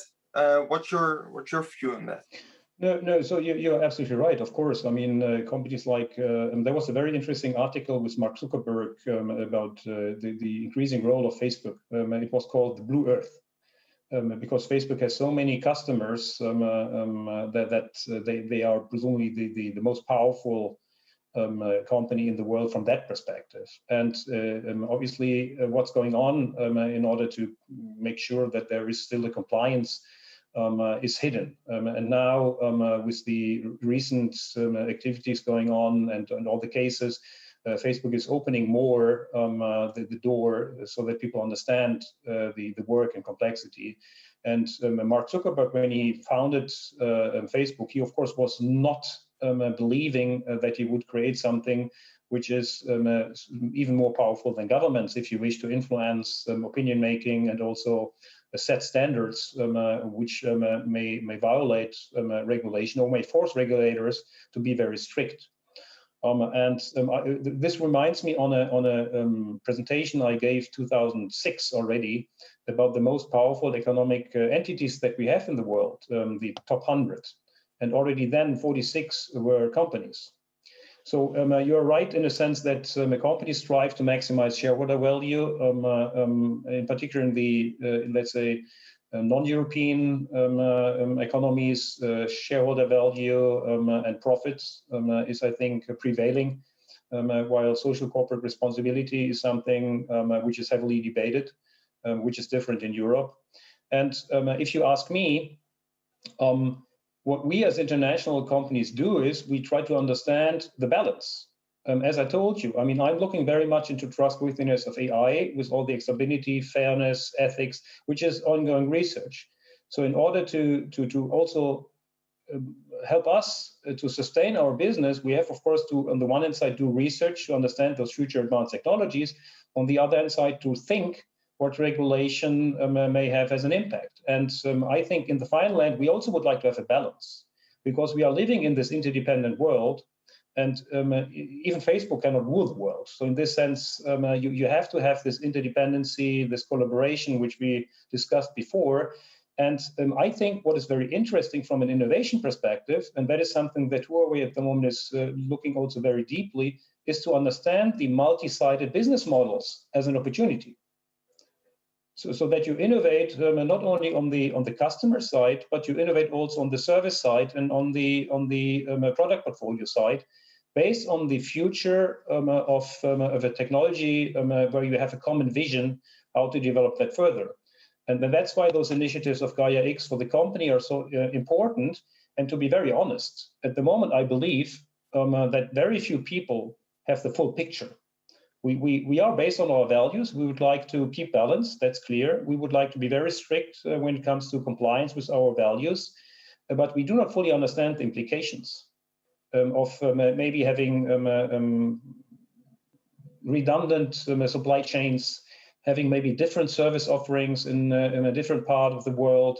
We do not know whether AI, for example, will replace jobs and what will happen. So I think we are at the moment also in a very, very complex stage where all people have to listen to each other and try to see how we can shape it in the future. Thank you very much. Yeah, I guess that gives a really good picture of also the balance between regulating and also innovating. And I guess you gave really good view on that. And with this, I would also like to open up the floor also for questions from the audience, if they are, or if people want to join the discussion. And meanwhile, we'll prepare the breakout rooms that we can start in a couple of minutes. So if there are any questions, please raise your hand and speak up. And in the meantime, Olaf, do you still have a reflection on the last bit? No, I think that Guts actually pointed out two things. Obviously, as a global operating company, there is a huge incentive to get harmonized regulation on the biggest blocks possible. And Europe is a big economic bloc, and having a harmonized field to deploy your market in is of course of great benefit to any global operator or even regional operator. The other thing that Guts mentioned is that we don't know it. We actually don't know how the future plays out. My crystal ball is as good as Eric's, is as good as Marina's, and is as good as Guts is. And probably they all are of a different brand.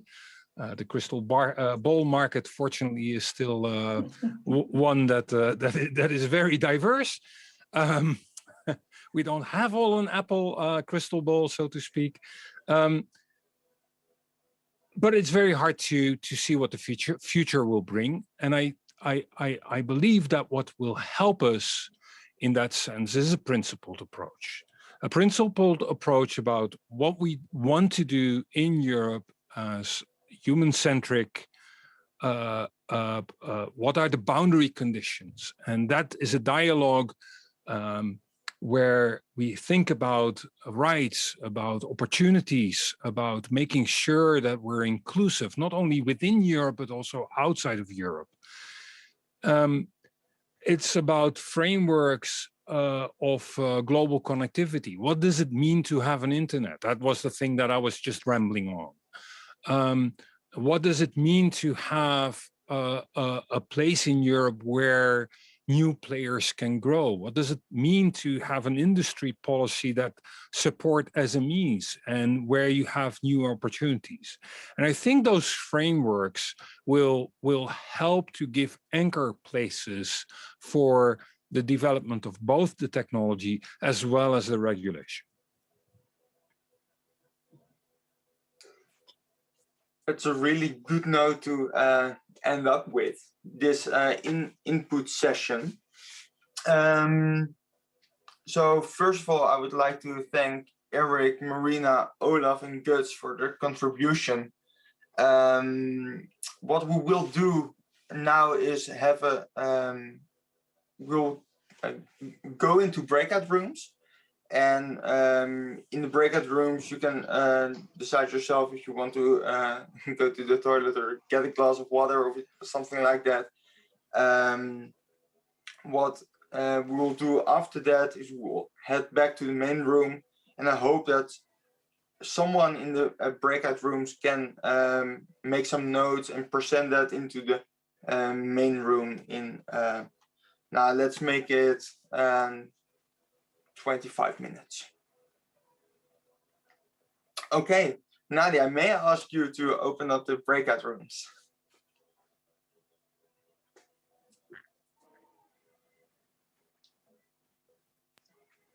Hello, Alka. The breakout rooms are now open, so everybody will now be able to move to breakout rooms. You can find the list of breakout rooms in the bottom right-hand corner by clicking on picture of 4 squares. So next to the title of the room, you can click on join to access the breakout room.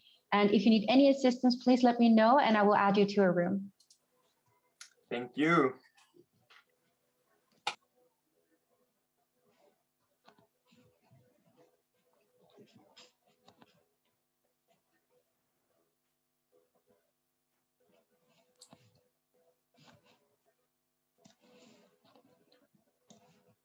Okay, are we as panelists automatically assigned to? No. Can you do that, Nadia? Or move everybody automatically to the breakout room? So you asked to move, so I've moved the speakers into the rooms. Great.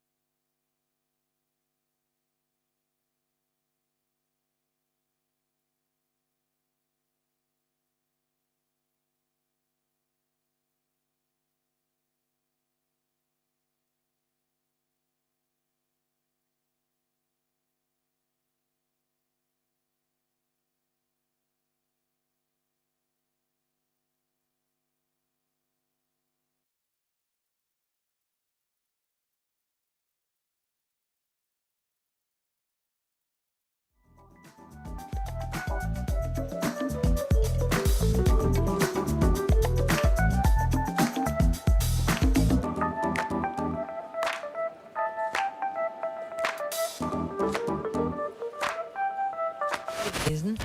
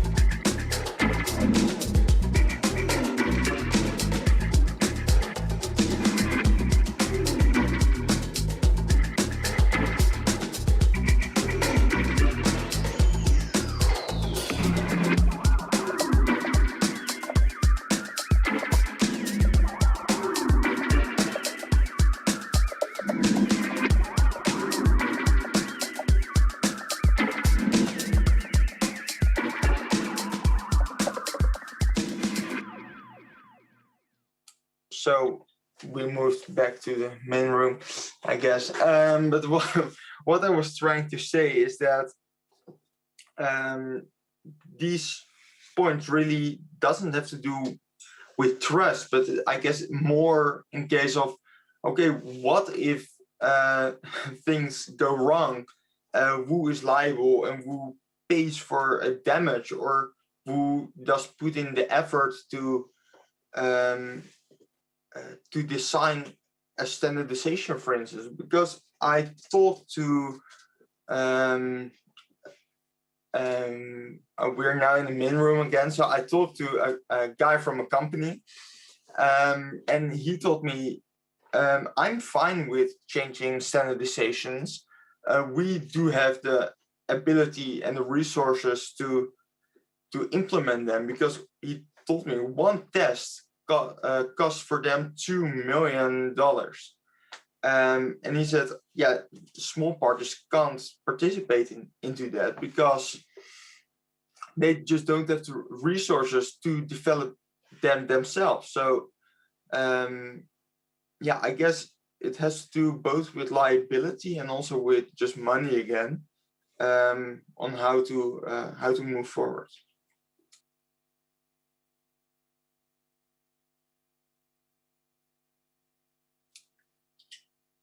I hope that with this I didn't kill the discussion. No, but no, you didn't. I think it's a sort of a good summary question. Yes. So Nadia, we moved back to the main room. Does it also mean that we already have to round up? No, not at all. So you're now in the third part of your session. So you have still another, just 1 second.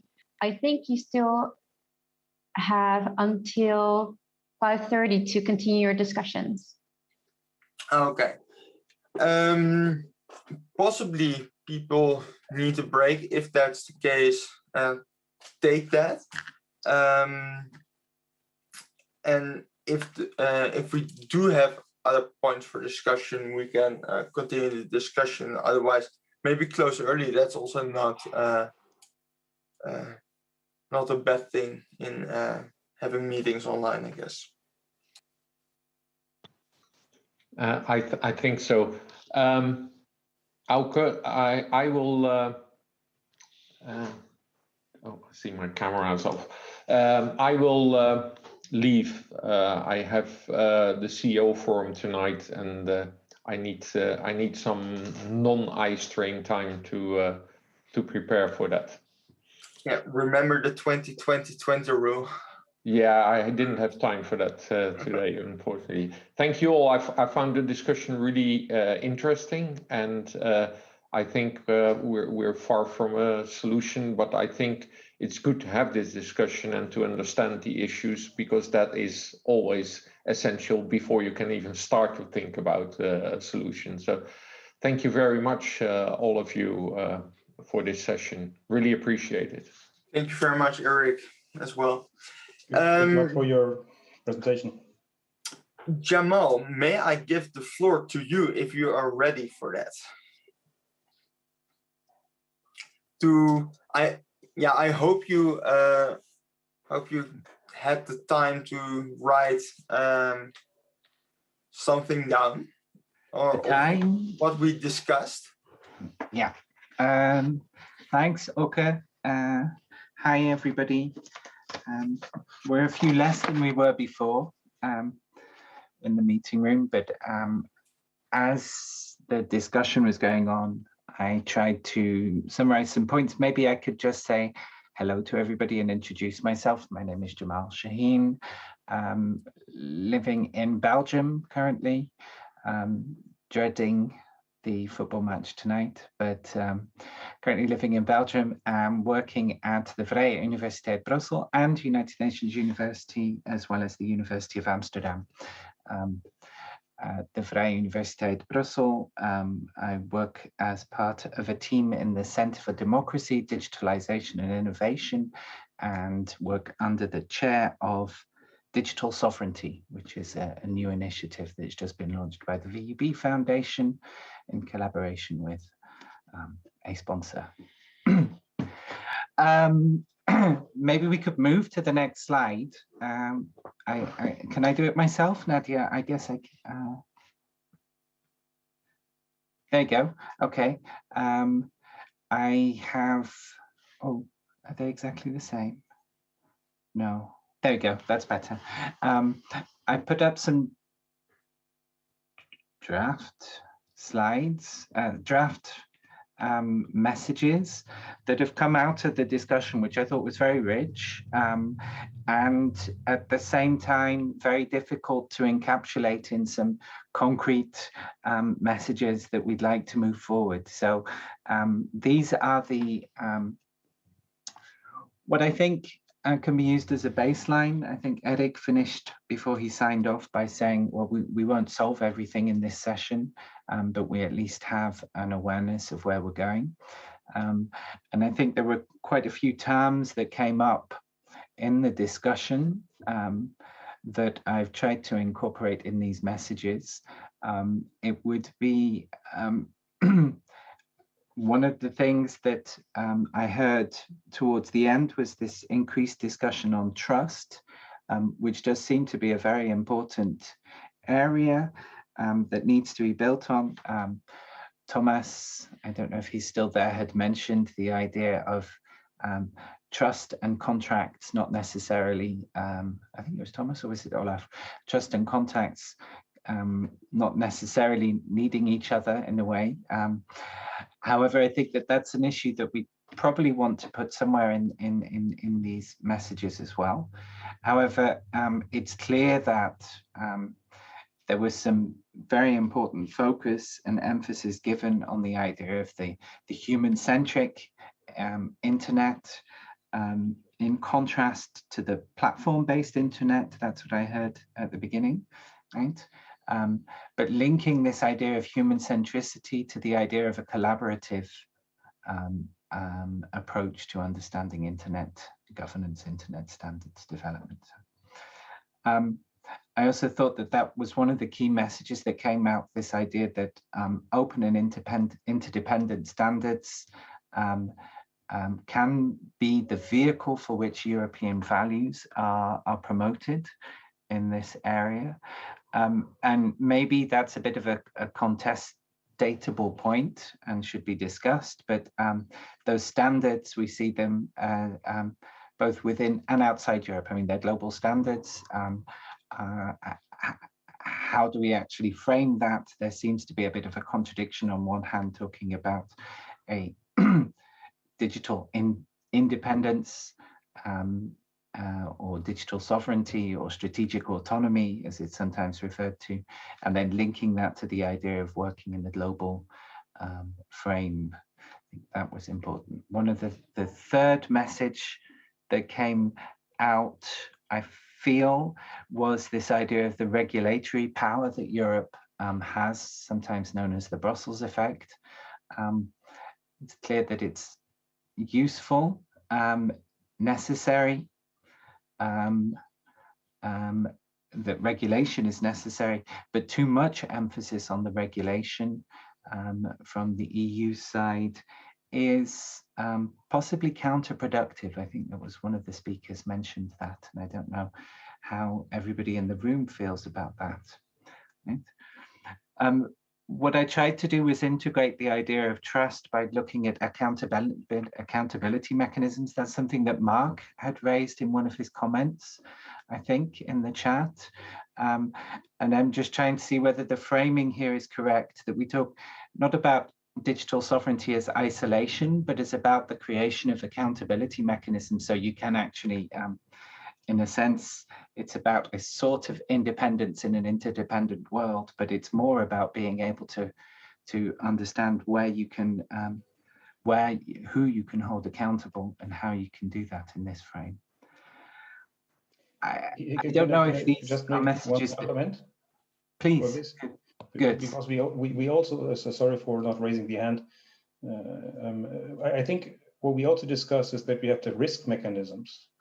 not only accountability mechanisms, but also risk management, which is evenly important. That was in our other breakout session, just as a comment. Yeah, no. I think I had that as well. I've updated the slide here to put about accountability and risk mechanisms.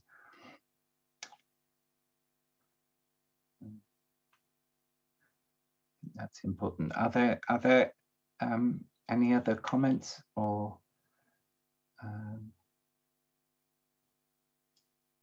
I saw a comment from Olaf or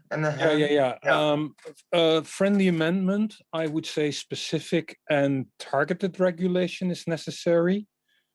I think it's really important to stress that it is precision work regulation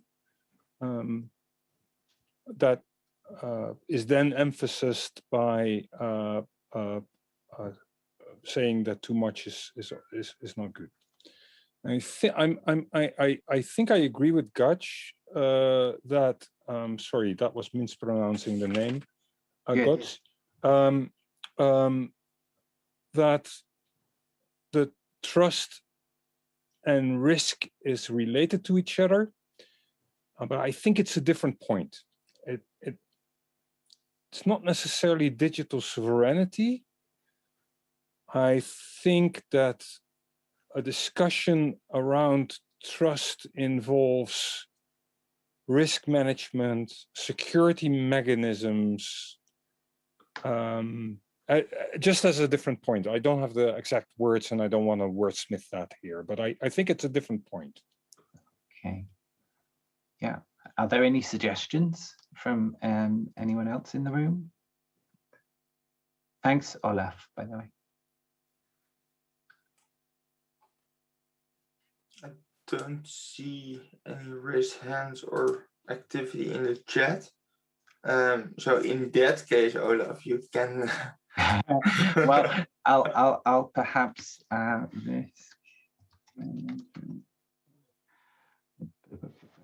And thank you for capturing this. It was a difficult task. Yeah, it's not easy. I mean, the subject is so wide and covers so many different types of different thematics, but it's very good. I mean, you know, we see these discussions happening quite a lot, and I think it's very good to actually try and push to become a bit more specific in what we're looking for. So, yeah, asking for specific regulation is much more specific than just asking for regulation. So but I'm still thinking about risk management, and it doesn't help if I talk and think at the same time. Perhaps what I typed into the chat. Risk management, security technology, and legal instruments are building blocks for trust. Yeah. You know what? I was also constrained by the font size of the messages, but I just reduced the size. There we go. And I hope that doesn't bother Nadia and Olga with the message. No, not at all. I guess it's common that we overrun time and have lengthy messages, but that's good because that means that we have had a good discussion. Yeah, Peter raised the point about data portability. It's of course something that's been quite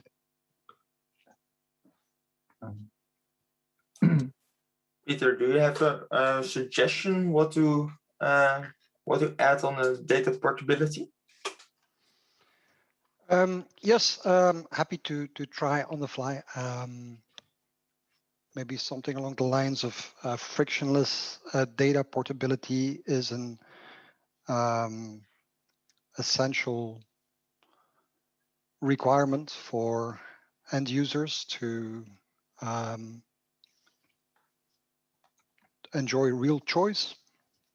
I'm sure people can do a better job at that than I just did.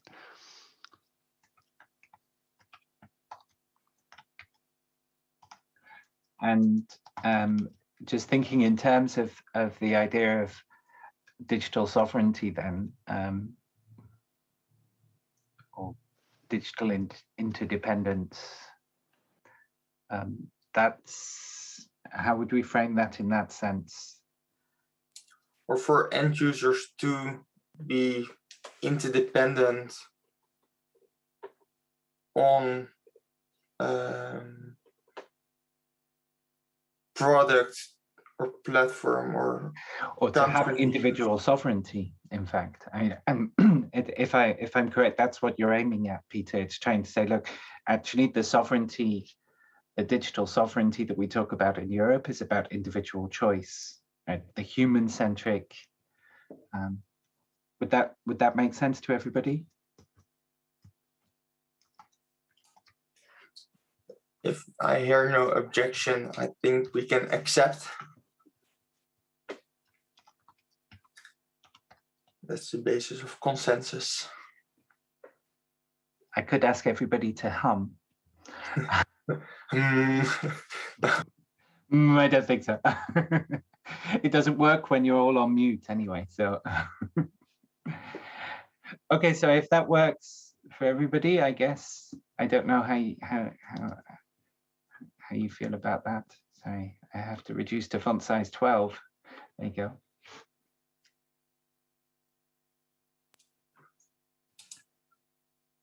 I think these are great messages, Jamal. You did a really great job on in this difficult discussion, gathering those messages. So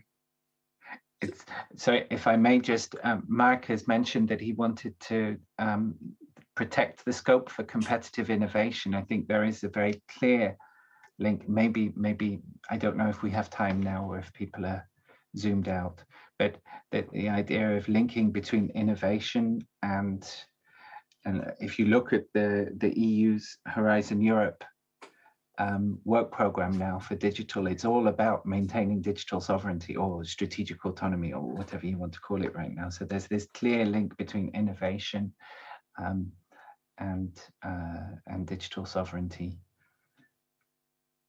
Yeah, but I guess we didn't discuss it in the session, so then it isn't a message of this session. But we could discuss it maybe tomorrow in another session, and then we can put it in the messages over there. If you agree, Mark, on that, yeah, I see thumbs up. I'm just changing the color. Great.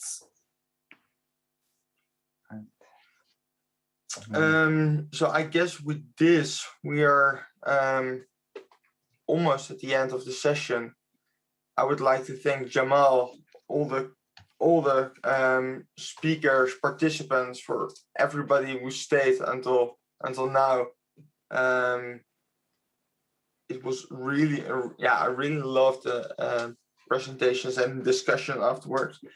I think the concept of this session is, as we mentioned at the start of the session, an experiment.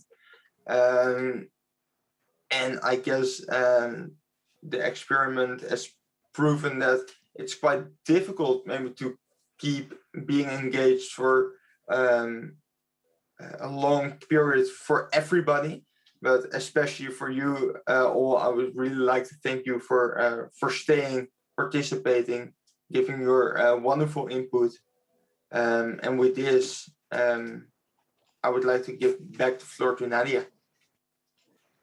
Thank you very much, Auke, and thank you so much for moderating this session. This has been really a difficult and to try this entire new setup here at EuroDIG, but I'm thanking you so much for having the courage to take on this project and having such a wonderful discussion with everyone, and in the end, presenting these messages that will be taken up in the EuroDIG messages. So this being said, thank you so much. And with this, I would like to go and see if Studio Leipzig is online for some concluding remarks. Studio Leipzig, Are you here? Nadia, can you hear me? Nadia, can you hear me? Yes, Sandra, we can hear you. How are you? Okay, super. Well, it's a busy day, and I think it's a busy day for you as well. And I was just listening to the final remarks that it was a challenging format in this focus session too. Is this what it was, or would you say it was a good experiment in this focus session format? It was a great experiment, and really a lot of commentary and a lot of engagement came out in the breakout session. And actually the breakout session just didn't want to end, to come actually back into the main room and sharing a discussion. So there seems to be a need for these different type of venues and formats for people to really explore the different types of communication methods that they enjoy to participate in. But it was really great to see that this opportunity was taken, and we really were able to go into more depth in certain aspects of the discussion. Okay, we are very much interested in the feedback of every participant, and we will send out after the EuroDIG feedback form. And I think in particular for those sessions, for the focus session, it's really important to get the feedback from the moderators, from the organizers, but also from the participant, if this is a format that we should keep for the future or if we should change and adjust it accordingly. So therefore, I would really encourage all participants to look out for the feedback form that will be sent and answer this question that will really help us to develop this forum a bit further. So thank you very much, Nadia. Thank you, Auke, and the entire team and all participants. And as I said, please join us in the amphitheater at 6 o'clock when we have that magic moment. And don't go to the football soccer match. Don't watch this. Come to us in the and you have to go directly in the gather room to the amphitheater and click on X on your keyboard, and then you will be connected to the Zoom room of the amphitheater. So enjoy the afternoon. Soon we will have the closing of the day. Everything will be summarized, so you can also stay into the studio and listen to the summary of the day. Wonderful. Thank you so much, Sandra. See you later. See you later. For those of you who would still like to know what's going to happen tomorrow, there is focus session 3 that will happen tomorrow in this room that is going to be about new European proposals, NIS and cybersecurity agenda, and focus session 4 on the European mediascape, how to recreate a trusted public sphere. Thank you all very much and have a good evening. We hope to see you in the amphitheater tonight. Thank you very much. Bye-bye. Thank you very much, everybody. Bye-bye. Bye-bye.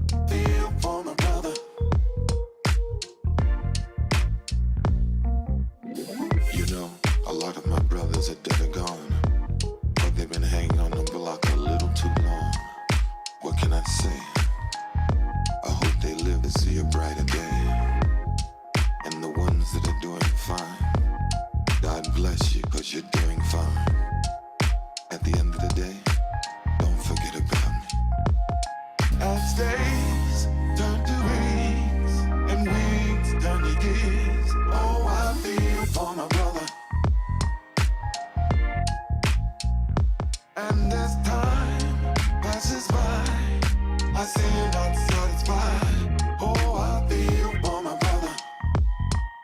Feel for my brother. The street life used to be on. Straight up hustling till the break of dawn. Taught me how to do wrong right. Everything inside. But somehow things started to change. Try to get us straight up out of the game. You couldn't see what I saw. The empire was starting to fall. And everything that I said never seemed to get into your head. I tried to do the right thing. Living my life with the words that I sing. Now tell me, I wanted to know what happened to my best friend. As days turn to weeks and weeks turn to years, I feel for my brother. Feel for my brother. And as time passes by, I see you're not satisfied. Oh, I feel for my brother. Feel for my brother. I miss you, man. You're my brother. I said I love you, babe. I won't forget you, no. Oh, no, no. Oh, no, no, no. Sometimes I feel life is cheap. Everything's disposable and so are we. Can you hear me? Life is real, yeah. And if there's a heaven above, please start showing a brother real love. Cause I wanna go home. Oh, I feel for my brother. I miss you, man. Oh, I feel for my brother. You're my brother. I feel for my brother. Oh, no, no. Feel for my brother. I wanna go home. I feel for my brother. I won't forget you, no. I feel for my brother. I feel for my brother. I feel. Oh, I feel for my brother. I feel for my brother.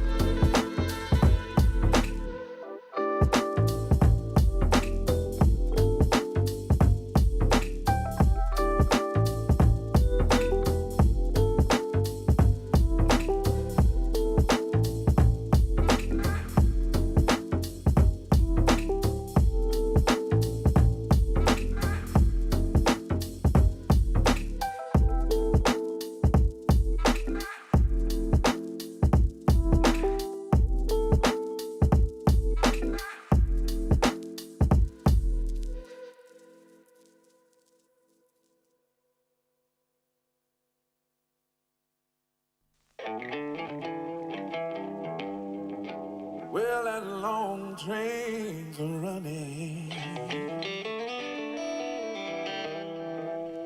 coming around the bend.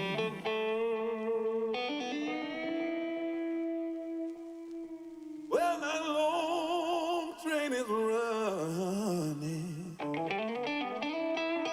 I see it coming round the bend.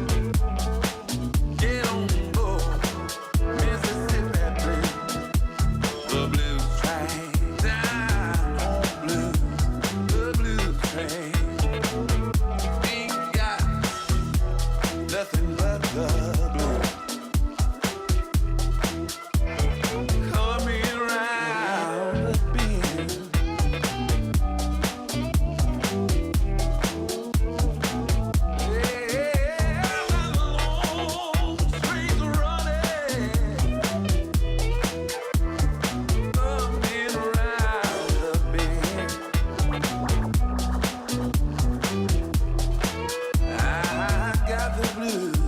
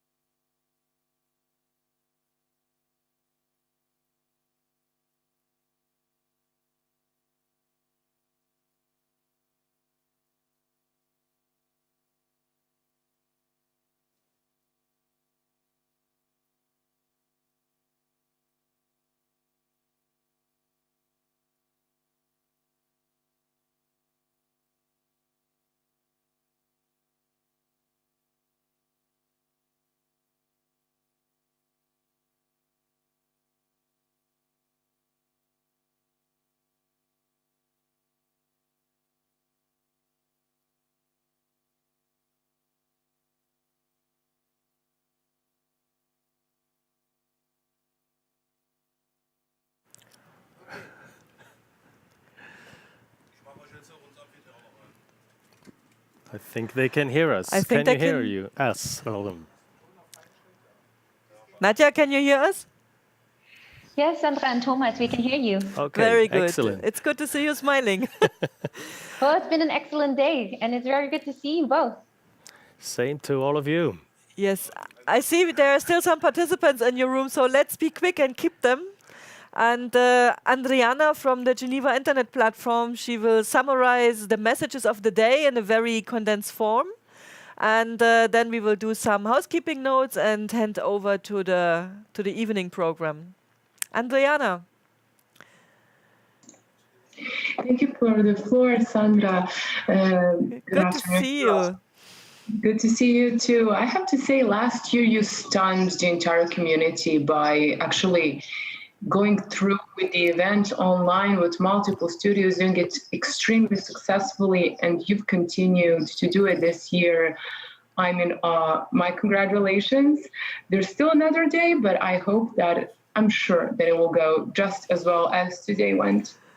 Thank you very much. It's indeed quite an effort to connect all these studios across Europe, and we are trying to be better than the football community is. 50 million times less resources, of course. Of course. But you're powering through, and that's good to see. Okay, Andriana, you have the floor now. We will enlarge your video so that all the studios can basically see you.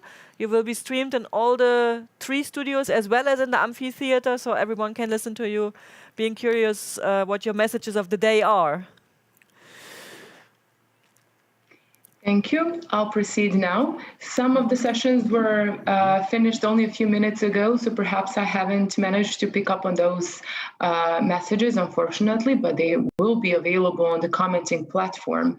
What we discussed today in access and literacy was mental well-being and digital addiction.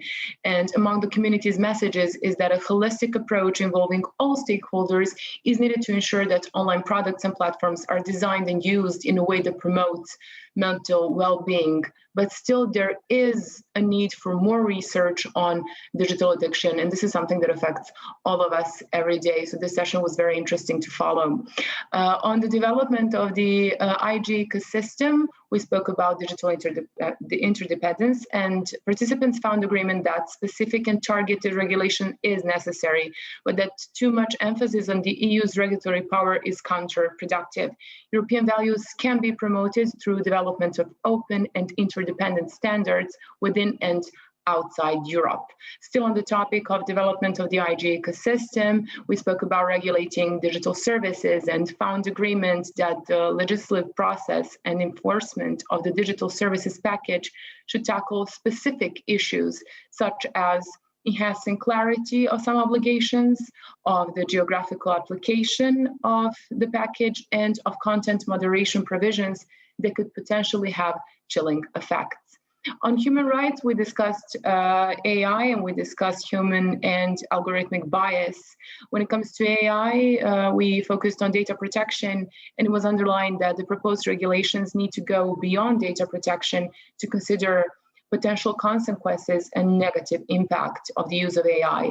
And on algorithmic bias, it was noted that equality and fairness are important principles to address bias, but that it's not easy to find an intercultural agreement on some aspects of these principles.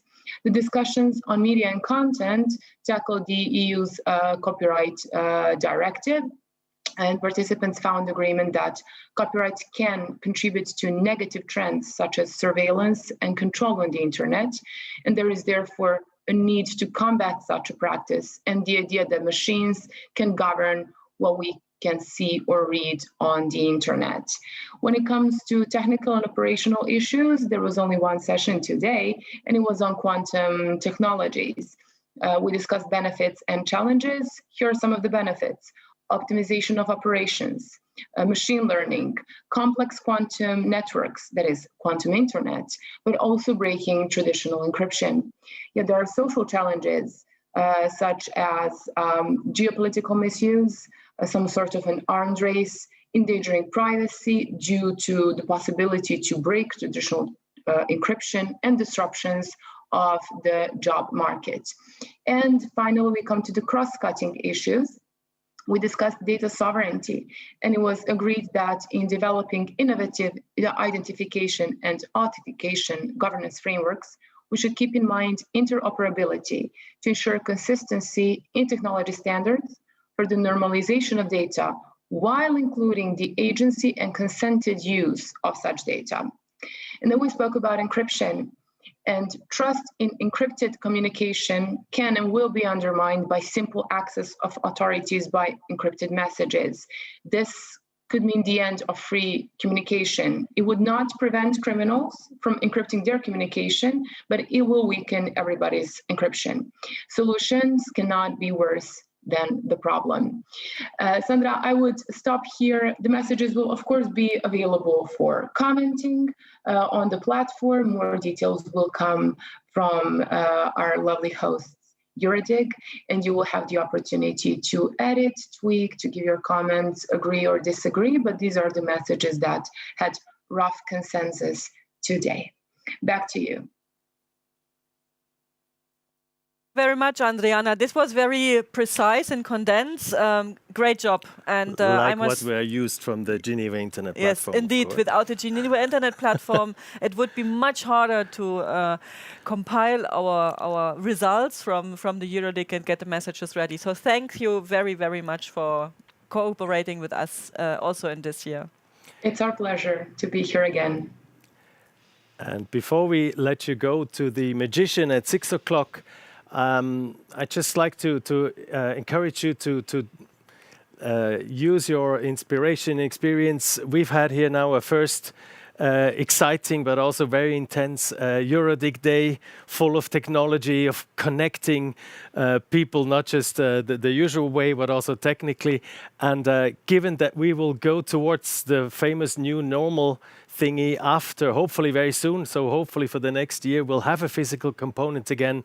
We would, of course, be very interested to see what you will, what your takeaways are regarding how to organize such a meeting, what components of the virtual part we should try and keep in the future. Also, what the priorities are given limited resources. We may not be able to organize a Eurovision Song Contest-like thing all over Europe. So what are the things that you would like to keep? How do we manage to do this? So what are the experiences? What worked well? What worked less well this time? So please remember these things, write them down, send them to us, communicate it, also discuss it among yourselves. Happy very interested to hear your feedback. Thank you all. Yes, indeed. There's not much I could add at this page, but just to reiterate, we need your feedback. EuroDIG was always a place to experiment. We did quite some experiments this year, and we are really eager to hear how that worked for you and what could be kept and what not. Now, in 15 minutes, all the studios will close now. The Studio Belgrade, Studio Bruges, and Studio Trieste, they will close. But Amphitheater will open. So everyone who did register and who is in Zoom should have the access details together, and you will be able to find your way to the gather room. If you don't find your way, you can click. You can actually click on the dummy to the theater. Starts with AAA, dummy, amphitheater. And this, when you click on follow, you will directly automate it to this dummy and then take a seat there, click on X, join the Zoom. And believe me, without meeting the magician today, your life, or no, not without, by meeting the magician today, your life will change dramatically. And this is much more important than a soccer game tonight. That's what she says, of course. I had to set up a TV for him in the outside area so that he can watch. Of course.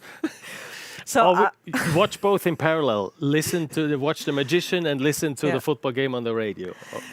So I really hope I will meet you in the theater soon here with us. We are waiting for you, and in 15 minutes we will meet the magician there, and I hope to see you as well. And otherwise, enjoy the evening and see you tomorrow and continue the discussion. Thank you. Bye-bye. See you at 6 o'clock sharp tomorrow morning. Okay. Bye-bye. Bye.